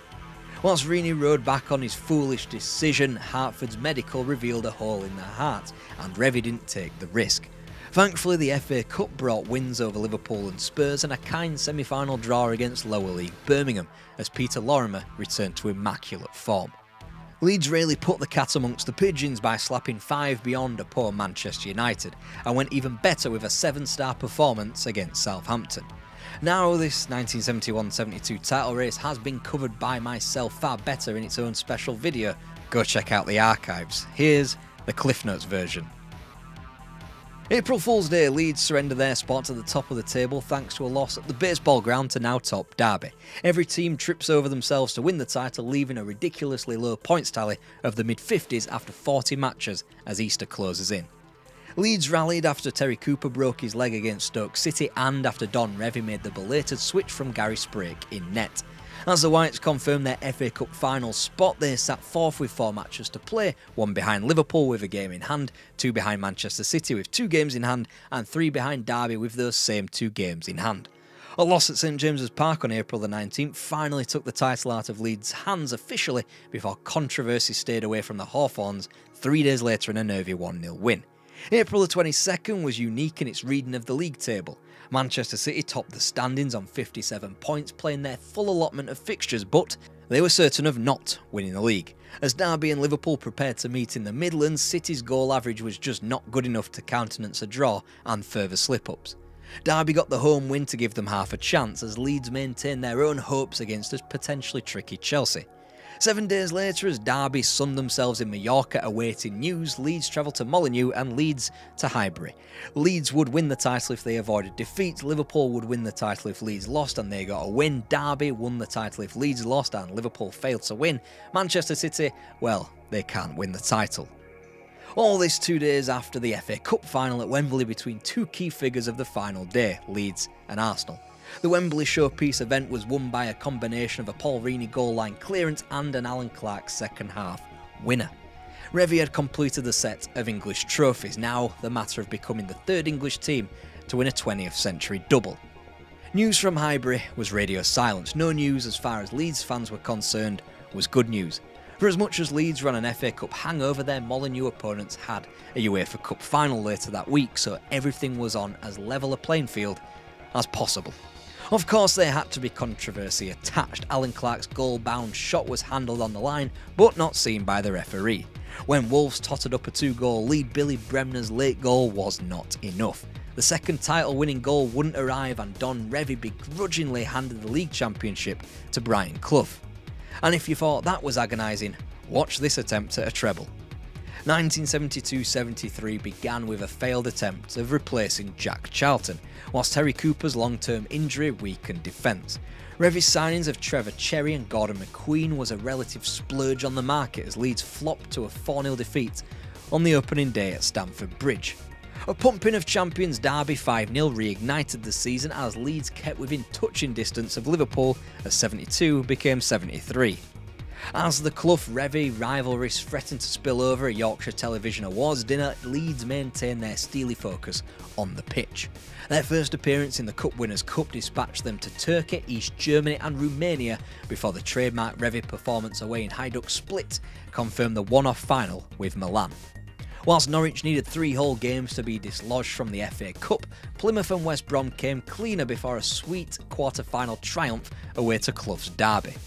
Jack Charlton's springtime return from the brink of retirement steadied league nerves in a 1-0 win at Highfield Road, whilst cup progress was made against Wolves at Main Road. Easter was around the corner, 2 cup finals were to come in May and Leeds' title fate firmly in their own hands. But them fucking chocolate bunnies, man. Dropped points at Upton Park, a home defeat to a poor Manchester United before a crucial loss at Anfield, ripped the title from Ellen Road and hand-delivered it to Anfield. Gut-wrenching, but Leeds United had a momentous cup double to come, surely. Nobody had returned the FA Cup since Newcastle in 1952, and somehow the lower league Sunderland ensured that Leeds wouldn't be that team, thanks to Ian Porterfield's 31st minute winner. Leeds had chances, Trevor Cherry's disallowed goal for a blatant foul, and Peter Lorimer's ferocious shot that produced quite possibly the greatest Wembley Cup final save from Jim Montgomery. League gone, FA Cup gone, Milan in Salonika for the Cup Winners' Cup was all that was left. The situation was dire. Facing the European Cup champions of 4 years prior, Leeds were without Bremner, Clark, Giles and Gray. Milan themselves were going for the same treble and got that endeavour on tracks with a 3rd minute winner in Greece, leaving Leeds bereft. A cup double for Milan, a treble of near misses for Leeds. With the feeling that Revy's time was coming to a natural end, he made sure that his reign wouldn't end sourly. He built an Elland Road for the future off the back of a world record fee for goalkeeper Gary Sprake, and despite Jack Charlton's retirement, Leeds began their league season impeccably and improved from there. You'll not be surprised to learn that early exits in the domestic cups to Ipswich Town and Bristol City, as well as an equally shocking UEFA Cup exit to Vittoria Setúbal, them again, created a procession-like atmosphere to the First Division. At their peak, Leeds were 9 clear of Liverpool, but did have each of the top 5 to play. Losses at the Victoria Ground and Upton Park, either side of a double feature defeats at Anfield and at home to Burnley, did not help. Suddenly the easing off to a second league title had become a bit more difficult. Somehow the fate of the title was in Liverpool hands, 4 points behind but with 3 games in hand, thanks to Liverpool's run to the FA Cup final. Thankfully for Leeds, the pendulum didn't take long to swing back in their favour. Liverpool was stunned at Bramall Lane. Even though Easter didn't shine favourably on Leeds yet again thanks to a pair of goalless draws, Liverpool didn't capitalise either. Once all the kids up and down the country wiped the residue of cheap chocolate eggs from their gobs, the title hinged on Liverpool's 2 games in hand and a 4-point deficit. April the 20th all but decided the title. A dramatic Merseyside derby was happening over the Pennines whilst Leeds scraped a nerve-shredding win over Ipswich thanks to Alan Clark's thunderous finish. News from Merseyside was good news. Everton had thwarted their City Pals title bid with a draw. Before Leeds could play again, Liverpool had delivered them the title.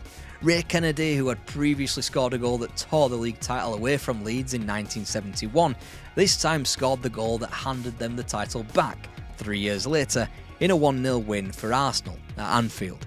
ITV timed it to utter perfection. They broadcasted an episode of This Is Your Life on title-winning evening, whose subject was none other than Don Revie.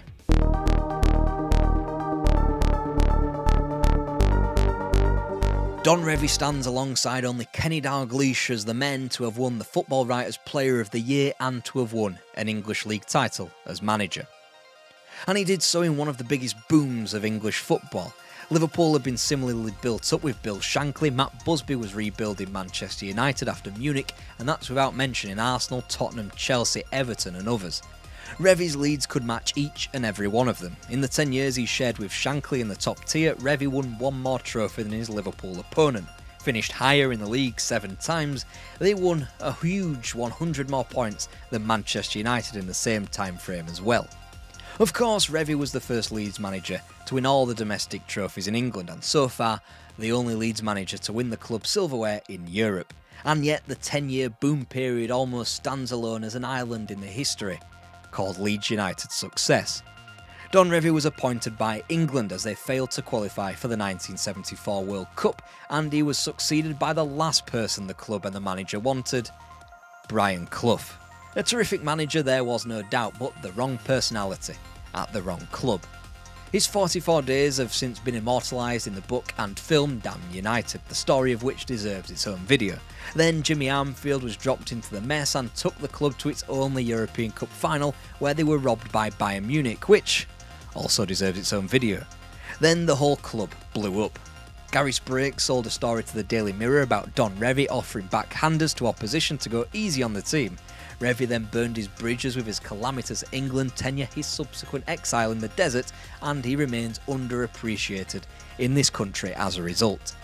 Then the exodus came. Terry Cooper, Mick Jones and Johnny Giles left in 1975, Terry Yorath, Mick Bates, Billy Bremner and Norman Hunter were gone the year after, Joe Jordan and Gordon McQueen both crossed the Pennines to Manchester United in 77, whilst Paul Reaney, Peter Lorimer and Alan Clark all departed in 1978. Not even Jock Stein could save them, also lasting 44 days, weirdly enough. Jimmy Adamson improved them, but could only manage 5th place and a League Cup semi-final. In the end, only one of Revie's former acolytes would win the European Cup. Frankie Ray did so after signing for Brian Clough's Nottingham Forest in the 1979-80 season. A new tactic emerged at the club in the 1980s, and that was reigniting the Don Revie golden era by placing former players who had played under the manager and made them manager. It didn't work with Alan Clark, who took the club down in 1982. It didn't work with Eddie Gray, who kept them mid-table in Division 2, and whilst Billy Bremner returned the club to the top flight, Leeds were in obscurity in a now Merseyside-dominated division. Peter Lorimer did have a second stint as a player, and his final match came on October the 27th, 1985, in an inauspicious 3-0 loss to Barnsley. That date's significant because it was the last time a Don Revie player played for Leeds.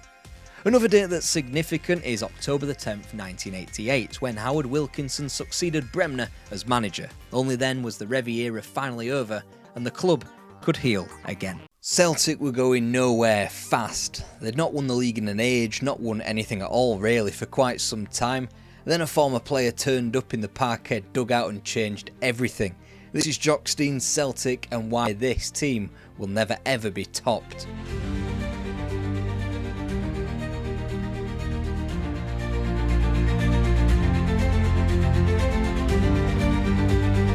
Alright, here's the 4-1-1, folks. Celtic were a disgrace by the mid-1960s, has won the league just once since the war and hadn't won anything of note since October 57 when they thrashed Rangers 7-1 in a League Cup final. Those days were long gone. The days of Jimmy Quinn and Jimmy McGrory banging in the goals for fun, the days of 6 titles on the bounce had been exchanged for finishing 9th behind teams like Ayr United and Clyde. They'd just lost another League Cup final to Rangers and the latest Celtic team was in the process of being broken up. Billy McNeil was leaving at the end of the season with interest from London. Bobby Murdoch had planned to emigrate to Australia. Bobby Lennox had Falkirk sniffing around his signature. Jimmy Johnston was even contemplating retirement.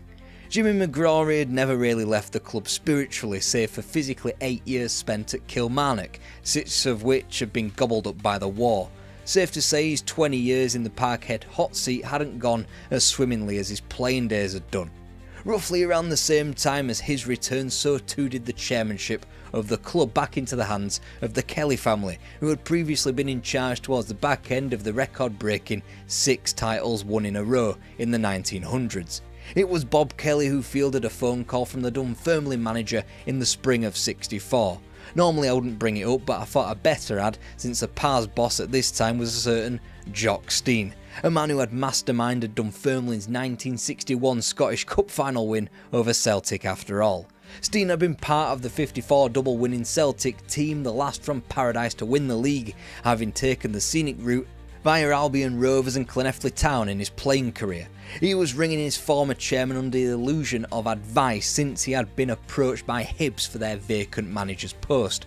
Perhaps he had the ulterior motive to remind his former club of his existence. 10 months later, Stein was enveloped in a charge towards a potential double with Hibs, entering 1965, 2 points back but with a game in hand on Kilmarnock at the top of the table. January 30th, 1965 was a day landmarked in British history by Winston Churchill's state funeral. It was also the last Celtic match before the influence of Jock Stein swept over the club forevermore.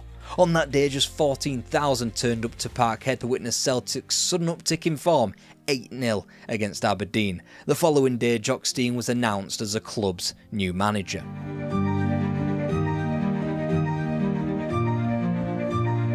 Sean Fallon had effectively coached and managed Celtic through the anxieties and ailing health of Jimmy McGrory for quite some time. Fallon was the one who continued to coach the Hoops through until Stein became available in March. Chucked to one side were St Mirren leaders Kilmarnock whilst they progressed through the Cup semi-finals via St Mirren, Queen's Park and once again league leaders Kilmarnock.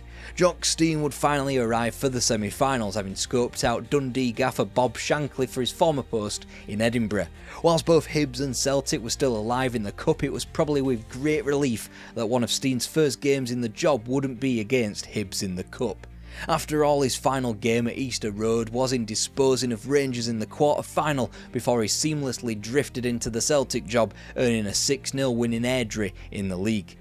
You could tell this was going to be a different era, not because results in the league spiked immediately. Stein actually lost more than he won in the Championship in his first few months, but because the new manager was actually the manager. Like his countrymen south of the border at equally prestigious clubs, Bill Shankly at Liverpool and Matt Busby at Manchester United, Stein demanded full control. He would get it, and with that came a new Celtic, and like those aforementioned names, he would don the tracksuit and coach the team himself.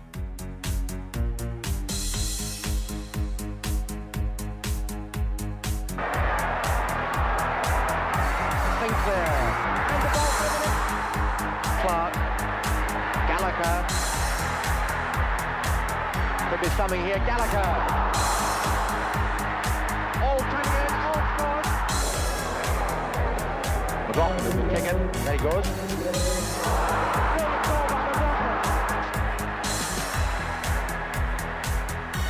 Hughes. And all.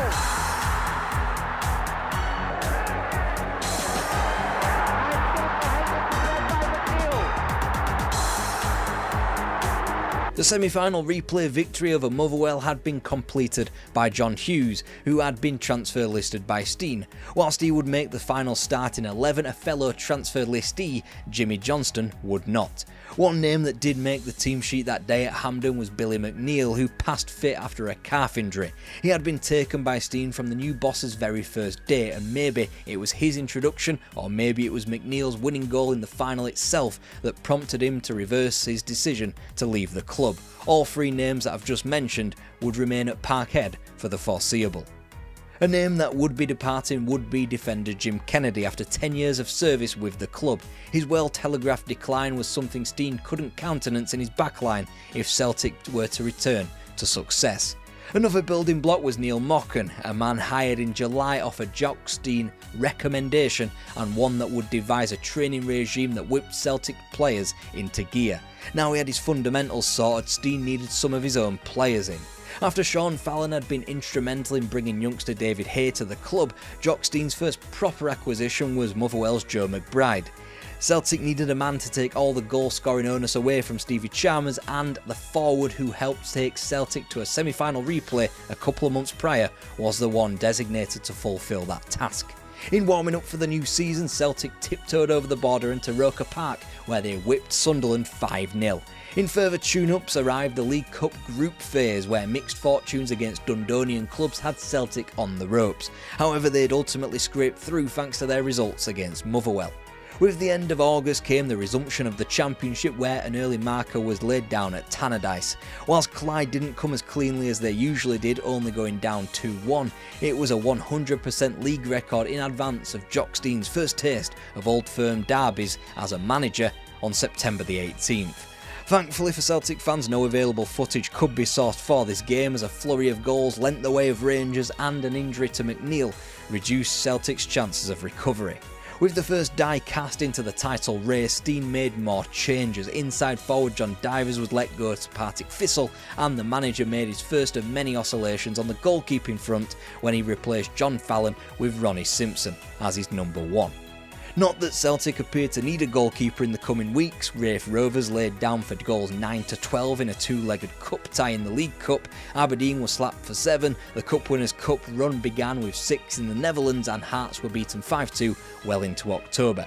Jimmy Johnston had booked his ideas up in training, and now he commanded a spot in the starting 11 for the more important games. He was there during a 4-0 triumph over Hibs in a League Cup semi-final replay, and there once again at Hampden 5 days later for the final against Rangers. It was Steen's most important game yet. Sportsmanship gave you shoes. Goal! A goal for Celtic after 18 minutes.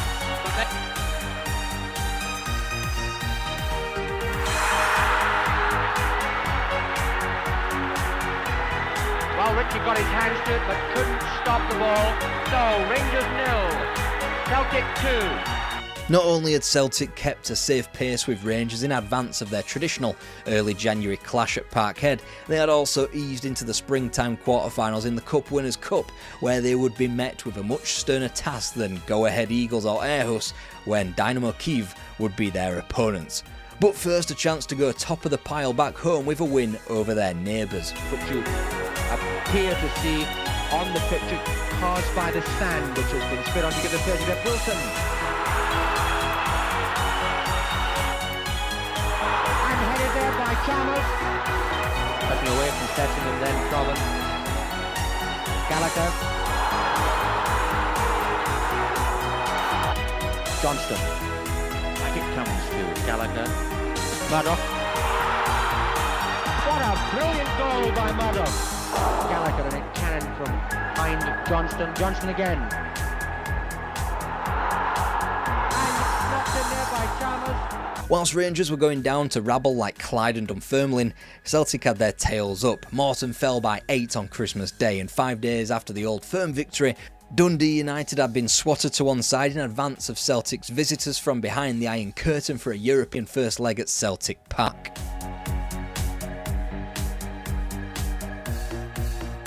But for some attempted skullduggery in the Soviet Union, Celtic were safely housed in the semi-finals of European competition for only the second time. 2 years prior, it had been a remarkable Hungarian comeback that nullified a 3-0 first leg victory at Parkhead in the first leg. It seemed as though Steen's side was made of sterner stuff, and they'd have to be, because Bill Shankly's Liverpool were next.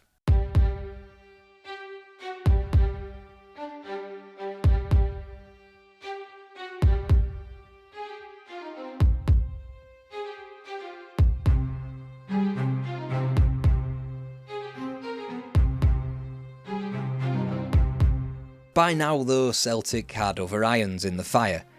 Firstly, they'd rebounded from January defeats in Aberdeen and Edinburgh, as well as in Stirling in February, to continue their march through the league in March. St Johnstone, Hamilton and Kilmarnock all tumbling. Then through the goals of Bertie Auld and Stevie Chalmers, another cup final had been pencilled in against Rangers. While Celtic had hardly been blazing through the league, Rangers had undergone a tumultuous march being held at home to Hearts, at Kilmarnock before going down at Tannadice. It left Celtic a commanding 3 points ahead of Rangers with no further games between the two scheduled in the league. And after grabbing 5 points from an available 6 in and amongst a European exit, Celtic and Rangers would meet at Hampden, with the former leading the championship by 2 points with 3 fixtures remaining.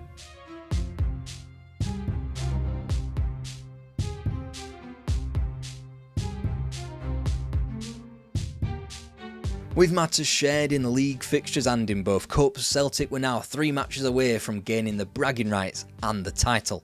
A nervous Celtic survived a Morton penalty miss to return from Greenock with both points, which was an imperative thanks to Rangers' win over Dunfermline. Dunfermline remained within the Old Firm vicinity for their trip to Parkhead 5 days later, as a certain Alex Ferguson opened the scoring for the Pars. Fortunately, Celtic responded in kind, Bobby Lennox and Jimmy Johnston with the goals to eke out another win. Rangers' predictable battering of Clyde was not enough to stop the party mood, as only a series of wild events on May the 7th would stop Celtic from earning their first championship flag in 12 years.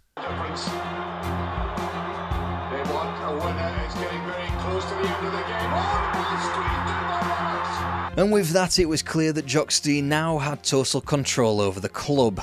Within 5 days, they were in Bermuda playing a local 11, the start of a gruelling month-long tour of the Americas, which took in opponents as lofty as Spurs, Bologna and Bayern Munich. This was Jock Stein's drive right here. Tweaking in the off-season delivered the manager closer to his preferred 11. Bertie Hall was seen more and more in the midfield, and his fullback selections of Tommy Gemmell and Willie O'Neill had stuck since they had made themselves always available. Case in point, they played throughout all of the American tour. Meanwhile, Bobby's Murdoch and Lennox had long since been coaxed back into the 11. As was tradition, the 1966-67 campaign began with the League Cup group phase, which was far calmer for Celtic this time around. An 8 stuck beyond St Mirren and 6 smacked past Clyde. Some early bragging rights were even gained over Rangers via the Glasgow Cup on August 23rd. That paled into insignificance, of course, a month later when a ferocious 4-minute flurry of goals ended Rangers' involvement in the Parkhead derby in the league on September the 17th. Celtic were utterly insatiable, winning their first 8 league fixtures as well as dropping only 3 points in advance of a Hogmanay trip to Tannadice. In spite of a loss on Tayside, Celtic held a commanding league and a rich vein of form in league competition. The sweetest win of the lot though came in the League Cup final at Hampden against the predictable opponents of Rangers. Here's Bertie Auld. That's a beautiful cross by Auld. Back by McBride. Oh, he comes Lennox, he's done it! Lennox has opened the scoring. One trophy down, one looking as though it was on its way as well, particularly after beginning 1967 with 6 wins from 6 in the league. Despite this, a much improved Rangers were just about hanging in there in the title race. The third trophy up for grabs, of course, a Scottish Cup, which began with 11 goals without response in predictable fashion against Minnows Arbroath and Elgin City, as Rangers couldn't fulfil that portion of their season, sensationally going down to Berwick Rangers. It had long since become evident that there was a potential 4th trophy on the table as well. Gemmell comes forward, nobody taking a one, decoy one. A tremendous shot by goal by Tom Gemmell, keeper seemed to lose it. 1-0 Celtic.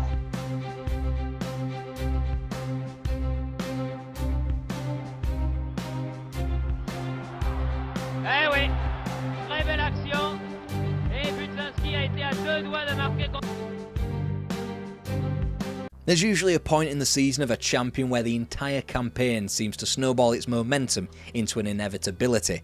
With the pacing of French champions Nantes, Celtic won a battle back at home too when pinching Hearts' Willie Wallace from under the noses of Rangers. Good job too, since Joe McBride's knee and season gave way on Christmas Eve at Pataudry. And yet Rangers still just about hung in there in advance of the Ibrox derby that had been rearranged for May the 6th, in spite of a run of 6 consecutive wins by Celtic, trailing by just 4 points. And if Celtic had sampled the Alps and the sunny west coast of France in the earlier rounds of the European Cup, the latter part of the competition would offer very different challenges.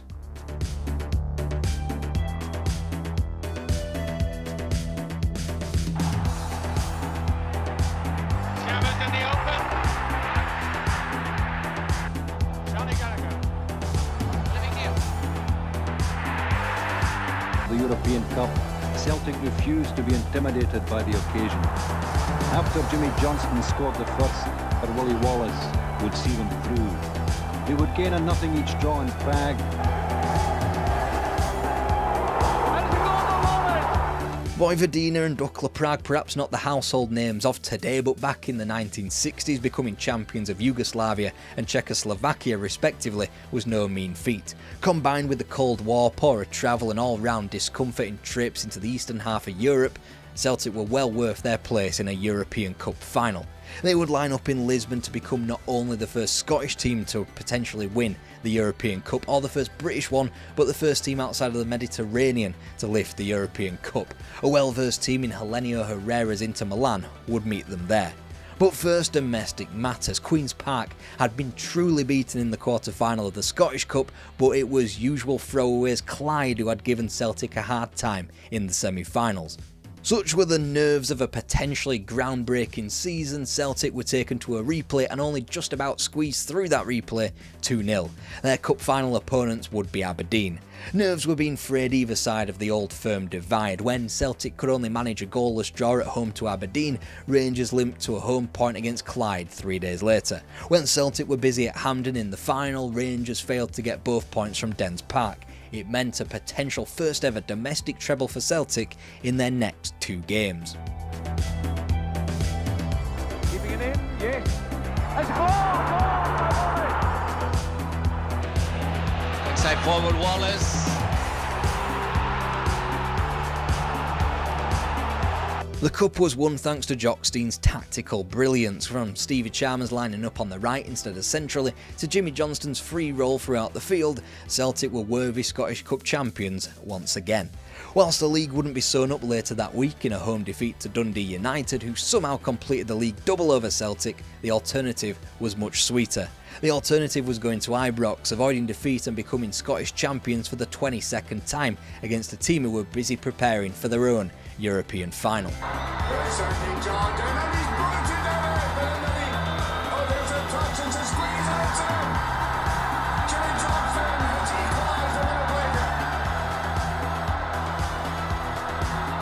Johnson really has been a thorn in the flesh today, taking it to that left foot of him. What a strike! Magnificent! Celtic at 2-1.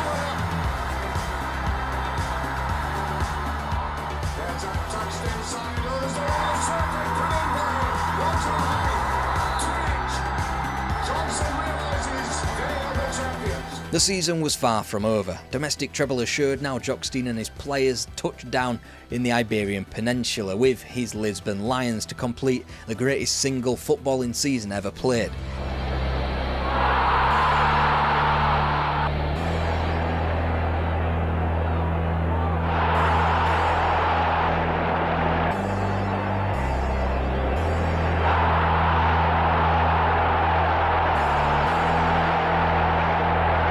Champions of Scotland, winners of both domestic cups, and now champions of Europe. The quadruple was completed. Nobody had done it before, nobody has done it since, and it is likely that no team will ever do it ever again. Bad one by Craig's a goal. A bad cross, but it worked out well for him eventually. Number 6. Another blunder. Connolly made it 3-0. The 1967-68 league campaign saw just one game lost, a none since a second matchday defeat at Ibrox, and yet still Rangers clung on in there. In winning their last 16 matches, only on the final weekend did Celtic earn their right to call themselves Scottish champions again. Whilst the Scottish Cup would not follow thanks to a stunning defeat at home to Dunfermline at the first hurdle, the League Cup certainly did. First with a scoring of 5 against Dundee, and then in the following season a 6 fell against Hibs. Despite much regression on the pitch during the 1968-69 season, Celtic scooped up all domestic honours again. 5 points ahead of Rangers in the league programme before just as commanding a victory at Hampden in the cup final weeks later. The campaign after the league was merely a formality. Thanks to an ailing Rangers side cycling through the managers, the title was scooped up by a whopping 12 points, and whilst Aberdeen stopped Celtic from another domestic treble, the League Cup had long been sewn up against St Johnstone in October 1969. Jock Stein had warned his players, and he was right. After May 25, 1967 in Lisbon, nothing in football would ever feel the same way as when they won the European Cup.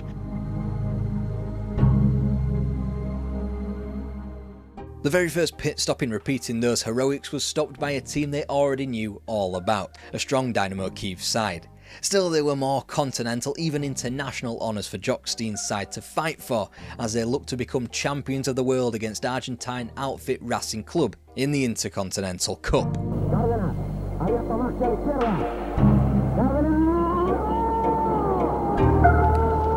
In a precursor for many Intercontinental Cup clashes, the football took a sideshow to a scene more akin to a Royal Rumble or a good old-fashioned scrap on Sauchiehall Street. The 3 matches, no matter who was at fault, devolved the game into a circus and was beamed worldwide. It was a stench that followed the hoops around all season. Their subsequent attempt at the European Cup was a far prettier affair and showed Celtic in a more positive light.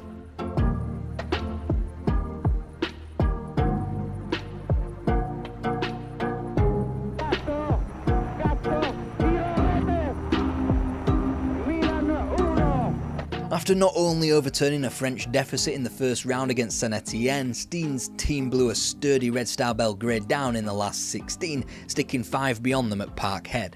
Any illusion that Celtic would have a 1967 repeat was swiftly dashed in the quarter-final at Parkhead when a team from Milan, Nerio Rocco's Rossoneri this time, scabbed an away goal in Glasgow before lifting the trophy aloft a month later. But there's a reason why Tom Campbell and David Potter in their seminal book on Jock Stein called the 1969-70 campaign the Twilight of the Gods. It's because of what happened in the European Cup.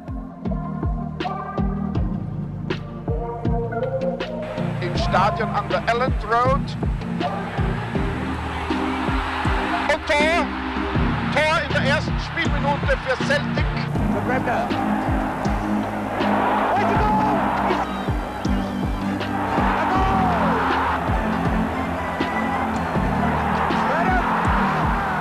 The team was older, wiser, and some parts had changed, from Tommy Gemmell's demotion from an assured starter to Bobby Murdoch being placed in and out of quote-unquote health farms to improve his fitness, with youngsters such as Kenny Dalglish knocking on the door of the first team. Somehow this Celtic team had returned to the European Cup final. Via the unknown in Basel to the one coin toss in a glorious Lisbon defeat, Celtic had catapulted their season into promise come the other end of Hogmanay. Once there in 1970, Celtic were faced with the first ever Italian team to grace the European Cup final. No, not those from Milan, whom Jock Stein had encountered before, but Florence's own Fiorentina. They too, just like Benfica, had been thrashed comprehensively at Celtic Park before the tactically astute and experienced heads sunk in for a positive return away from home in the second leg. Their semi-final opponent came from a little closer to home. It was Don Revie and his Leeds United side, perhaps the closest thing to an equal that Celtic had south of the border.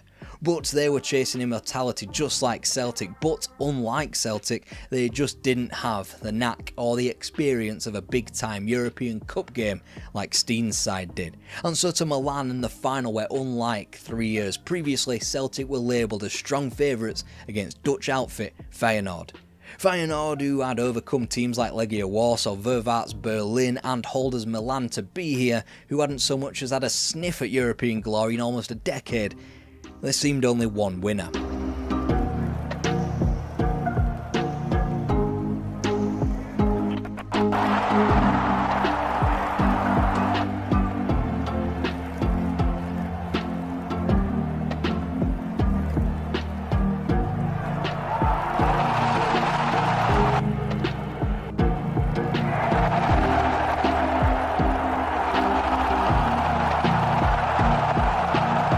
Ultimately, Feyenoord at all levels proved the hungrier upstarts.